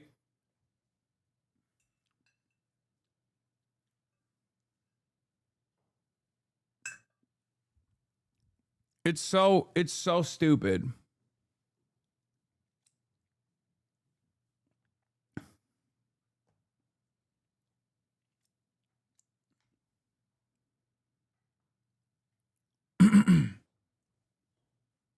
I thought Trump ended ISIS. No, clearly not.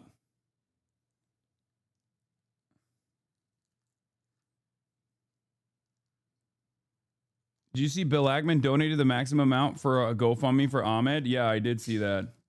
Strange times, I guess. Maybe he also thought Ahmed was a Maronite Christian or something.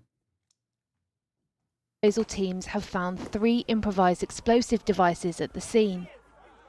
The Australian Prime Minister confirmed Naveed, an Australian-born citizen, was known to police but not thought to pose an ongoing threat. His father, who arrived on a student visa in 1998, was a licensed firearms holder with 6 firearms. Oh my God. The shooting has led to promises to tighten gun licenses, but they are already heavily restricted after a mass shooting of 35 people in the Tasmanian town of Port Arthur in 1996. A near ban on automatic and semi-automatic rifles and a government buyback scheme led to a huge reduction in Hamas has never invited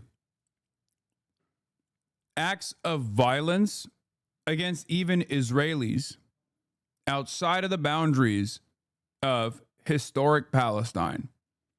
Okay?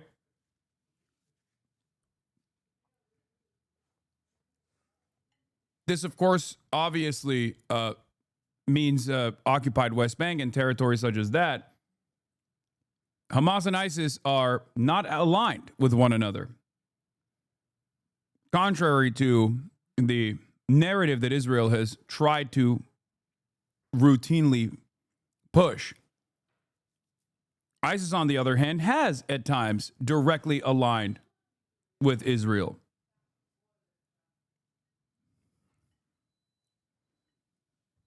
Okay?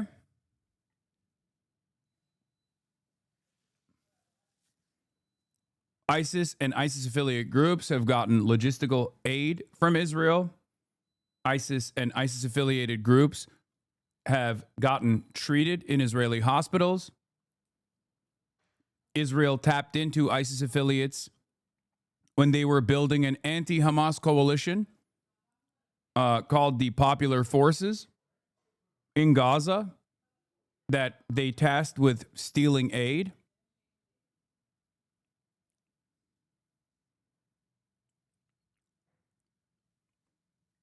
ISIS and Hamas are consistently at odds with one another, consistently fighting against one another.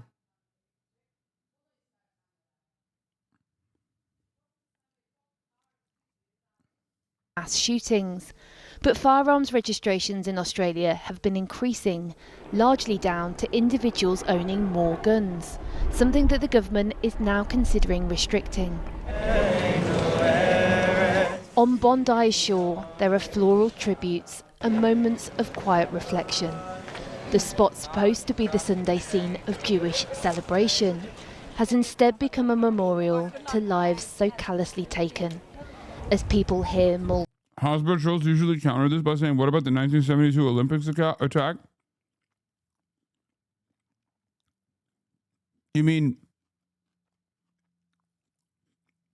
1972, which is more than 10 years before Hamas was even formed?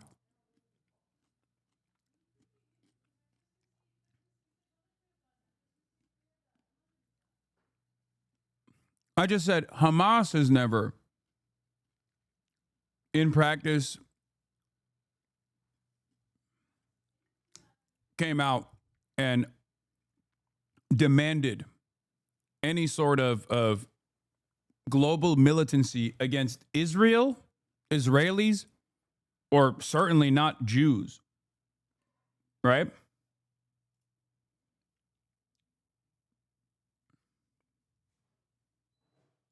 The question, how those celebrating a festival of light could have been plunged so violently into darkness. Well, joining me now is the Australian broadcaster Hamish MacDonald, presenter of Mornings on ABC Radio Sydney. Hamish, Netanyahu had incredibly strong words for Albanese, which he has rejected. But how heavy do these accusations hang in Australia today? I think the great difficulty that the Prime Minister is going to face, Krishnan, in responding both to Netanyahu and the international community is that those sentiments described by the Israeli Prime Minister are shared by a significant proportion of the Jewish community here in Australia. There are long-standing critiques of the Albanese government in terms of its efforts to stamp out anti-Semitism. There was a report handed down in July of this year by the government's own anti-Semitism envoy. It contained a raft of specific suggestions, recommendations for the government to implement. And as of today, the federal government still has not formally responded to that, though I note that the Home Affairs Minister and the Prime Minister saying, look, at different levels of government, we have started to implement some of it. But even the envoy herself still in that position today. Why the fuck are they getting notes on combating anti-Semitism from an apartheid state that is doing a genocide led by an internationally recognized war criminal? What the fuck is this? Every government has a responsibility to protect all of its citizens, okay?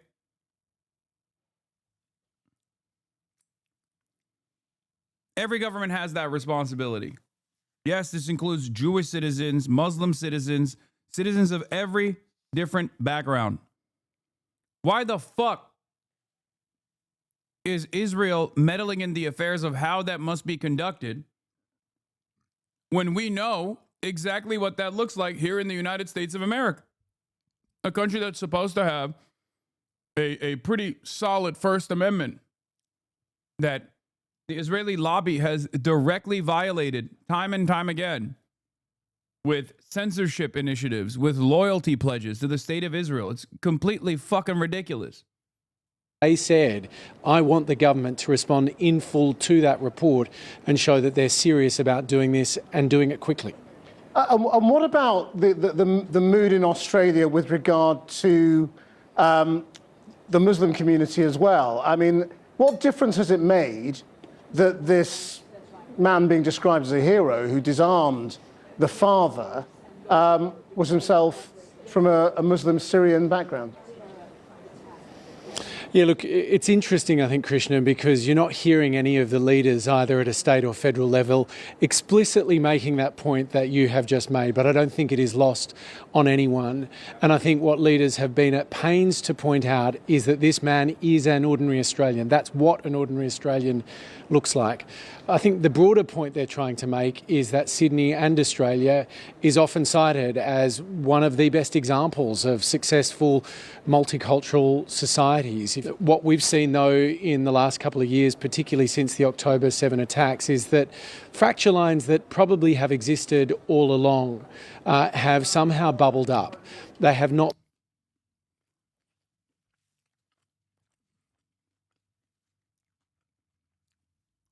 No.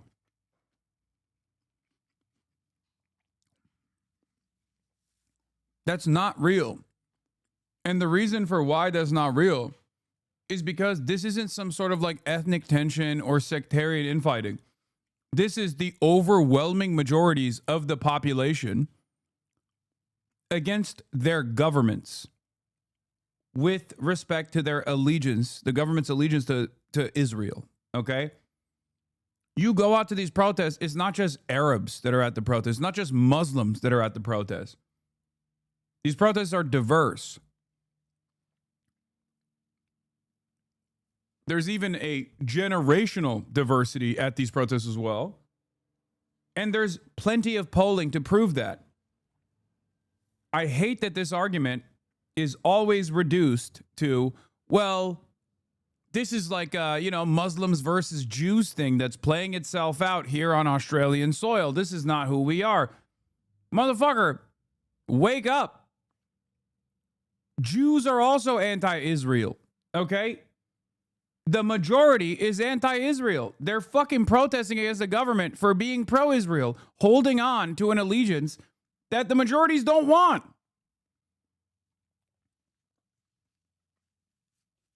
I don't like the way that these guys cover this stuff to make it seem like this is just a Muslim versus Jew thing, right? That's not the case.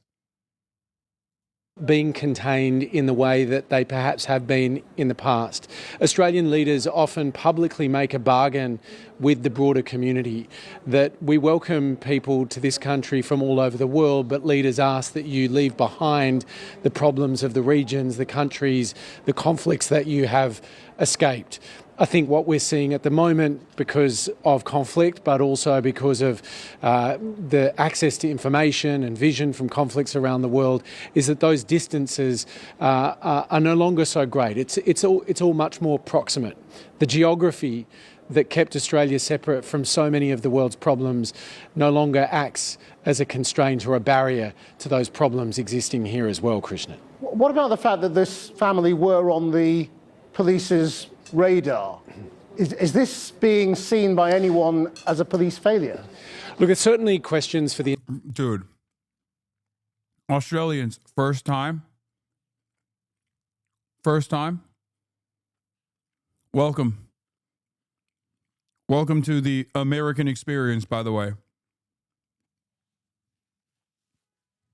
Classic. We know that statement all too well. In the aftermath of heinous acts of violence such as this one that your nation experienced, where the police comes out and goes, oh, this person was on our radar. Wow.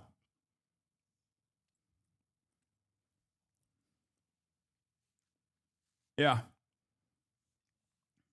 Something that we are all too familiar with here in the United States of America.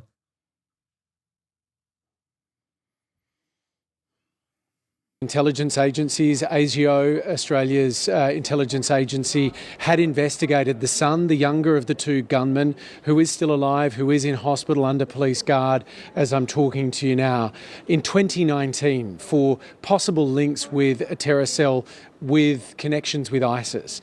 What the authorities are saying is that there was no evidence that this individual or even his family, they interviewed all of them at the time, had any intention to act on anything or to participate in anything that cell may have been planning.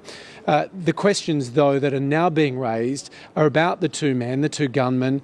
Reportedly, they travelled to the Philippines not very long ago. And so that seems...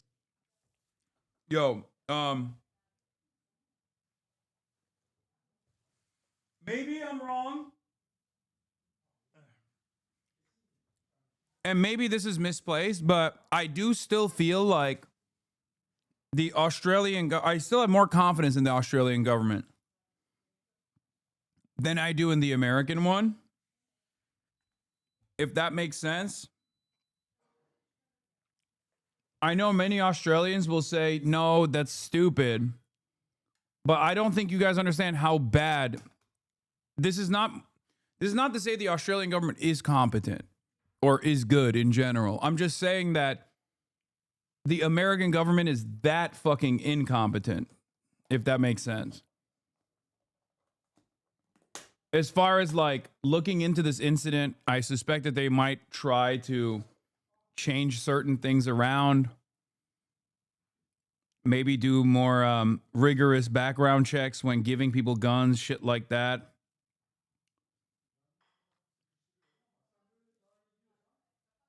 In the United States of America, that's unheard of. Like, that would never happen.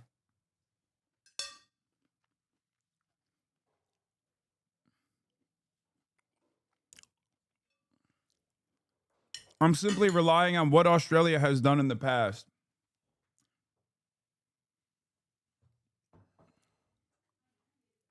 And maybe even the attitude that you don't want to be like America, because I feel like that's a real big motivator for a lot of countries that are not the United States of America in the English-speaking world. Maybe that will be enough for a lot of normie Australians to advocate for reasonable gun safety, gun control, things of that nature. Because there is definitely a new ideological boundary being drawn in many Western countries, where all of the far right is increasingly LARPing as though they are American right-wingers. Like, there has been this almost universal magnification of the far right in every country, especially in the Western world. I find it very strange, but I'm sure Europeans in the chat will attest to this. I'm sure the Australians in the chat will attest to this. You'll see, like, Aussies, you'll see Aussie far right individuals start talking about like First Amendment and or Second Amendment protections, like as though that fucking exists in Australia.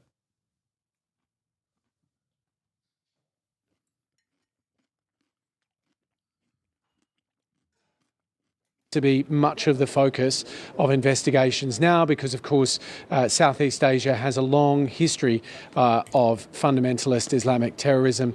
Obviously, Jamaat Islamiyah was the big player when the Bali bombings occurred, but the Philippines has a long record of this as well.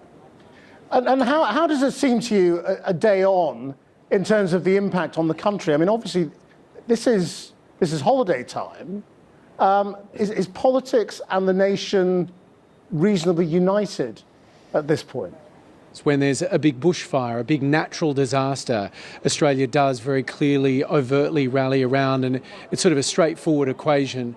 I think our leaders are trying to lead the nation in that direction right now, but it is more complex. It is much more complex. Even if you think about, Krishnan, the response to the Port Arthur massacre back in 1996, which we just referred to in the story, there was a very clear path forward. It was difficult, it was challenging for John Howard, the Conservative leader at the time, but there was a broader resolve. And you can see in the response from the government today, they're talking about gun law reform. There hasn't been that same precise, clear direction being set out by the Albanese government when it comes to the question of anti-Semitism. That is because it is more complex to tackle. It is difficult to legislate around hate. State and territory governments have tried and time again. But just weeks ago here in Sydney... Brother, these people didn't like draw a fucking swastika outside of a synagogue. They went to a Hanukkah festival in Bondi Beach and shot and killed 15 people that were attending, injuring many others. Like, the notion that the way to suppress this kind of incident in the future revolves around what the Israeli government considers to be tackling anti-Semitism is so insane. Okay? Like, all of those massive, massive protests against the Australian government for its collaboration with the Israeli government as it conducted its genocide for the last 2 years. If those protests didn't happen, right, all of a sudden anti-Semitism doesn't magically perish, or an potentially ISIS-affiliated terror cell being activated against random Jewish people in Bondi Beach is not thwarted. Like, these two things are not related to one another, beyond the fact that, yes, anti-Semitism does increase because of Israel's actions and because of the way that Israel packages its actions. Although completely unjustified, as yet another form of bigotry that I will always combat, anti-Semitism, at least historically, has always increased in the aftermath of Israel's violent engagements. Okay? Because Israel itself packages everything it does with Judaism. Israel cloaks itself with Judaism. Even on the first day of Hanukkah, the Israeli occupational forces lit up a menorah on top of the former Indonesian hospital in Gaza that they had overtaken. They lit up a menorah in Syria, in occupied Syrian territory. They talk about the Chabad, the organization that threw the Hanukkah festival in Bondi Beach. There were banners put up in Gaza for Chabad houses around the country at the peak of the genocide. This kind of shit that Israel does directly puts Jews in the Western world in the crosshairs. This doesn't mean that the act is justifiable. It's, of course, unjustifiable. And it also doesn't mean that in the absence of Israel, that anti-Semitism would not exist. This is something that I've talked about quite a bit. It's the oldest form of bigotry. It's the OG Christian bigotry. Right? The fuck was that? What is happening? Anne? Ne oluyor? Işık ne yapıyorsunuz? Allah Allah. Anyway, there was a Nazi rally staged in broad daylight outside of State Parliament, targeting what they described as the Jewish lobby. This sent shivers down the spine, I think, of Sydney's Jewish community and broader society here in Australia as well. And when it comes to the gun laws, I mean, obviously Australia has incredibly strict gun laws, but gun ownership seems to have gone up extraordinarily over the last couple of years. Is it clear why? Yeah, so I think from the outside, it can often be perceived that Australia's strict gun laws mean there aren't many guns. That's not the case. You can have a firearm. Did you guys not see the light that just like crossed by twice? What the fuck was that? Someone clip it. I don't even know where it came from. That's what's so crazy about it.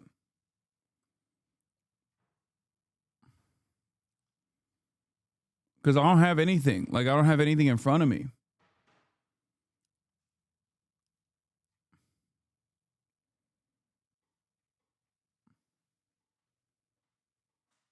I wonder where it came from. That was weird.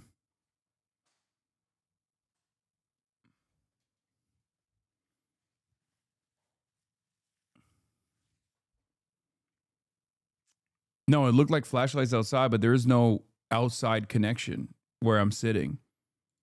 So you can't even see fucking flashlights that I've talked outside about quite a bit. It's the oldest form of bigotry.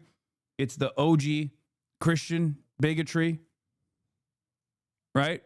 Wait, what? Bigotry. Yeah, see? Look. Right?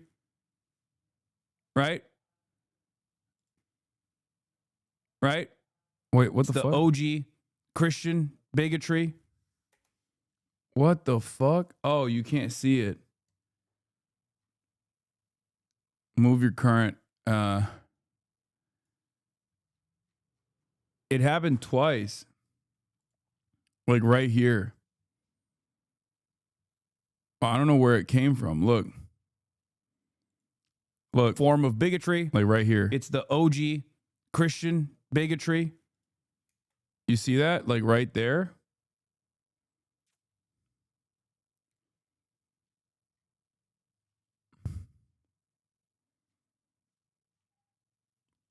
And it happened twice. Car reflection from the window? I don't think you can. My windows are not open. There's no light that you can bring in from the windows. That's why I was confused. HasanAbi, literally nobody sees what you're talking about. Are you okay? Look.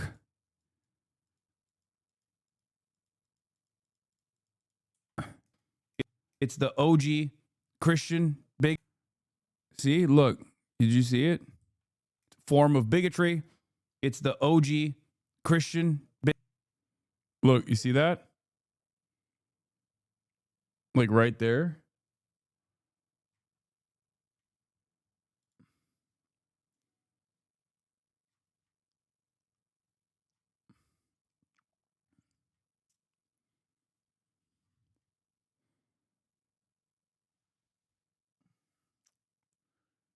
Delayed rapture, you're going to heaven, buddy? No. Hold on, I need to crack open a blue chew.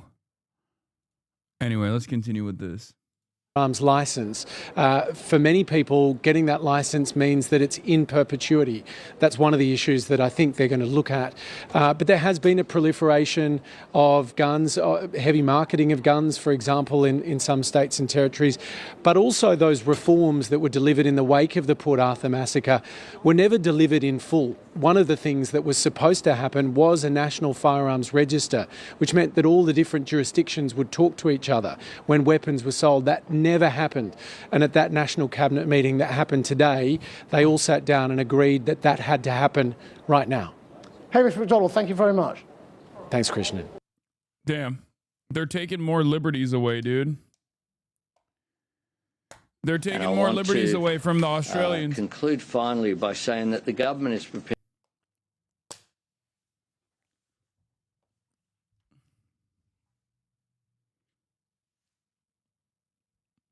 Have you seen HasanAbi Archives and how they just put up random photos in their videos? Like you go, Jesus Christ, when you're annoyed, and they put up a picture of Jesus on screen. It's crack up and so random. I haven't seen that. I'm from Sydney. A lot of young men, 18 to 35, have been radicalized online into being bigoted and racist. I'm a part of that demographic, so I have seen it evolve firsthand, even with people I grew up with. Yeah. I mean, it's the same thing everywhere, I think. It's not just Sydney. Oh, that's the AI one? That's the AI channel? That's happening all around the world, chatter, unfortunately.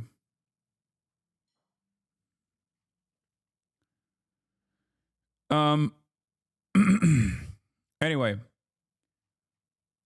the point I was trying to make before I got rudely interrupted by a beam of light, which I assume is aliens or Israel, one or the other, was that, of course, anti-Semitism existed long before Israel ever did, but Israel's actions, especially because they packaged those actions with Judaism falsely, absolutely causes more people to lean into anti-Semitic conspiracies, anti-Semitic tendencies, and it increases anti-Semitism in general.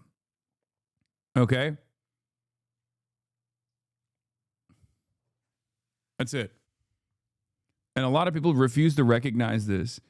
And it's crazy because, like, this is something that I've consistently talked about in perpetuity, something I've consistently yelled about, something I've consistently warned about, and yet those warnings have always consistently fallen on deaf ears.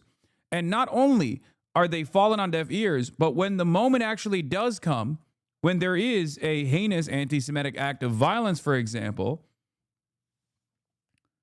people still turn around and go, wow, dude, I can't believe you found it in your heart to criticize Israel here.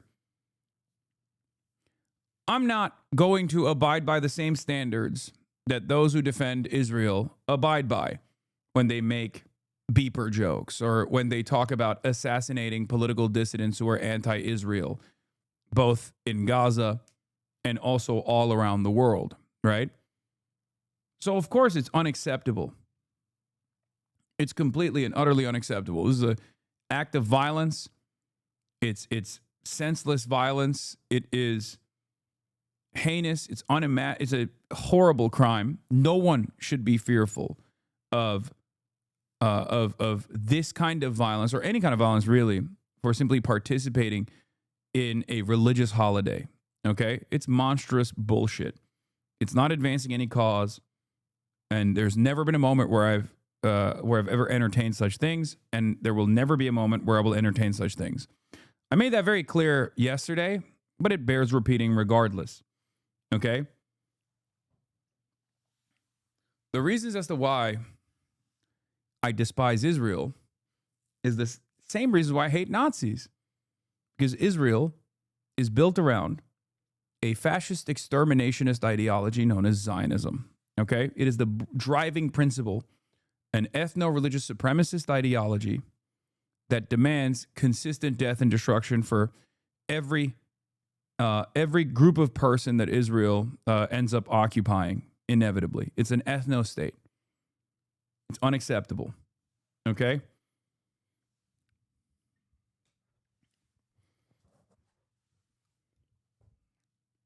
And while I have routinely talked about the differences of anti-Semitism as it exists in contemporary society as opposed to different forms of racism, anti-black racism, anti-brown racism, and how there is no systemic disenfranchisement of Jews, at least in contemporary American society, as opposed to historically there was, right?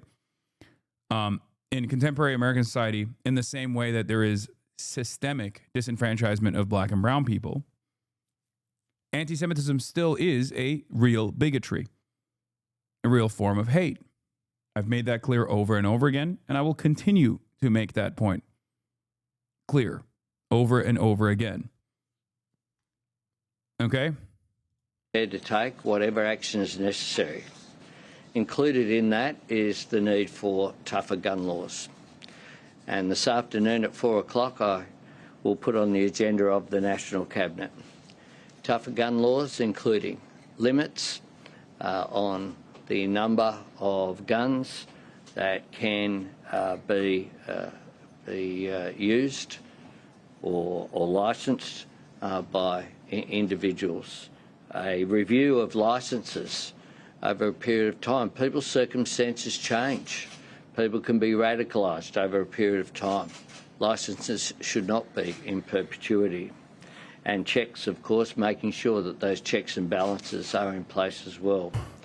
I'll take to National Cabinet this afternoon a proposal to empower agencies to examine what can be done in this area. The Ameri-brained version of events here, which I fear the Australian right will severely push, is no, actually, we need more guns in Australia. This wouldn't have happened if there were more guns. Okay. And also, the real problem is not gun control, which we have already too much of, but it's actually Muslim control, right? Because that was what the unified American right position was. Their immediate response to this, this horrifying incident was to say, oh, it's not about gun control, it's about Muslim control. You got to do more Muslim control. We got to get more Islamophobic. Aussies don't have gun culture, plus the hero that broke that narrative up. I know. Obviously, a big dent was put into that Islamophobic narrative because of the brave actions taken by Ahmed al-Ahmed.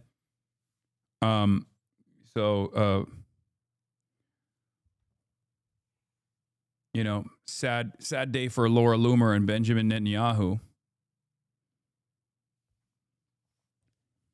on that front.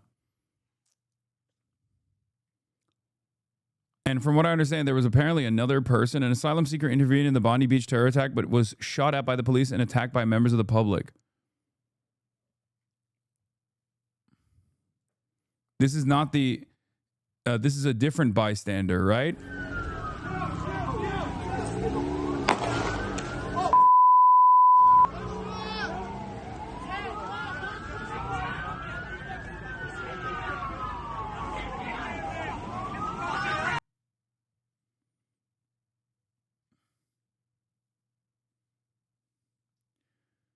I live in Australia, and I'm unfortunately hearing a rumor of call to arms similar to the Cronulla riots that took place here. Yeah, I mean, I think the government will stamp that shit out. Also, cops behaving like cops. Also, this is another real reason why having more guns doesn't actually solve the problem.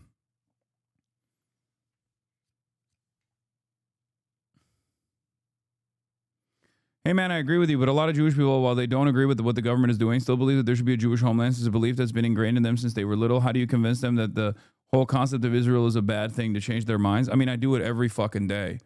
And I've done it to pretty decent success here on this broadcast. So,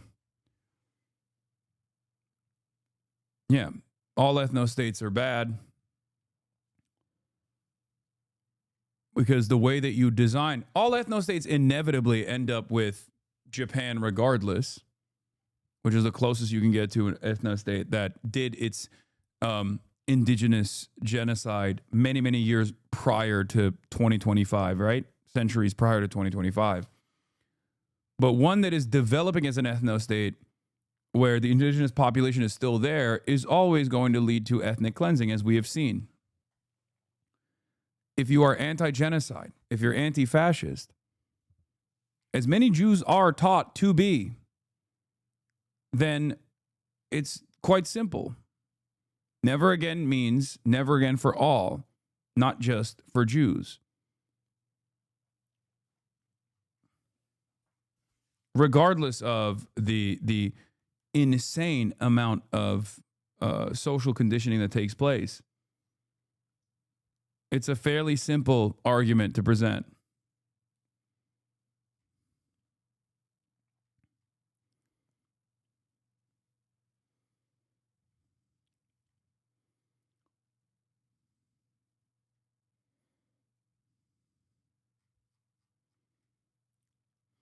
I entirely agree, but I often hear an argument that all states are basically ethno-states. When you look at Europe, for example, maintaining the ethno-majority, what do you say?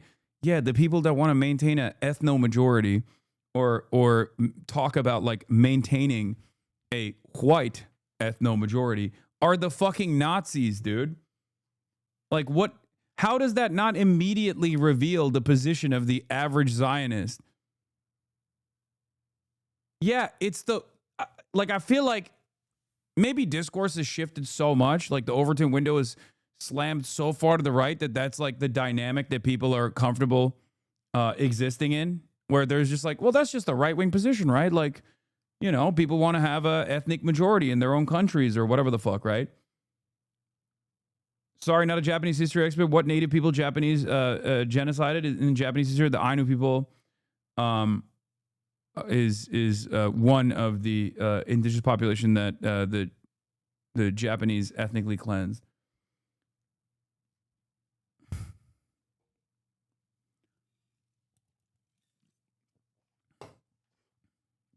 And the Ryukyuan.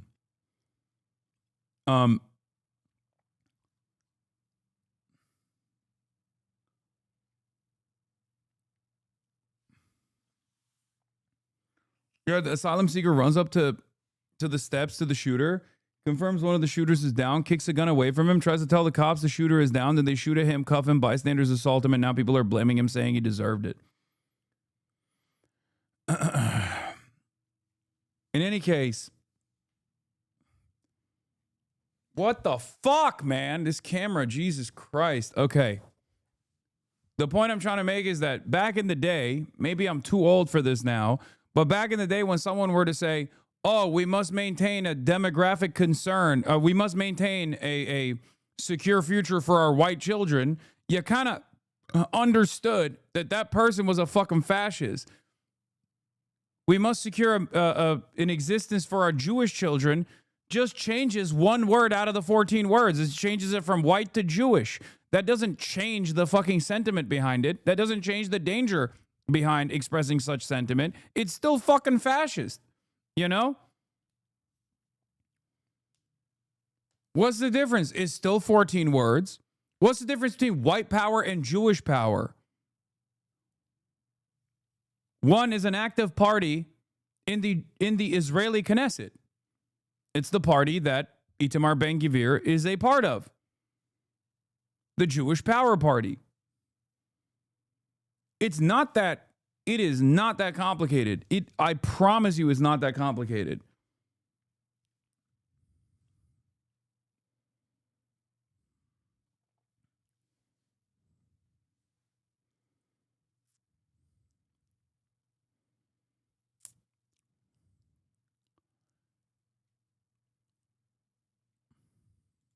Quite clearly, the Howard government's gun laws have made an enormous difference in Australia and are a proud moment of reform, quite rightly, achieved across the parliament with bipartisan... I don't know, man. What about Black Power? Great question.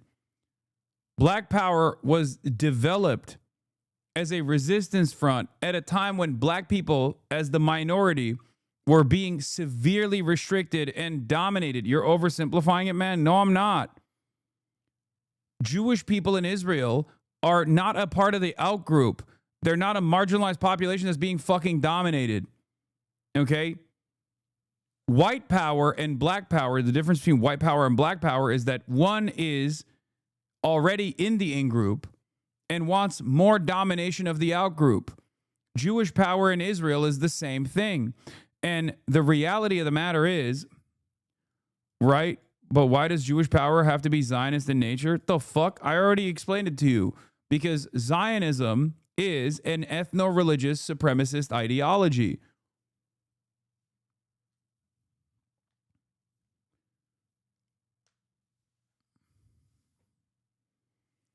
If you have institutional power and you want more domination of the outgroup, you're a fascist.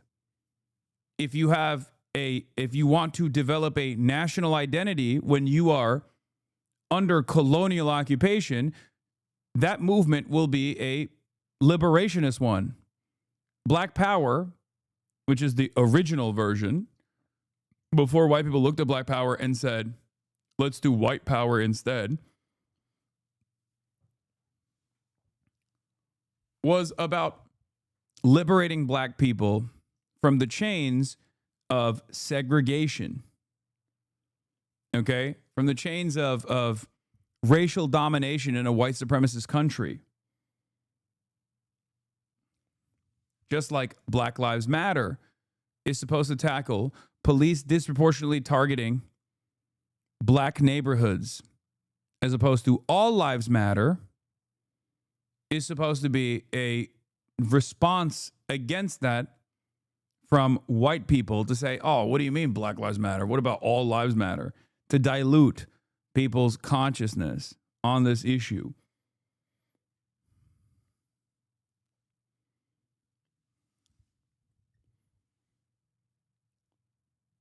The negative connotation with fascism and Nazi ideology is going away, pointing out fascists and saying that's bad. The Nazis believe the exact same thing won't work as an argument for much longer, in my opinion.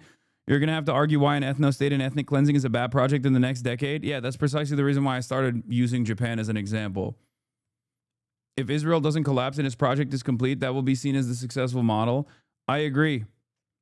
I know. I see that. That's why the way I cover this stuff has changed as well.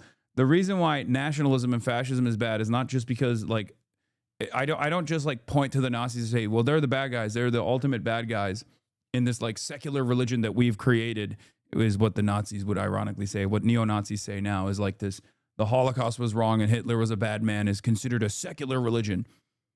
Okay, that's what fascists say nowadays, right? But there's a good reason why we understand that the Holocaust was immoral and Adolf Hitler was repugnant. Okay?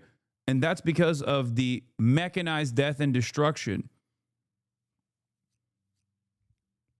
The whole point is you should not justify the wholesale slaughter of an entire population of people just because you've identified them as an aberration that must be excised. I don't like that we are actively normalizing fascism. Ironically enough, Israel is playing a major role in the normalization of fascist ethno-supremacist ideology in liberal society. And what I think a lot of people are incredibly short-sighted on in this regard is that it is opening up the space for neo-Nazis to also basically say, why can't we just do Israel for whites? Why can't we do Israel for white Christians? I want to do Israel for white people. That's what they keep saying over and over again. And what's frustrating about this and what's terrifying about this is that the more liberals in polite society, the more our ideological elites keep leaning into the normalcy of Israel as a clear-cut, definitional fascist state, the more, without realizing, they lend credence to the argument presented by the Nick Fuentes of the world, especially in a country that already has a fuck ton of white supremacist first principles, white supremacy baked into its fundamentals. It's not going to end up defending Israel in the long run. It's just going to basically fucking create an environment where more and more Americans self-identify openly as fascists and white supremacists, Nazis, ethno-nationalists, white identitarians, whatever version of that that terminology will be more appropriate for the modern lexicon, for modern cultural tastes. I get the difference, but it's the oversimplification. I have family who came...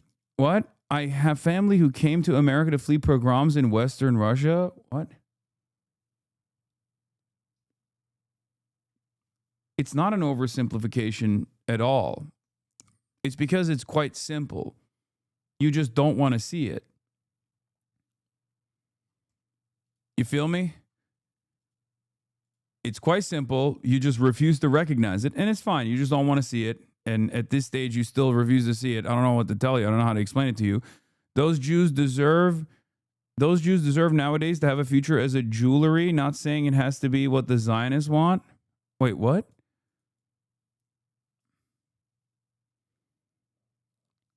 Those Jew deserve nowadays to have a future as a... What? You got auto-modded because you said Zionists, which ironically enough is another... ironically enough is a censorship that the Israel advocacy groups implemented on this platform, for the record. Okay? Nobody is saying Jews don't deserve to live in the Western world or wherever they live comfortably. As a matter of fact, I want everyone to live comfortably. There's never been a moment where I've said like, oh yeah, Jews need to get the fuck out of here. It's insane. What do I always say? The greatest danger to Israel's existence is not Hamas or Hezbollah. It's actually Sherman Oaks, Beverly Hills, Boca Raton, Brooklyn. Okay? Because as long as Jews live comfortably in the Western world and achieve levels of success and can comfortably exist in the Western world, why the fuck would they go live in Israel? And if your project relies on all Jews constantly being in a state of panic and constantly being fearful that they are going to be victim to anti-Semitic attacks in the Western world whenever they, leave their houses or when they go to their synagogues or whatever, then they have to defend Israel for that reason. They have to come to Israel and live in Israel and make babies in Israel because that's what a fascist ultimately cares about.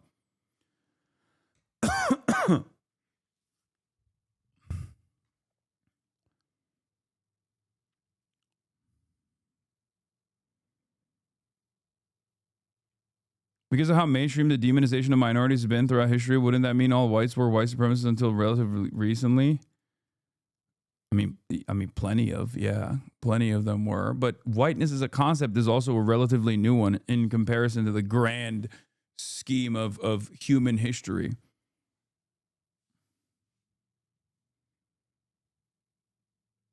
White supremacy in and of itself is a new, relatively recent construct.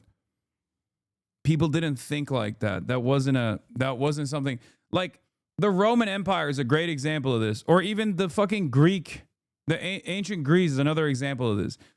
A lot of white supremacists present the Roman Empire and ancient Greece as like profound white civilizational achievements.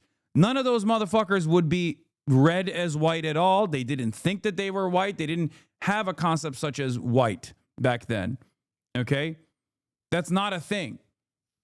That was never a factor of consideration in their societal design. Okay? And even whiteness in the United States of America has evolved over the years.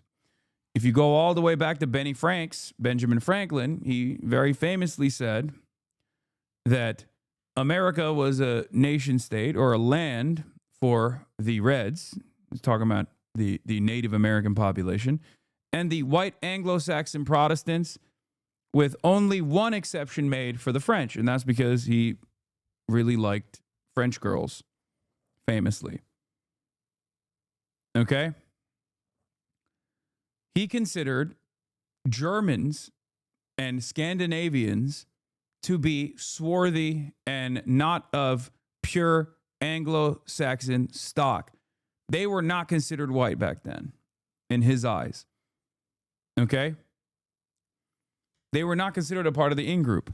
And throughout time, the United States of America became one of the most diverse nations on the fucking planet through migration patterns. And every single time there was a new group of people that were coming in from a different country, they were at first met with tremendous resistance.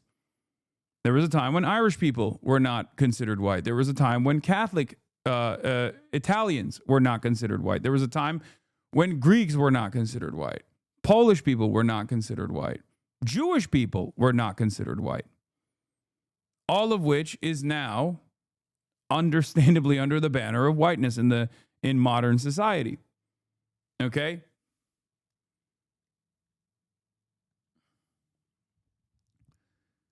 It's so firmly considered white. These people of European stock now are so firmly considered white that it's like unimaginable for many people living in 2025. Many people who are, who've been around for multiple decades, like they can't even consider a world where someone would look at you twice if you were to hire like an Irish person, that you would consider an Irish person to be non-white. That's like unheard of, right? And now, slowly but surely, we're moving in the direction of Latino people also being considered white as well. Hispanic people in this country are also now being considered white. Part of that is because whiteness needs to be in a nation that is white supremacist. Whiteness needs to expand. But whiteness as a socio-political construct is defined by its proximity to blackness, non-whiteness. And therefore, it's a socio-political construct that was designed around purity. So as long as there's more people coming in and people are, mixing amongst themselves consensually as adults, the more this self-standard, like this self-imposed standard, is going to have to understandably shrink. And in an effort to not let it shrink, the broader sentiment is bringing in these new groups of people under the banner of whiteness. Okay? The easiest way to explain it to you is Barack Obama. Barack Obama is considered the first black president of the United States of America, even though half of his relatives are white. Why is that the case? Why is Barack Obama black and not considered white? The reason why is because of the one-drop rule. The reason why is because of how whiteness was designed. Okay? As long as you have a degree of black lineage, you will not be considered white. It's that simple.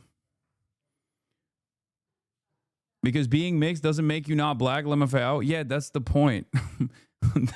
Yes, that's my point. That's exactly. I'm trying to explain to people who don't understand this concept the ways in which whiteness, as you also correctly pointed out, and white supremacy, like the concept of whiteness in general, was created around this made up form of purity, and that purity and its boundaries were simply your degree of proximity to blackness.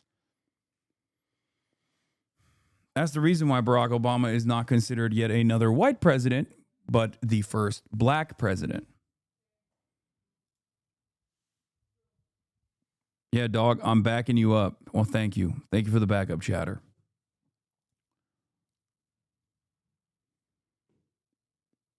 So,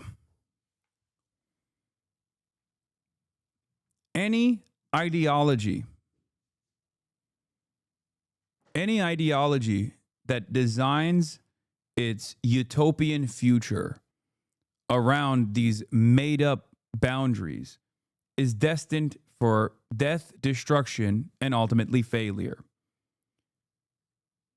Nationalist ideology or fascist ideology of this sort, which I would say is when nationalist narratives are defended by the already existing in-group, right? When they are advanced, you get Adolf Hitler. That's the logical conclusion of fascist ideology. A society designed around this false standard of genetic purity or ethnic purity or national purity or religious purity is always destined to fail. It's an incredibly silly use of resources. We're seeing a smaller version of that in America right now with the Trump administration and with Stephen Miller. The notion that our neighbors that have been living on U.S. soil for decades at this point are actually here with indecent goals, that they want to actually ruin American society as they operate as a monolith to destroy American society. And not that like they have the exact same worldview that you have, that you and I have, that they have the exact same goals that you and I have. That they're just simply trying to put a roof over their heads, have a hot meal, be able to design a better future for their children, and that they're somehow here with indecent purpose.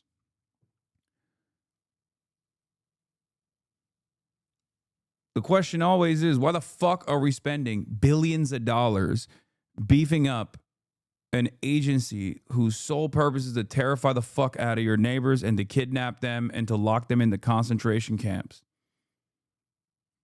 It's ridiculous. Shouldn't that revenue, shouldn't those resources be used elsewhere to fix the bridges, to fix the roads, to build robust infrastructure, to build housing for all, to make sure that we are taking care of ourselves? Nope. We got to keep going on this death and destruction initiative, and we got to give billions and billions of dollars to Israel. That's what the issue is here. And support.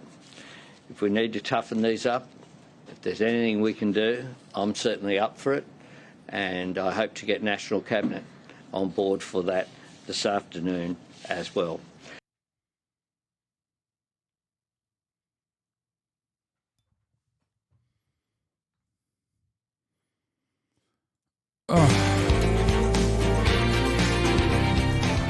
Hello, everyone. I'm Emily Compa.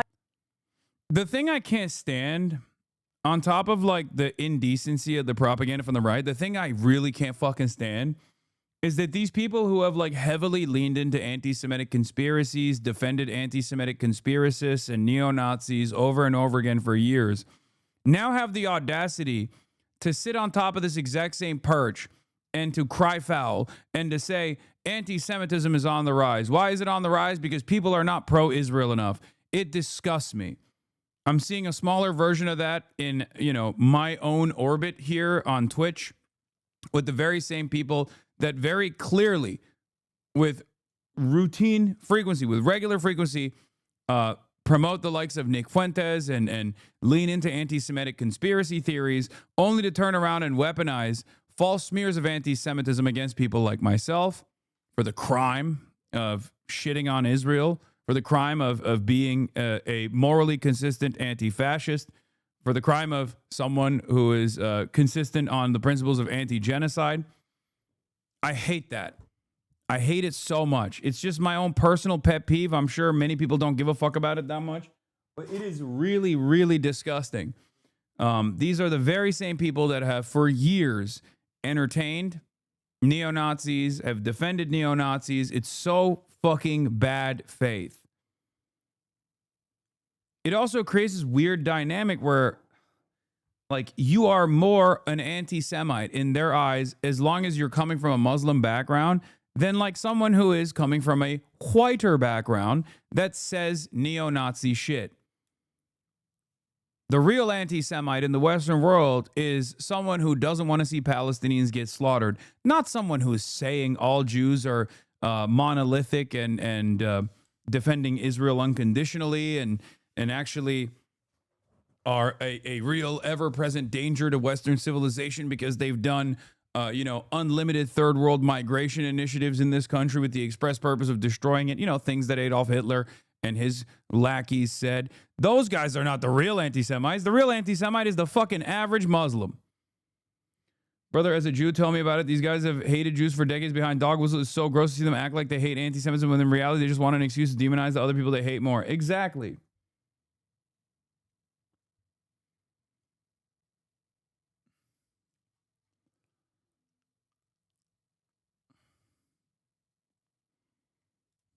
Along with Harold Ford Jr., Jesse Waters, Dana Perino, and Greg Gutfeld.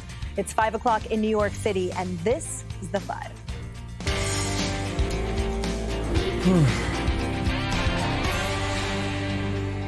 At any moment, we are expecting an update from police and local officials in Rhode Island on the deadly mass shooting at Brown University. Police are still searching for a suspected gunman after releasing a possible suspect earlier. But first to this, the threat of radical Islamic terrorism is once again on our radar after the horrific anti-Semitic attack in Australia. 2 gunmen, a father and son, targeting a Hanukkah celebration on Bondi Beach in Sydney. 15 people were shot to death, including children as young as 8 years old. President Trump praising the efforts of a heroic bystander who bravely tackled one of the suspects to the ground. It's been a very... Why are you not commenting about Trump's mental tweet about Rob Reiner? I did earlier today. I covered it extensively in the beginning, which you can actually see if you rewind. And if you want to be able to rewind on the HasanAbi Broadcast, the Piker Broadcasting Service, all you need to do is subscribe, which you can do for $6 or for free with a Twitch Prime. Or if you're lucky enough, maybe you can get gifted a sub. The Piker Broadcasting Service is sponsored by you, the viewers, and it is always for you, the viewers. Your subscriptions are totally voluntary. You will be able to rewind if you subscribe. That's one of the many benefits.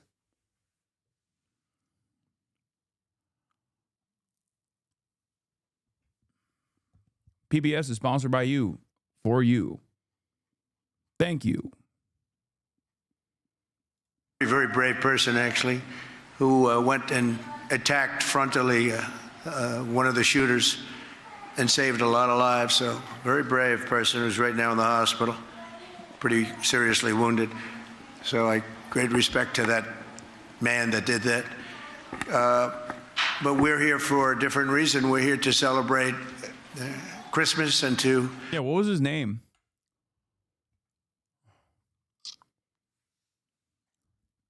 It's just, I don't know. I mean, I'm sure he has a name, right? What was his name? Celebrate, and I think today we can first say loudly, we celebrate Hanukkah, because that was such a horrible attack. That was a purely anti-Semitic attack. The brutal terror attack on the Jewish community putting new pressure on Democrats here at home to confront the tide of rising anti-Semitism in their ranks. Like those college students who chanted from the river. Oh my God. Oh my God.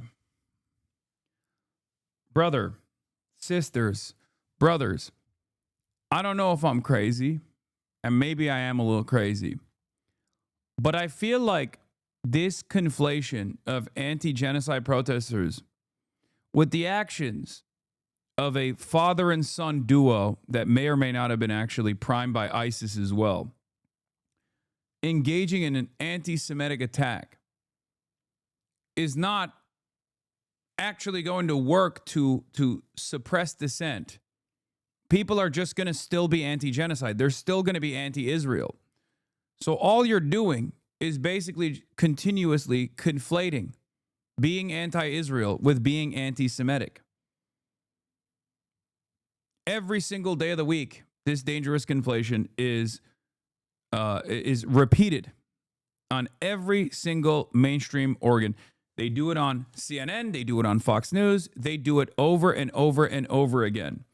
And even those, such as myself, who warn about the dangers of this conflation and what kind of unnecessary enmity it invites towards Jews living in the Western world, are then yelled at.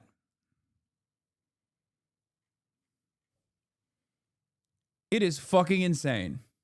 At a certain point, it's just out of my goddamn hands. You know what I mean? What can I do? I'm trying my fucking best.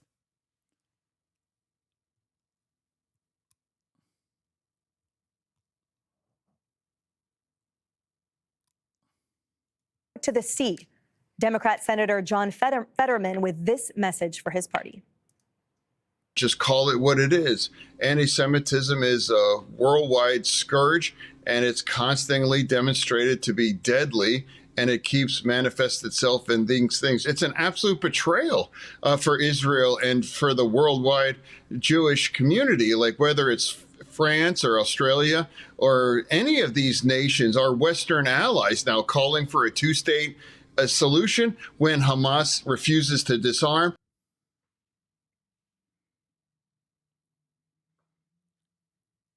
Yeah, that's why this happened.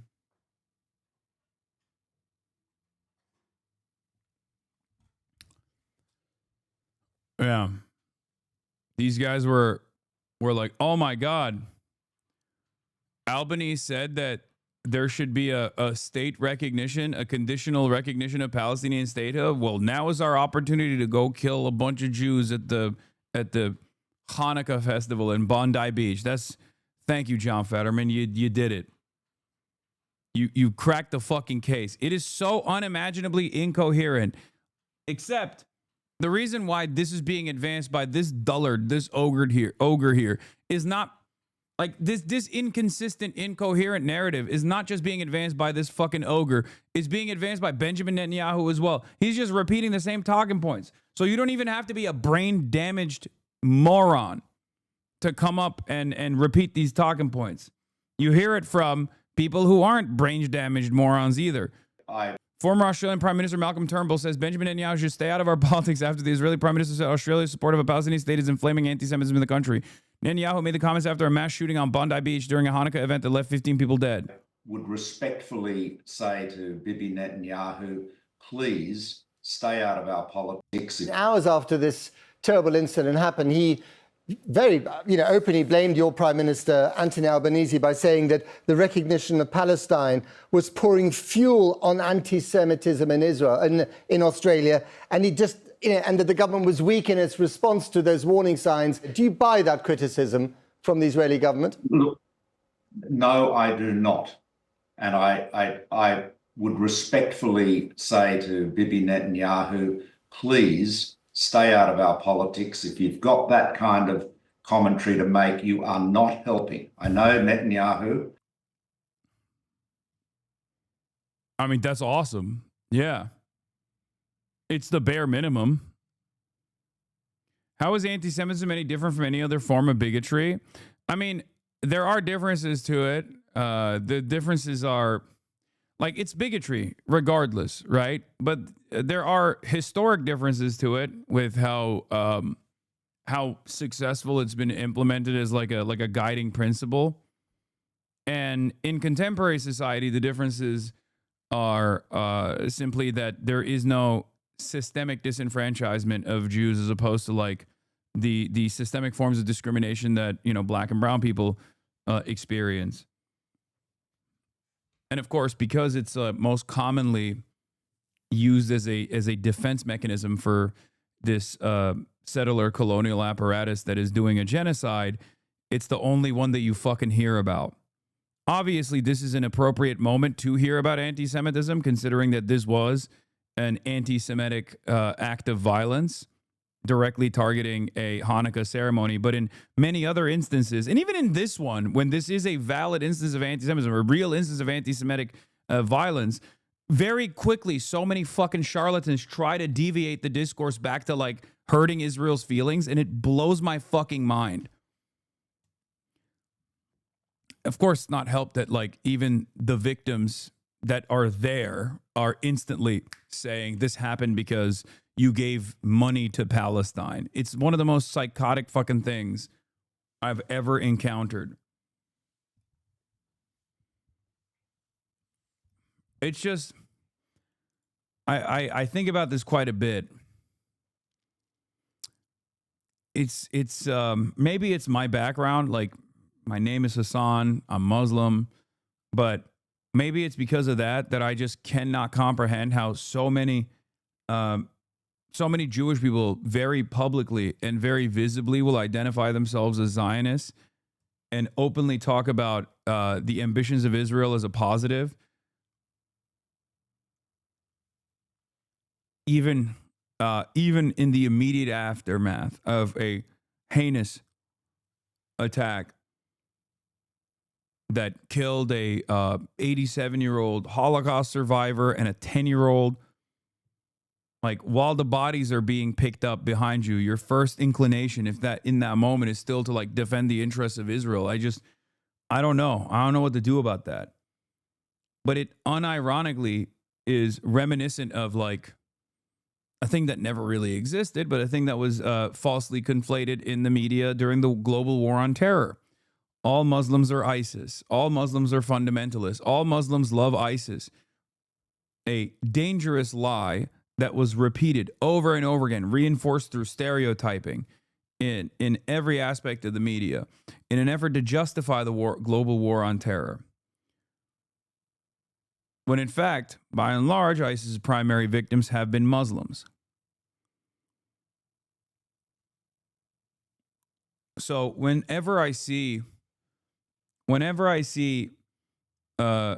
anyone really, but especially when I see Jewish people openly talk about how much they love Israel, whenever I see Jewish people say like, I'm a Zionist, I'm a proud Zionist, I love Israel, I care about Israel, how dare you fucking talk shit about Israel? I'm like, what are you doing, man? Like, don't you realize that you are attaching yourself, your identity, your religion to a genocidal apartheid state? You are making your own life in the Western world more difficult. You are making the lives of other Jews that you love more difficult with this dangerous conflation. You should be speaking out against this. You know, you should be speaking out against it every day. Of course, no such reality exists where Muslims ran around talking about how much they fucking love ISIS, obviously. And yet this conflation was still brought up with regular frequency in mainstream media. But there are plenty of Jewish people who do go on television and say, Israel is the most important thing in my life. And if you speak out against Israel, you're fucking anti-Semitic. It's insane.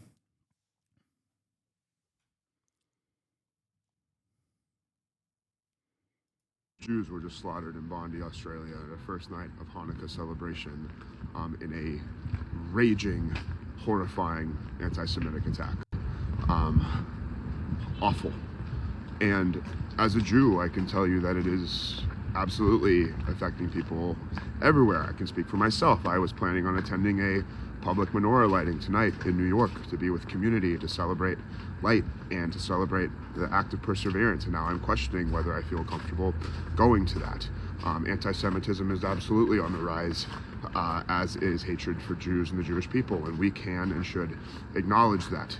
And with that, as a Jewish person, I also feel that is my responsibility to remind folks to be weary of anybody who uses this horrifying moment to spread more hate. Be weary of anybody who uses this horrifying moment to pour fuel on the fire that is already raging of Islamophobia.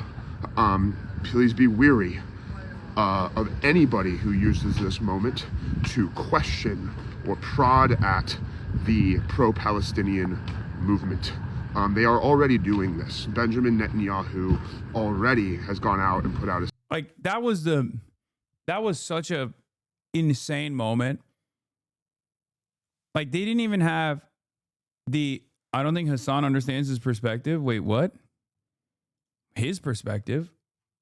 How do I not understand his perspective?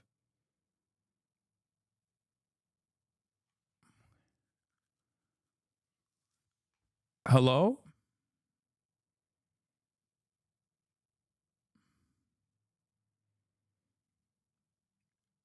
I agree with his perspective.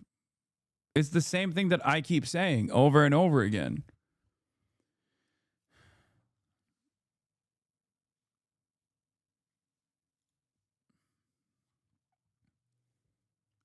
There's never been a moment where I've been like, oh, I'm discarding the fears, the valid fears of anti-Semitism that Jewish people have. There is, however, plenty of moments where I have railed against people who are cynically tying anti-Semitism to anti-Zionist acts in an effort to claim that that anyone and everyone that dare defy the beautiful nation state of Israel is actually being the worst kind of anti-Semite. It is because I do care about anti-Semitism as a form of bigotry that I don't do that, and I get very mad at people who engage in this act of conflation, this dangerous conflation. statement saying that he blames the Freedom for Palestinian movement, the pro-Palestinian movement in Australia. He blames it for this attack already. We are allowed to hold two truths at once. Two things can be true in parallel. One, that anti-Semitism is on the rise and Jews are scared, and two, that there is a genocide happening in Palestine being inflicted upon the Palestinian people by the government of Israel with support by the US government. This is terrifying. It's horrible. To the 12 families who lost family members, we mourn and we grieve with you. How is this the responsibility of the people being genocided? No one has said that. I'm not saying that. It's not. I think a lot of people, what's frustrating is there are a lot of people that, I mean, Zionists make that argument, if that's what you're saying. And, like,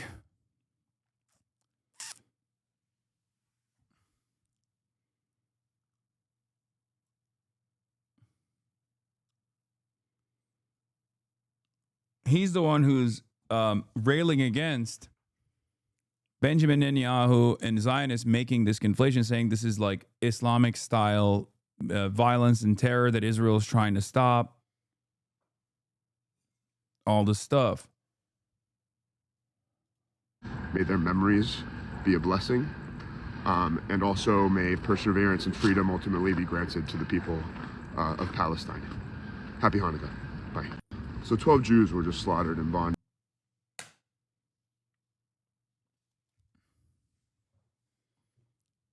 It's crazy because, like, there are also so many people who have unimaginable smoke for dudes like this, like anti-Zionist Jews. I think it was like Pink that posted that thing on her fucking Instagram stories where it was like, reach out to some real Jews in your lives and not those fucking anti-Zionist, anti-Semitic Jew tokens or whatever. And it was like, you are a psycho, dude. You are a psychotic person. Like, you have already ordained anti-genocide, like Jews that hold a consistent anti-genocide position as non-Jews. That is fucking insane. Yes, Pink the musician. Yeah. Yeah, she posted that shit. I don't give a fuck what anyone's background is. I only care about what their worldview looks like, what their ideology is, what the causes that they're advancing, okay?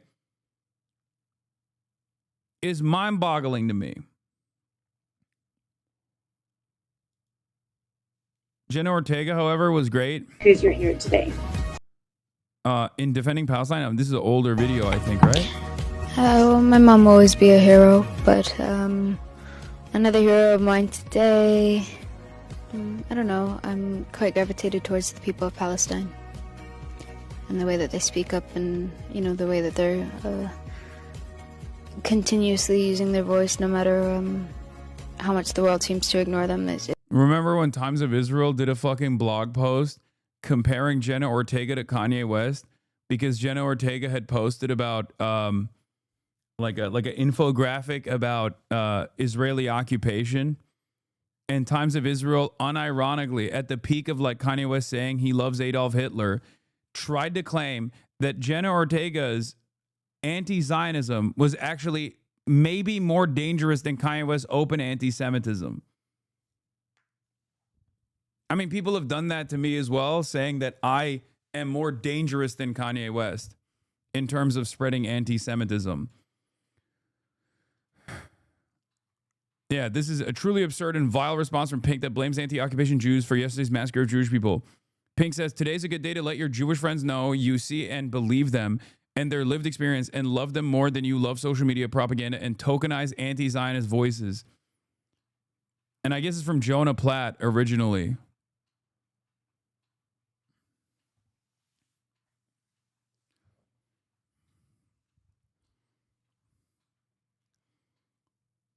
It's so fucking gross. It's so gross. What the hell are you doing? I will never, ever in a million years understand a nation state that is engaging in like unlimited live streamed baby murder and just tying your entire identity to that so publicly. Okay? Perhaps a part of the reason why I don't automatically assume that every Jewish person that I meet is an ultra-Zionist attached to the hip at the settler colonial enterprises, because I myself have regularly received accusations, false accusations, that I like deny the Armenian genocide or don't believe in the Kurdish emancipatory movement and things of that nature because of my Turkish background. But I just don't do that. But it does blow my mind that people will publicly posture in this direction.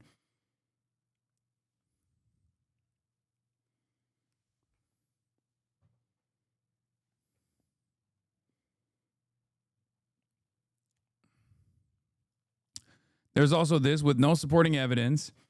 The New York Times publishes Brett Stevens' claim that Australia's mass murder can be blamed on pro-Palestinian activists, saying resistance is justified, globalize the intifada, and by any means necessary. Yeah, that's what happened. That's what happened. That's what it was.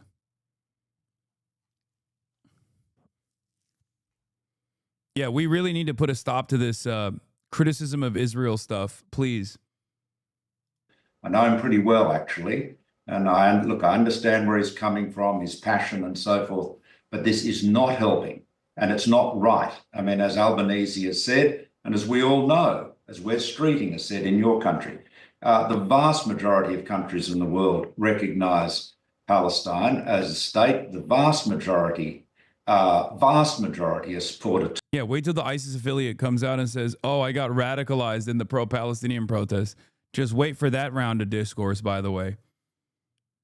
The Pakistani dude who had an ISIS flag in his car is going to turn around and be like, I actually was radicalized at the massive Melbourne pro-Palestinian protests, and that's why I did this heinous act of violence. And also, I've learned from my mistakes. I think Israel should exist. If people weren't criticizing Israel, I wouldn't have done this or some shit. That's what he's going to come out and say. Two-state solution. Indeed, when I was Prime Minister, Israel emotionally supported a two-state solution. It doesn't any longer. And the message that I used to make when I was in Parliament, and the message I've made since then, is we cannot allow these foreign... Yeah, he's going to be like, oh, isn't he not Pakistani? I thought he was. Am I wrong? That was the initial reporting. Wars and But maybe conflicts I'm to be wrong. imported here. We are a very successful multicultural society. We need to ensure that wars in the Middle East, wars in any No, the Syrian guy is Ahmed al-Ahmed, the one that thwarted the shooters.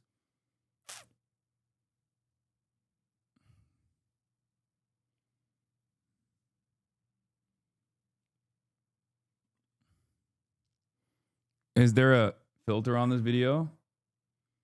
No, he's of Indian and Italian ancestry, supposedly now. What the fuck? That is Afghan. And Naved is Australian born.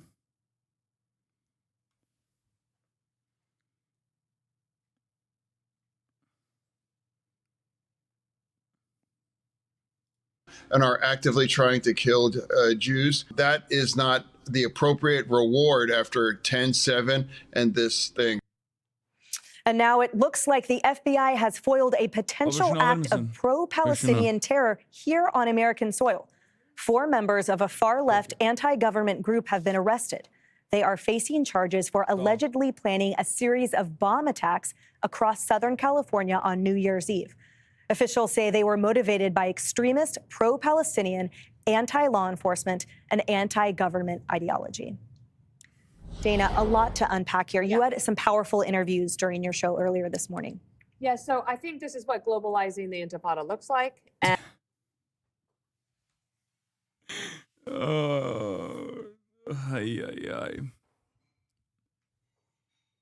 Wow. Wow. Hey, are you anti-genocide? Stop that. Stop that. Don't do it. This is what it looks like. And if you listen to Call Me Back, which is Dan Senor's podcast, he had Like low key, these guys sound like some of the most like insane fucking third worldists that you see on Twitter every now and then who are like, no, actually this act was justified because I bet all of the people that they killed were Zionists. It's like they do a little handshake on this stuff, okay? Now, of course, the most rabid of the third world is that come out with that kind of shit on Twitter are like 4 people in a Discord server, you know? They have no motion, they have nothing. These are obviously mainstream reporters on the most popular mainstream news network, so it's a little bit different. one of his regular guests on today who's from Israel, and he's there. And there is intel that has been around since about August, but that's a month after Iran's nuclear weapon stockpile was obliterated by the United States and Israel. So Yeah. Note that Pam Bondi describes his group, which has an American-centric name and was targeting ICE, as pro-Palestinian even before she calls them anti-government. I mean, as someone who has attended many pro-Palestinian protests and spoke at rallies, organized alongside many other groups in pro-Palestinian advocacy, I've never heard of these guys. I'm also anti-ICE. I've never heard of these guys. I wonder what happened there. You're lost? Yeah, it's because I'm not a real one like those guys are. You're right. Yeah. Real advocacy and real organizing is not around fucking fundraisers or mass awareness initiatives or anything of that sort. It's actually when you get together with an FBI informant who tells you that they should make explosive ordnance in a desert somewhere in direct view of a Reaper drone in broad fucking daylight. Or go to the Philippines and get like trained by ISIS, by ISIS affiliates in the Philippines to come back and do a heinous act of anti-Semitic violence. That's the real pro-Palestinian cause, okay?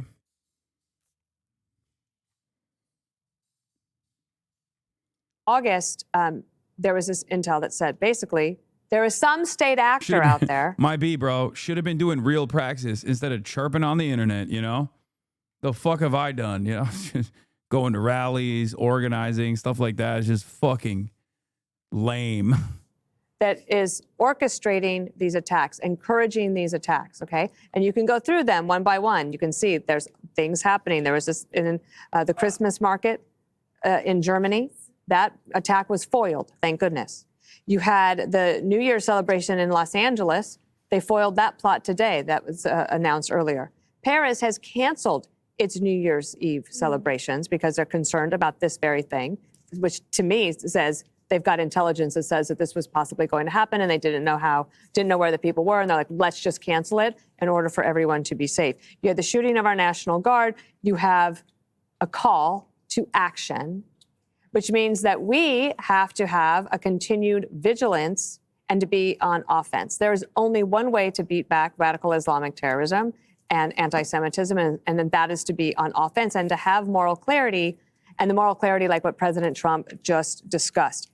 There's no, well, and a maybe, and I think, no, it was, this is wrong, this is anti-Semitism. And he said to the perpetrators of the attack in Syria that killed our people, said, oh, there will be retaliation. That is the only way to deal with it. It's a generational struggle.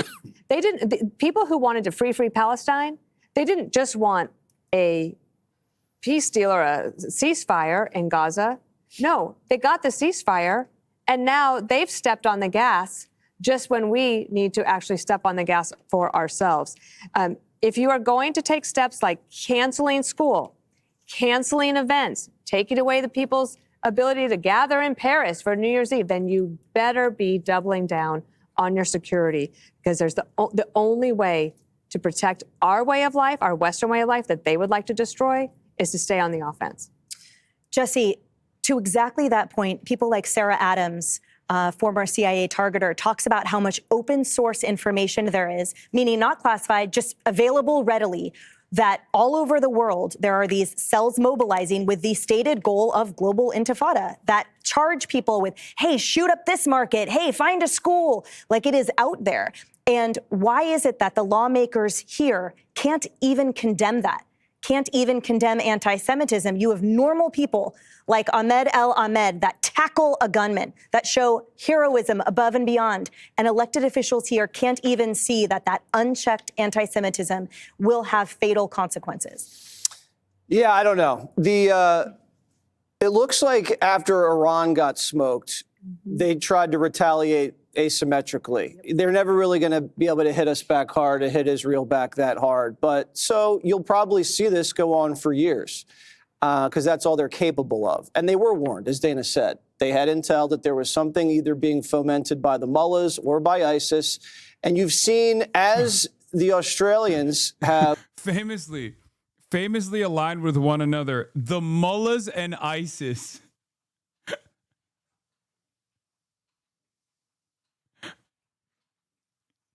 Dude, to the average American, this shit hits, dude. They literally look at that and go, yeah, no, classic Iran-ISIS collaboration, which we know happens all the time, you know, famously very friendly with one another.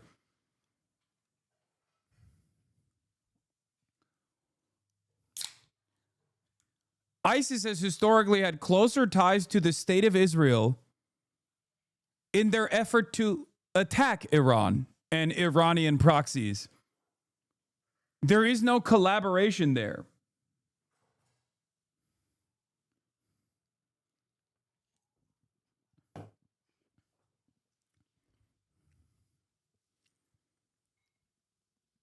I don't know how to deal with stuff like this, because, like, again, if every single dumbass, if the overwhelming majority opinion is that there's no difference between ISIS and Iran from the perspective of, like, the average American, then yeah, that kind of stupid commentary does work. Okay? And they truly don't care. They don't, like, no one actually is like, wait a minute, hold on. Iran and ISIS are enemies. Iran has actually worked alongside U.S. forces in combating ISIS. ISIS is born out of a fundamentalist ideology that was designed in part by American intervention in the region. Hold on. None of this is making sense. both the United States of America and Israel, which is an extension of the United States of America in the region, of course, is infinitely closer to ISIS and has aligned themselves with ISIS on numerous occasions and also fought against ISIS. Maybe not Israel so much, but America certainly. Okay? Then Iran. One might even say that ISIS-style formations in the region were created specifically to combat any sort of Iranian intervention in the region.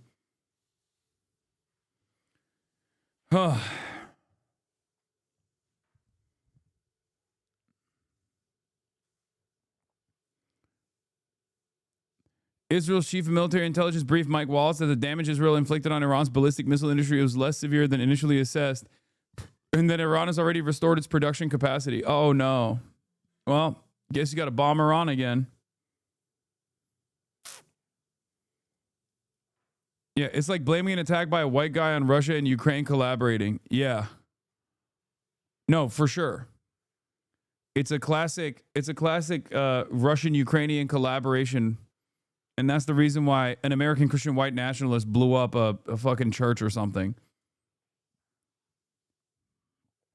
Except Americans are so stupid that they would also believe that the Russians and Ukrainians were collaborating. So I guess, like, in that same vein, people will agree to that.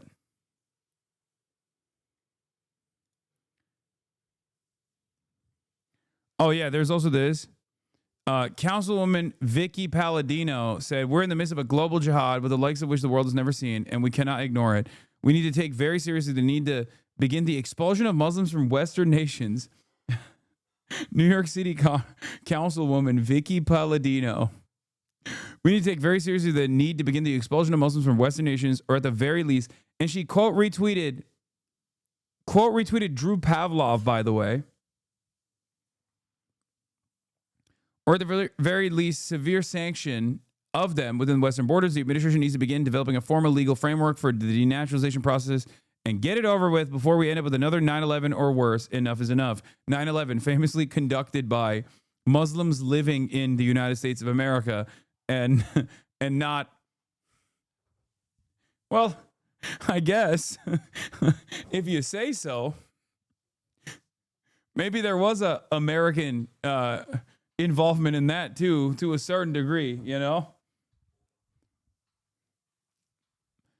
Yeah, 1 million Muslims. Zoran says 1 million Muslims live in New York City. We belong here, as does every other New Yorker. This is vile Islamophobia from the councilwoman. It has no place in our city.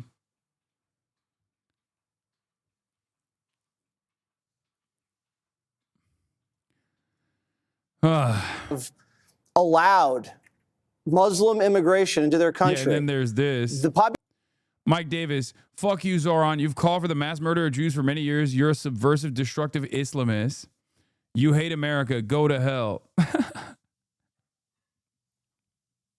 Yeah, I also have no belief in the Australian criminal justice system because Drew Pavlov was supposed to be in prison. Okay?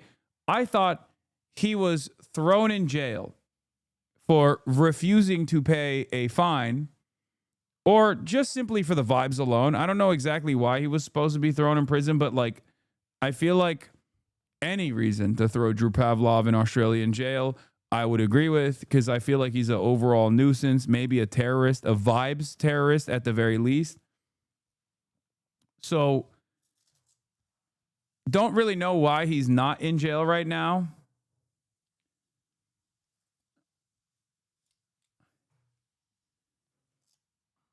And yeah, until the Chinese embassy bomber, Drew Pavlov, is thrown in an Australian prison, I will never believe that Australia will have a real working criminal justice system. Population of Muslims into Australia has doubled over the last 2 decades. And as that population has grown, there's been a very, very sharp rise in anti-Semitic attacks. Just in the last couple of years, they've been fire bombings of synagogues. They've been fire bombings of Jewish businesses. This is kind of coming to a head there.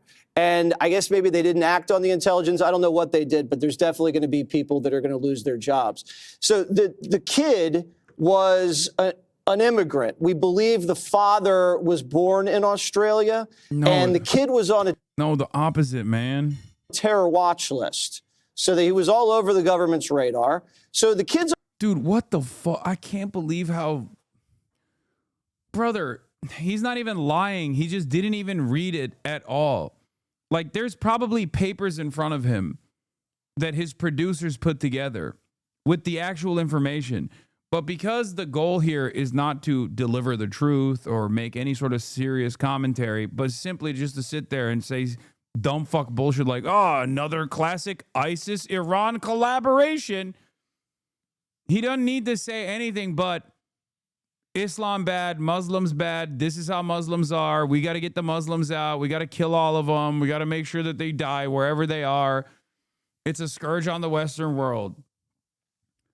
There is no reason for accuracy here. As a matter of fact, accuracy is not rewarded. It's punished. On the watch list, and the dad has an arsenal of weapons, and these weapons are legally held. So the family is on a watch list, and it has an arsenal. What the hell good is the watch list if you're going to allow that? You either have. Also, this makes no dang sense. Are we now on board with watch lists and taking away people's weapons now? Like, is that what Jesse Waters is advocating for? That's crazy. Feels like Shamson. Strict gun control, like they said, or you should let the people of Australia arm themselves to protect. What the fuck is Fox News Patriot, bro? This is crazy. Hey everyone, I'm Emily Campagno. Cities and synagogues across the U.S. have tightened security following the targeted attack in Australia that killed at least 15 people at a Hanukkah celebration there. Chief Investigative Correspondent Aaron Kontursky is tracking security for us. Good morning, Aaron. And good morning to you. Yeah, I do see the inherent irony in Jesse Waters being a staunch advocate for red flag laws and taking away guns from people, as long as the guns are being taken away from Muslims, I guess. Which I don't disagree with. I mean, yeah, if you're fucking on a government watch list of some sort, yeah, you shouldn't have guns. I just don't think Jesse Waters agrees with that. And if, the roles were reversed and we were talking about a watch list for like potential white supremacist terrorists or something, I suspect that Jesse Waters would be losing his fucking mind over such a thing. He'd be like, this is the most dangerous violation of the Second Amendment I've ever seen. You know? JD now claiming all immigrants are the most significant contributors to all ethnic hatred in the U.S. We imported a lot of people with ethnic grievances prior generations didn't have. We celebrated this as the fruits of multiculturalism. Now we're super surprised that the people we imported with ethnic grievances still have those ethnic grievances. The most significant single thing you could do is eliminate anti-Semitism and any other kind of ethnic hatred is to support our efforts to lower immigration and promote assimilation. Do you think any real racists ever get mad that JD Vance is talking like this? Where they're like, excuse me, I have homegrown my resentment towards Jews over many generations. I learned it from my daddy. He learned it from his daddy. We've been burning crosses on black people's lawns. And now this fucking Catholic convert, heretic scumbag is on the timeline talking shit, saying, oh, it was the fucking Muslims that actually brought anti-Semitism to this beautiful nation. No, the fuck it wasn't. You think any Klansmen get mad about this shit? Also, brother, your wife is Indian. I keep forgetting because I guess that's his point. He's just trying to make people forget that he's married to an Indian woman. So that, like, what are you saying?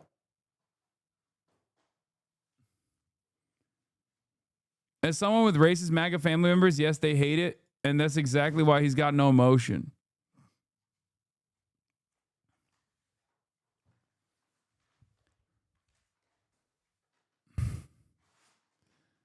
I've seen Fela and Gutfeld make anti-Semitic jokes. Their audiences didn't react well. Yeah, because boomers are the one generation that actually doesn't play with that shit because, you know, they have close proximity to World War II. Straight up. They also happen to be super pro-Israel, unfortunately. I wish that, like, their anger towards anti-Semitism also extended to like, all modern fascist movements or all identities, but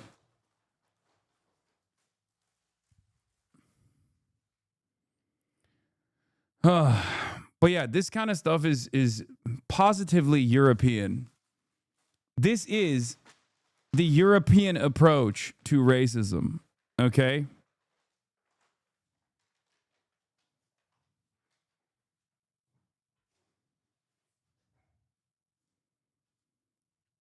Like, it's pretty ridiculous that Europeans have the audacity, the gall to claim that anti-Semitism was exported by Muslims, okay? When one could say it was pretty much invented there and definitely perfected there, okay? But it is remarkable that they're trying to pull this shit in America as well now. Oh, it's the Muslims that brought anti-Semitism to this country. You know, when we did the American Bund movement and Nazis marched on Madison Square Garden, and then the American government also returned Jewish refugee boats back to Nazi Germany. That was a different type of anti-Semitism. When Jews were not allowed to go to college, go to the same colleges that other people were going to, or, get gainful employment in the same places that Christian Anglo-Saxon Protestants were working at. That was anti-Semitism of a different sort. That wasn't even anti-Semitism. That was something totally different, totally separate. Okay? Yeah, that was actually the plague of secret imams running the government all the way until the 1940s. FDR, Fuat, Doğan, Ragıp. That's right. That's his real name. Yeah, he was Mohammedan. Many people don't know this. Yeah, he wasn't just hiding the fact that he had a limp and couldn't walk because of childhood polio. He was hiding the fact that he actually received the light of Allah in his heart. It was a Islamic style anti-Semitism. Yeah, many people are saying this. Robin, this towering menorah here is meant to be a light in dark times, and it was lit on the first night of Hanukkah under heavy guard. Police in New York and in cities across the country are stepping up security for Hanukkah celebrations after the deadly rampage in Australia. The police commissioner here said that attack was no isolated incident, but part of what she called a wider assault on FDR did the first takia in U.S. history. On Jewish life. Organizers of the menorah lighting here are part of the same group that staged the doomed event on Bondi Beach, and they said they would not be cowed into canceling. So the police brought in extra officers, specialized patrols, and heavy weapons teams to fortify the plaza, and that security is going to persist all week for the duration of Hanukkah, the start of the winter holiday season, which this year, George, law enforcement officials say comes with the added threat of heightened violence. George. It sure does. Okay. Also, we got friend of the show, Cameron Kasky, on Jacob Tapper, the ass tapper himself. He joined Jake Tapper tonight to talk about how sacrifice for others is a core tenet in both Judaism and Islam. Let's take a look at what he said. Talk about another response from this administration to the shooting at Brown University, Laura Loomer's response. Because Laura Loomer's response to the shooting at Brown was to scapegoat Muslims and blame it on, quote, jihadi cockroaches infesting our country. Look at Jake's face. He's like, Cameron, I did not bring you onto my broadcast to defend Muslims, okay? You're not supposed to do that. That's only briefly allowed when Donald Trump is shitting on all Somali Americans, okay? That's the only brief window where you are allowed to say something nice about Muslims. That's it. Never before and certainly never after. You missed that window. This is someone with strong influence at the White House, and this is a Jewish person. Well, you know who saved Jewish lives this weekend was a Muslim refugee in Australia named Ahmed. Ahmed was a good guy without a gun. He was an unarmed man who put his life on the line to stop an anti-Semitic terror attack. He was practicing ithar, which is the Islamic principle of selflessness and sacrifice. And these are values shared by Judaism and Islam. Quran. He's a quirked out white boy right there. Oh my God. Oh my God. Hit him with the surahs? What the hell, dude? Yeah, he's reading. Yeah, guess what? In the name of Allah, read. That was the first thing Allah told the Prophet Muhammad, peace be upon him, to do. Okay? That's right. Reading, also Muslimic. Many people don't know this. But reading, also a Muslimic principle.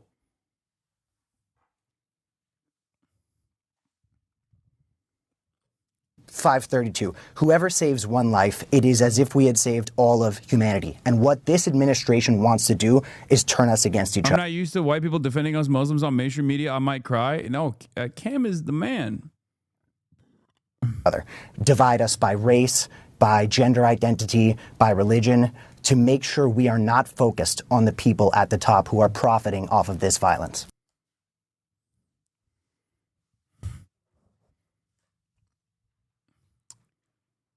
Where did the shooter hide a gun? In Brown? I have no idea. But we apparently don't have enough fucking videos of the shooter after the incident anyway, so who knows?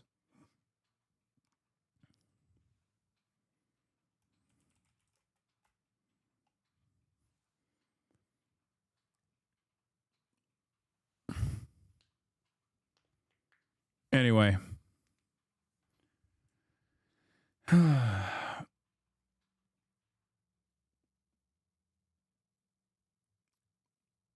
Yeah, better question. Not where the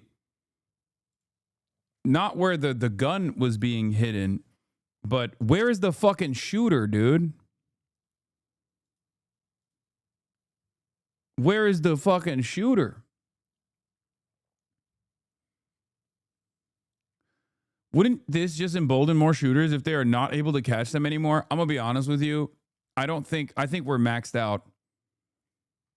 Like, I think whether they catch this one or don't catch this one, I don't think you can embolden someone who is invested in doing a mass shooting in the United States of America any further. I mean, what's going to happen? Instead of one mass shooting a day, we're going to have two? Is that what's going to happen? Because at this point, it's just like it's every other day. They're maximum emboldened anyway. And it's not like they... In many circumstances, it's not like death or prosecution is the reason why they stop themselves from engaging in such heinous acts.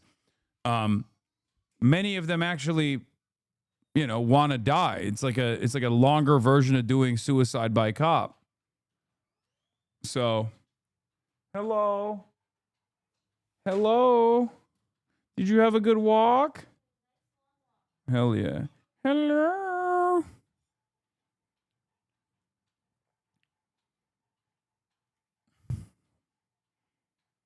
Okay. There were two the day Charlie got killed. That's true. There was another. Oh, no.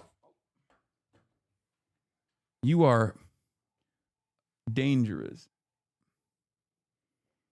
I gave you a high five when you adjusted the focus there. Yeah, the focus is fucked up again. It's always fucked up. Check out Candace Owens. She tweeted about the meeting. Wait, I want to see. Where? Send me the link.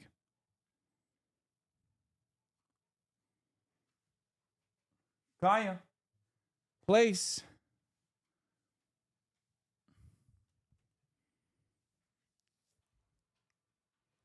I never figured out what the alien light was. But you guys got to link me the Candace Owens tweet because I'm blocked by her. She said, Erica and I had an extremely productive 4.5-hour meeting that I think we both feel should have taken place a lot earlier than it did. We agreed much more than I had anticipated. Of course, we also disagreed on various points and people as well. Most importantly, we were able to share intel and clarify intent. I will, of course, have a full rundown for you all tomorrow as I'm currently exhausted, but I wanted to quickly let you guys know that absolutely nothing was held back, and the immediate result was tensions were thawed. Girl, you had the book club group in shambles. Next 2 weeks of content confirmed. I don't know. I don't know what they're... Maybe she's compromised now. Maybe she will also be an agent of Israel. They both agreed they need to make money off. Yeah. They both agreed they love one thing more than anything else, and that is making money off of Charlie's Kirk.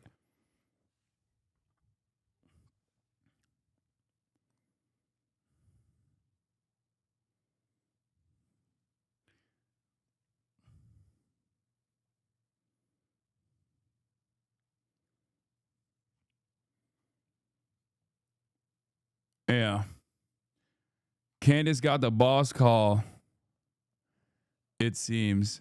Wait, there was another thing that I wanted to show you guys. Oh, in a sea of all this horrible shit, here is a shining moment of positivity. Adapt revealed that FaZe Apex, who is Palestinian, for those of you who don't know, famously put me in contact with Norm Finkelstein, even though we never ended up doing that collaboration. Shouts out to FaZe Apex. Shouts out to Adapt. But FaZe Apex sent him videos of the kids in Gaza that he donated $40K to during the FaZe Subathon and was grateful to be able to help the school and the kids. Bro, there's a bunch of videos, Something a bunch here of is photos. happening with Israel. A gathering, a sweet corner, and a taste everyone has missed.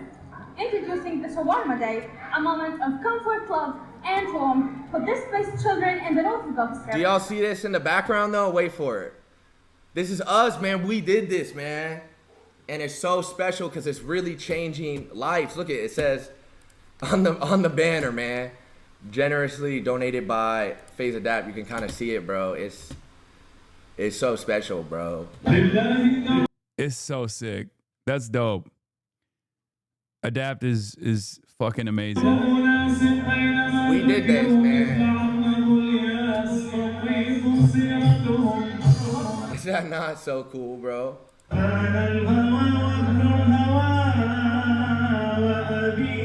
Shout out to the vlog, man, and everyone who's a part of that, who made that possible.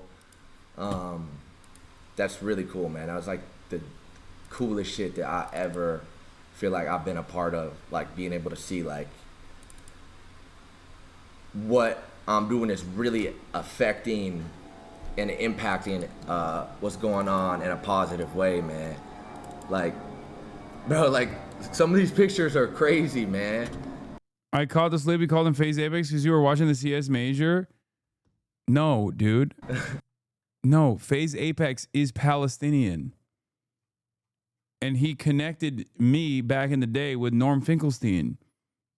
And FaZe Apex is the one who sent him the videos of the kids in Gaza to FaZe Adapt. This video of the kids in Gaza. It's a different FaZe content creator. One of the OG FaZe guys. This is Adapt. Like, how did FaZe Apex know Norm? Because he's Palestinian, brother. That's what it is.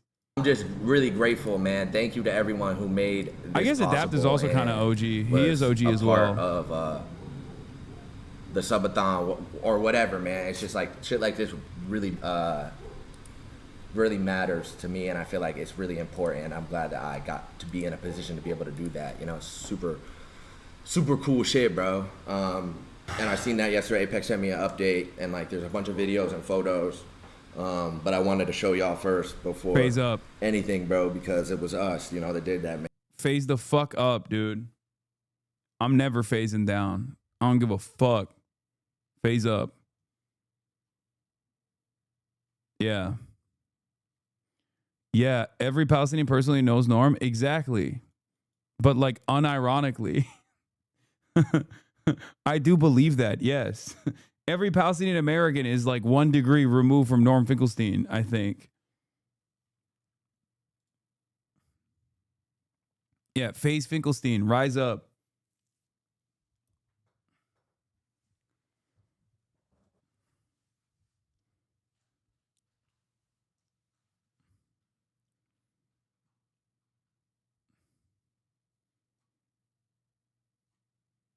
Is there someone every Turkish person knows? No. Eric Adams.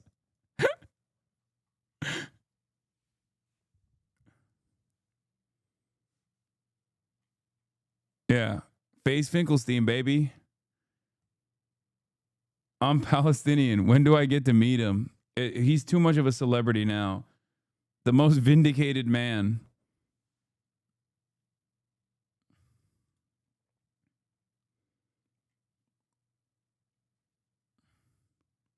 How has Norm Finkelstein been on Candace Owens and not on your broadcast? Because I'm washed. He's avoiding me. No, it's just, I kind of gave up a while ago. I gave up a while ago because the man doesn't even have he only has a landline, dude.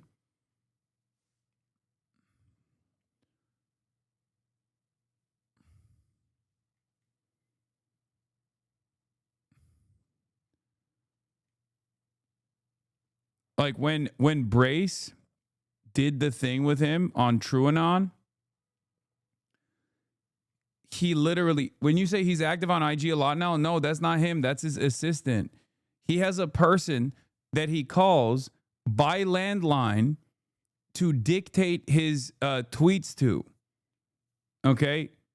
That's like a person that does all of that correspondence for him. I've talked to that person. You guys, I'm telling you right now, when TrueAnon did the podcast episode with Norm, they went to his house. Brace told me at some point Norm had to literally disconnect his landline because his phone kept going off, which is the only mode of correspondence you can have unless you see him personally in the real world.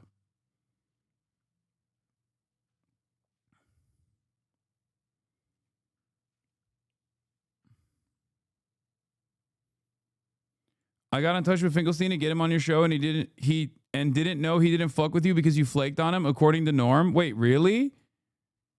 I did not flake on him. What the fuck? I can't tell if you're fucking around or not. Wait, actually, he said that?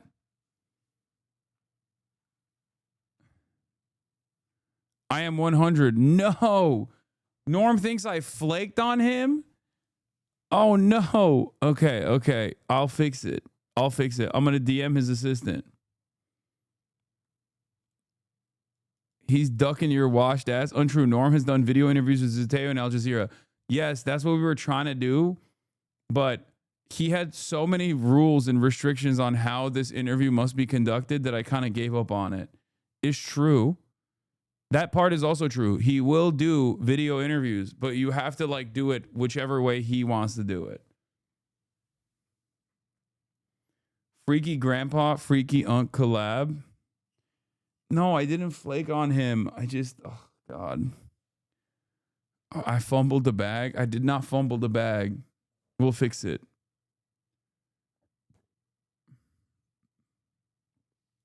The NDP just disqualified a leadership candidate by claiming Norm's work is anti-Semitic. Ugh.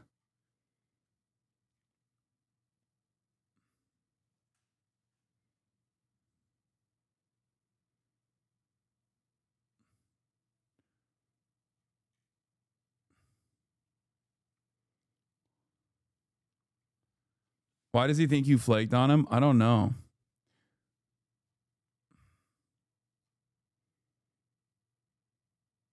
Can't believe you did this to FaZe Finkelstein. What happened to never phasing down is true. It's true. Is my fault. I'll take ownership. Generational fumble. I'll take ownership over that. Okay. FaZe Fink. I'm so sorry. Oh, Tommy Lauren has established her fucking battle lines in the Candace Owens ship, by the way. I understand why she'd want to take this meeting because she wants to put it to rest. Yeah. And I understand because I think she's discovered by now that it's not going away anytime soon. I personally, if I were her, I wouldn't do the meeting. I wouldn't give this other person any content because that's what this person is going to use it for, content. Because when you have... She's so jealous. every day of the week, she has to remind herself that Candace Owens is everything she could have been, but she went the Fox News route, and then they back-pocketed her in the back rooms of Fox Nation. Young talent, young enterprising talent on the Republican side. At the same time that I was blowing up, she was fucking explosive. She was blowing the fuck up. Okay? I'm unashamed to admit that a big part of my early viral moments was dunking on Tomi Lahren over and over and over again. And then she had an astronomical fall off and fizzled out because she went the traditional media route. Part of that was because she also came out and had a unique moment of sincerity where she said, you know, women should be able to have the choice to get an abortion, which is ironic because her position is literally the normal position and her position is the popular position in the Republican Party now. But at the time, the Republicans were like, how dare you say that?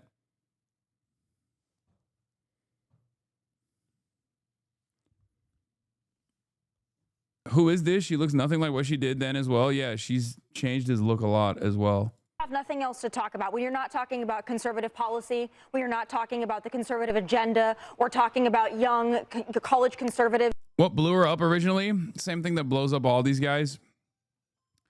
Whatever the most significant racist flavor of the month is.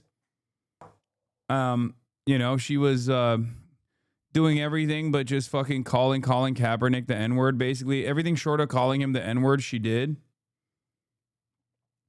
That was like a big thing for her. Yeah, she blew up on Facebook, and so did I. It was just a lot of fucking racist rage bait. Yeah, all the OG HasanAbi heads know me from that. Yeah, that's how I discovered your videos on Facebook talking about her funny grill ass.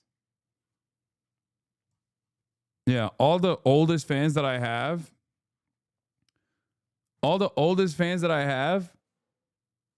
are from that era. This is not even it. Like this isn't even it. I'm talking like 2017, 2018. Yeah. Tomi Lahren, Kaepernick turned NFL workout into a circus. This is when they back-pocketed her.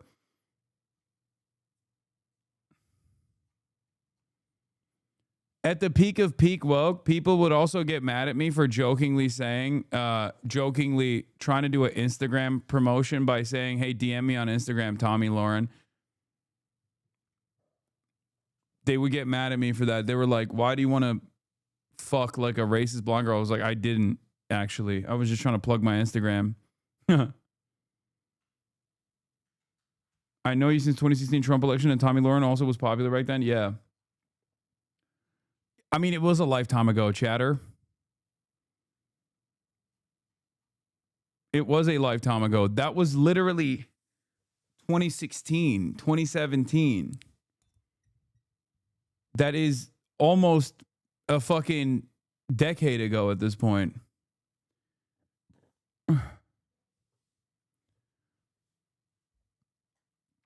Norm talks to Clandis. Ansar Allah talks to Hinkle. Pezeshkian talks to Tucker. Bro, maybe the left does something wrong and all revolutionaries choose right-wing amplification. Shaking my head. I like that you put Norm Finkelstein next to Ansar Allah and next to Pezeshkian. That's insane.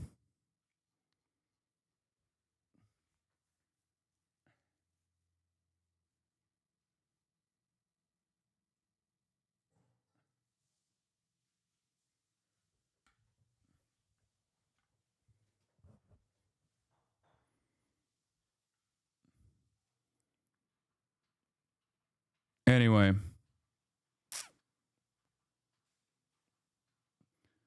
Almost 10 years. A fan is crazy. We need to have a 10-year event for your career and fans like a recap. Where's Little Bear? Fuck you. It was 3 years ago. It was 2019.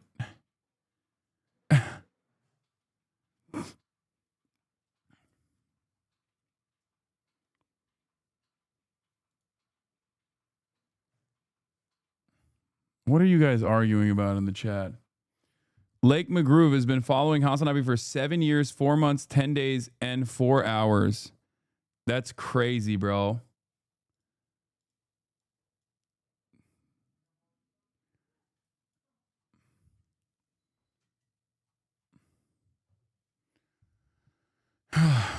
God damn, I have some old ass fucking followers.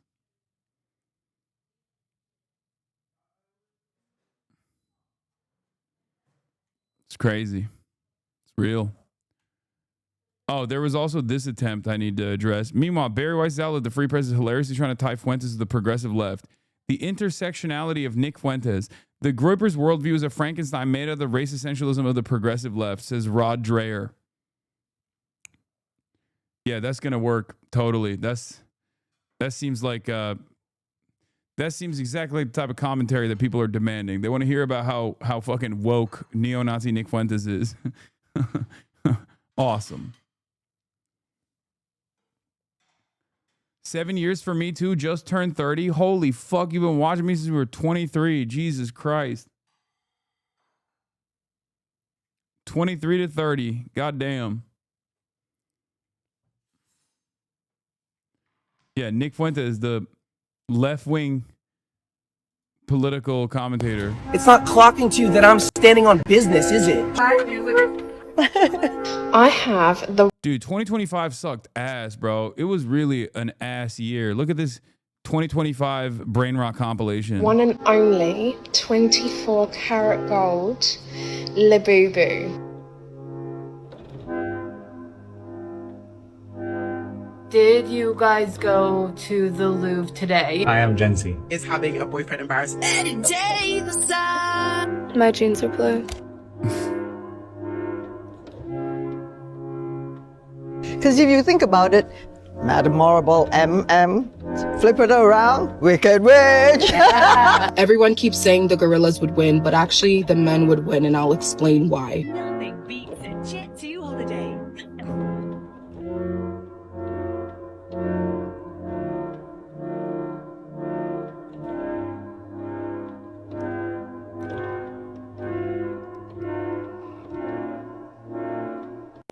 It's not. Of course, America-centric. I mean, it didn't even cover a fraction of the fucking memes, even in the United States of America, chatter. What do you mean? Like, it's all right. Speaking of 2025 sucking, how are your predictions holding up? Well, since we're nearing that time of the year, I think we should look at some of my predictions. That fish was at my island. How do you guys know about that? Where did I put them, though? I don't even know where they are. Where are my fucking predictions? Is it on my documents? Yeah, I know, but I don't know where it is. Yeah. Okay, someone in the chat must have posted it on, updates. Okay, there it is. The updates account did.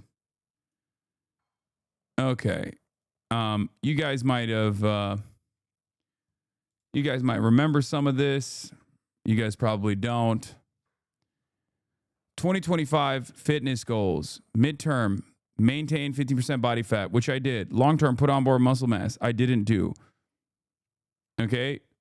BP, be able to 225 15 times. Couldn't do that. Not 15 times. Can do it 10 times. Deadlift. That was the bench press goal. Deadlift. Be able to 1 rep max 555. I think I can do that. I'm not sure. Squat 315 for 12. Can't do that. Basketball. Increase vert. Become more explosive. Dunk consistently / in a game. Literally all of that is happened in the exact opposite direction. I have lost vertical and lost an ankle. I basically broke both of my ankles throughout numerous parts of the year. Focus on recovery, strengthening lower body, avoid injuries. Wow. Do combat sport. Didn't do that. Dancing lessons with other content creators on stream. Didn't do that. Content goals. Be more in tune with viral things happening. TikTok. Well, I guess I did become viral, but not in the way that I wanted to.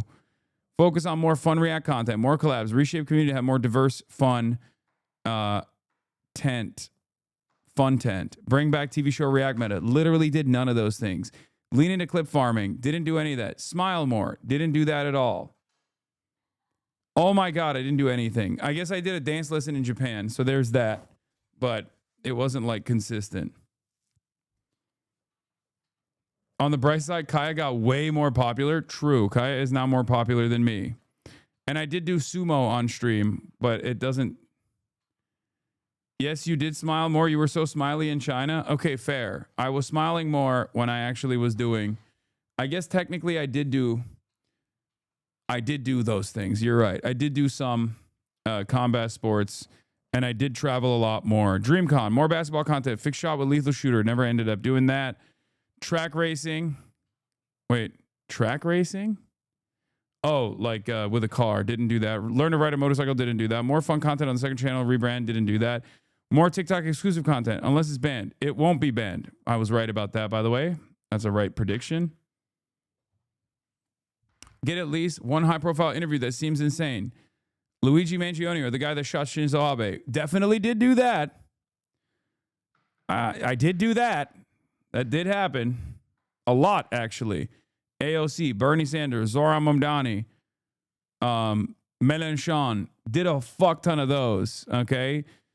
Swim with the fishes to defeat your fears. Didn't do that. More community content. Okay, buddy, twice a month. Chad Vice monthly. More Chad Vice. We did do that.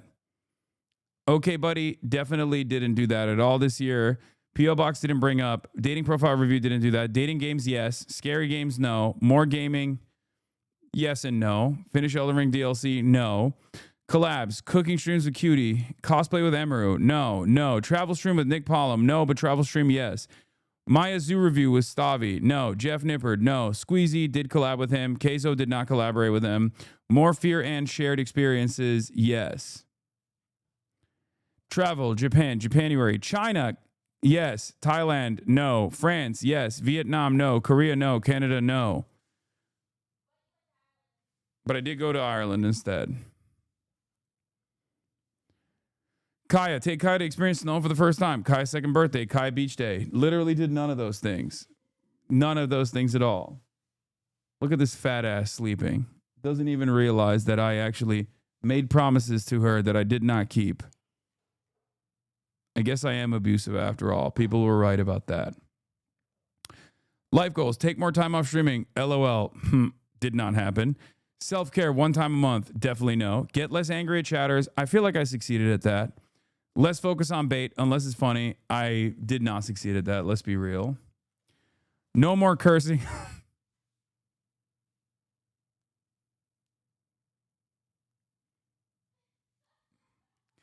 No more cursing. Generate more positive vibes. Have people be more charitable to you. PR year continues. Hire a PA.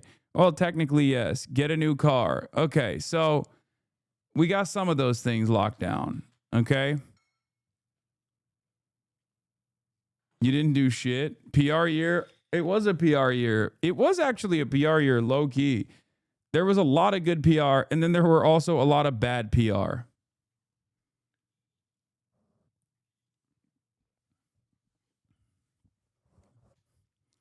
I say no more cursing every year. Don't take that seriously. But now we get to the good stuff. 2025 predictions. If you watch your old streams, you were way more grumpy. I was also way happier on my old streams too, though. My highs were high, my lows were low. Now it's just more like neutral and then negative.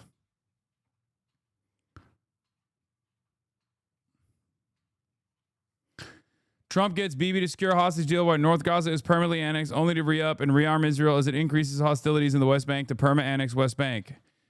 Check. Aggressive prosecution in direct violation of the First Amendment over pro-Palestinian sentiment. Worse than even Brandon. Check. Mamala writes her book. It sucks. Everyone makes fun of her. Career over. Check. No lib resistance this time. Trump and Trumpian far-right politics are now the norm. Check. Institutions that previously would present themselves as liberal now behave openly and outwardly right-wing. Check. Trump and Elon fallout. Crash and burn. Check. Oh, this part was wrong. I said it's because they're thin-skinned. I was right, but I said China. Elon's connections to China, not necessarily. That wasn't the reason. Mass deportation initiatives are started, but never reached the numbers Trump promises since it's quite negatively impactful on the economy. Check. More celebrities are openly Trump. Check. TikTok doesn't get banned. Check. Benjamin Netanyahu doesn't get locked up by the ICC. Trump will go to great lengths to protect Israel. Check. Trump sucks. Will cause the right-wing content market to continue growing, but will set the stage for their inevitable demise. Check. Holy fuck, dude.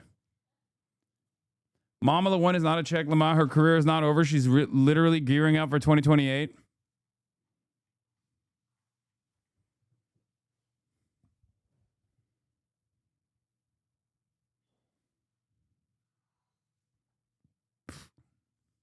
Okay. Sure.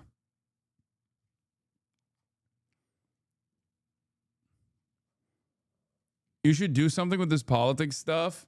Yeah, you're right. I feel like I nailed a lot of this stuff. I should maybe think about doing politics. I would love to see an Asmongold try to tackle one of these things. Like, what are his political predictions for 2026? You know, boobs will get bigger in video games.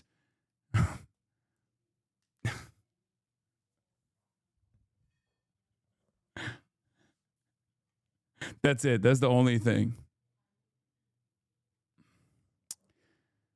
At least one massively consequential natural disaster. Check. We are, I mean, more than that, of course. We are fully gearing up for war with China. Liberals who previously critiqued Trump will defend him on his initiatives in this direction. Yes and no. I mean, yes, but also, I guess like with respect to the tariffs, they didn't really do that, but everything else they did.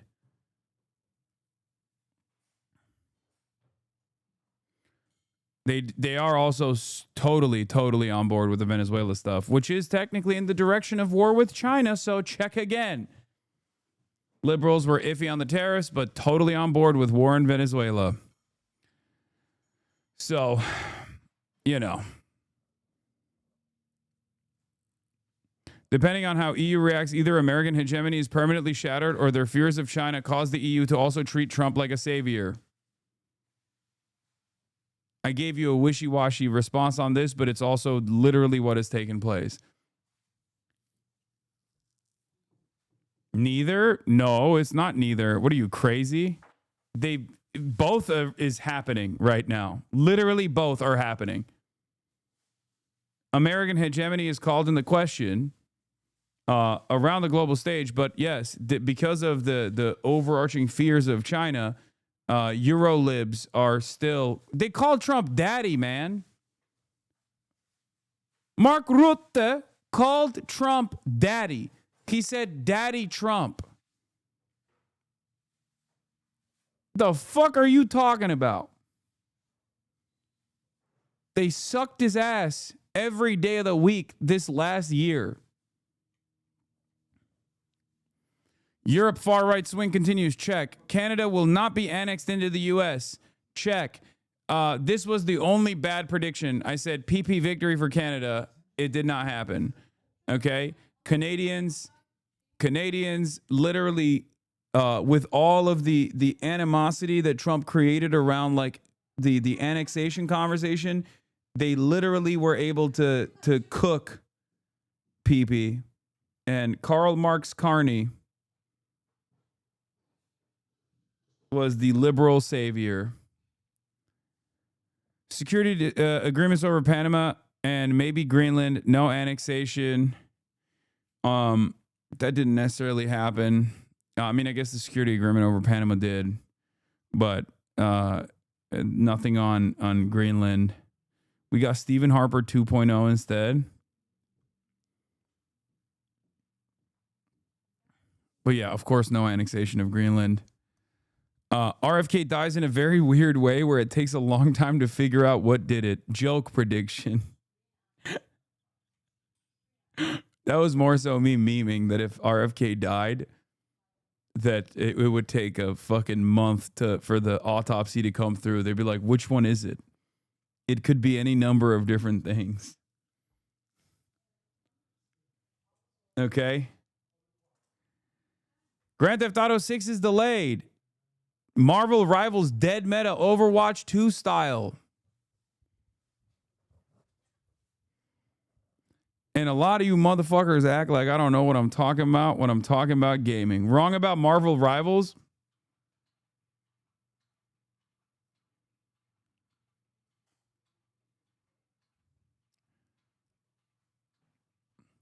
Packwatch, Joe Brandon, Nancy Pelosi, Mitch McConnell already dead. Well, I got 1 out of 3. And Joe Brandon did literally get ass cancer, so close enough.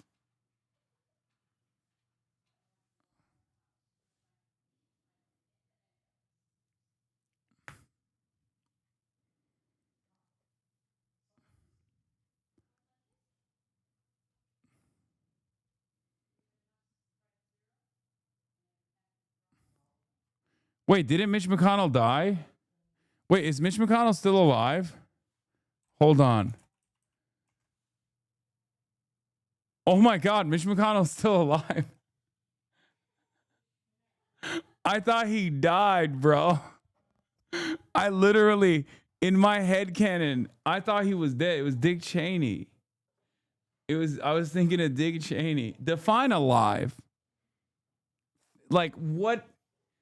Are you really alive at this point? Like, is Joe Brandon actually alive? We don't know. Is Nancy Pelosi actually alive? We don't know. Is Mitch McConnell actually alive? We don't know. Like, we're assuming that these guys are alive, but I don't think they are. Bro, we get our news from you. Okay, bitch, look at this, okay? This is the reason why you come to me for reliable analysis. Not this. I literally saw a clip of him today. I want to give President Trump credit for backing Israel. Okay, let me tell you something, okay? I'm sorry, but am I wrong? Is he really alive?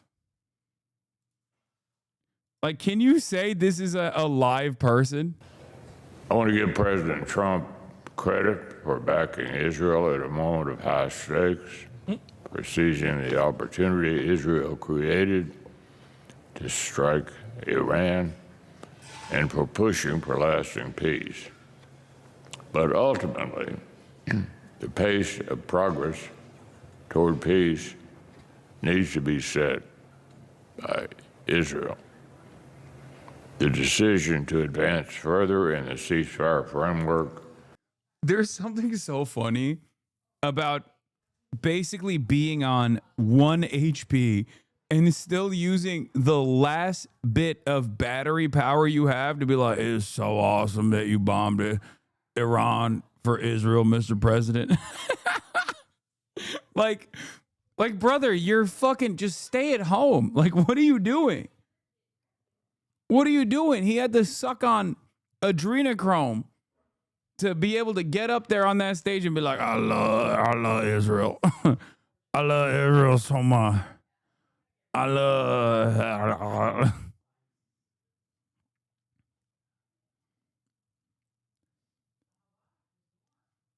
It just doesn't make sense. You're basically dead. And with the remaining juice you have in the body, you're still like, nah, I gotta Israel. I'm Israel high. Should be Israel's to make.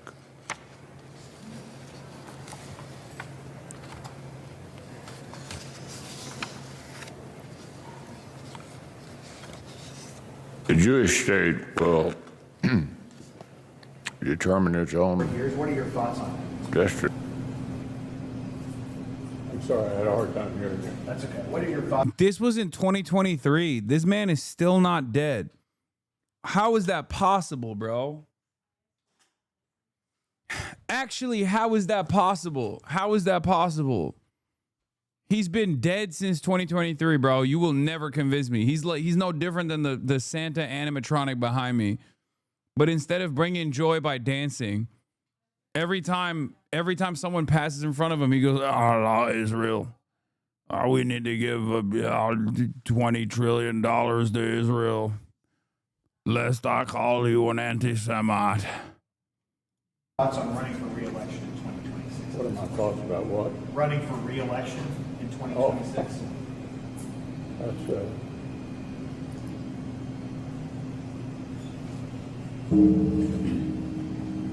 Did you hear the question, Senator? Running for re-election in 2026? All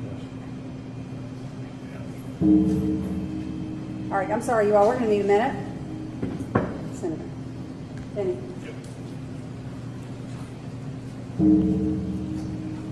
Mitch McConnell, your days are numbered. Your time has come and passed. HasanAbi live production, you got to do this more in 2026. True.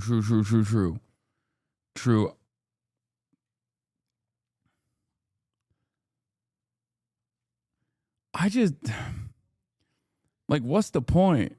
What's the fucking point? Why? I don't understand why you are so aggressively holding on to whatever crumb of power you have when you can't even fucking, like, recognize it, you know? Why did you change your setup? What, isn't it nicer?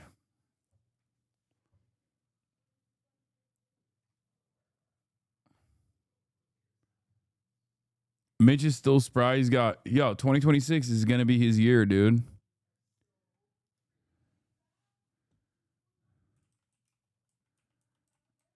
Let's revisit some of the predictions I made in the beginning of this year.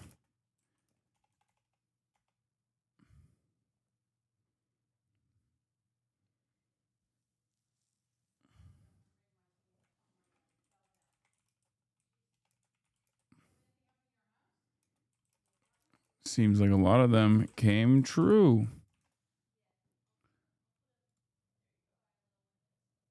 Anyway.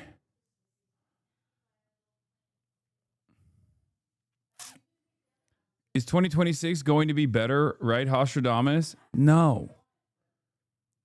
Why would it be better?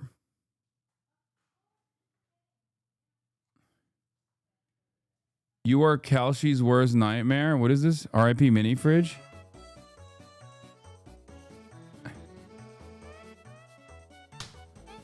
Oh yeah, I had a little baby what about fridge. RCTA? Race change to another?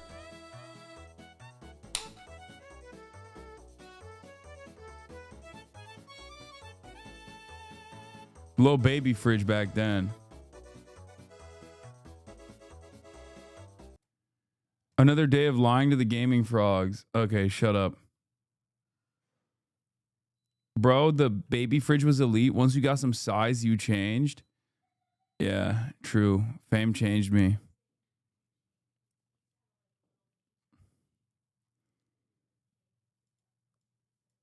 The baby fridge was goated. I could only keep like 4 beverages in there though. It was kind of shit. You went twink to twonk? Thank you.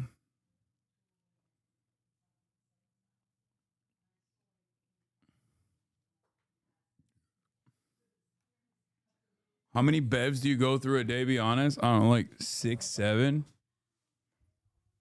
God, I hate myself.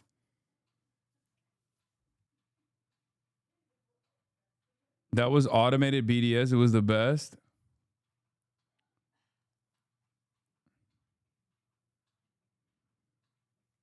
You need a soda stream? Okay, dude.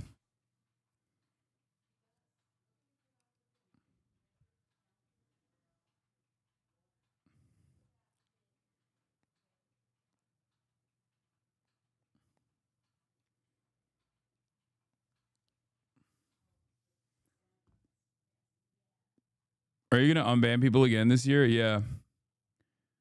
We'll do a unbanning. We'll do an unban stream. When are you doing 2026 predictions? I don't know. Soon. If we can, let's switch gears. Want to get to a few topics with you. Charlie Kirk's widow, Erica Kirk, is planning. Are you going to do worst tweets of the year? I do want to do that. I do want to do that.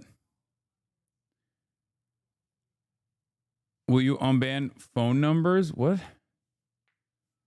What does that mean? Phone numbers? Please do. I got banned from my other account. I'm going to do banana peels this week at some point. But for now, I'm tired. Okay? So that's all I'm going to do for today. I know everybody gets mad and says, "Oh my God, you're not playing video games tonight." But it's another day. Yeah, I got my mom is in the background saying, "You're sick. You can take some time off." He's right. All right. Chatter is trickling and it's broken the whole time.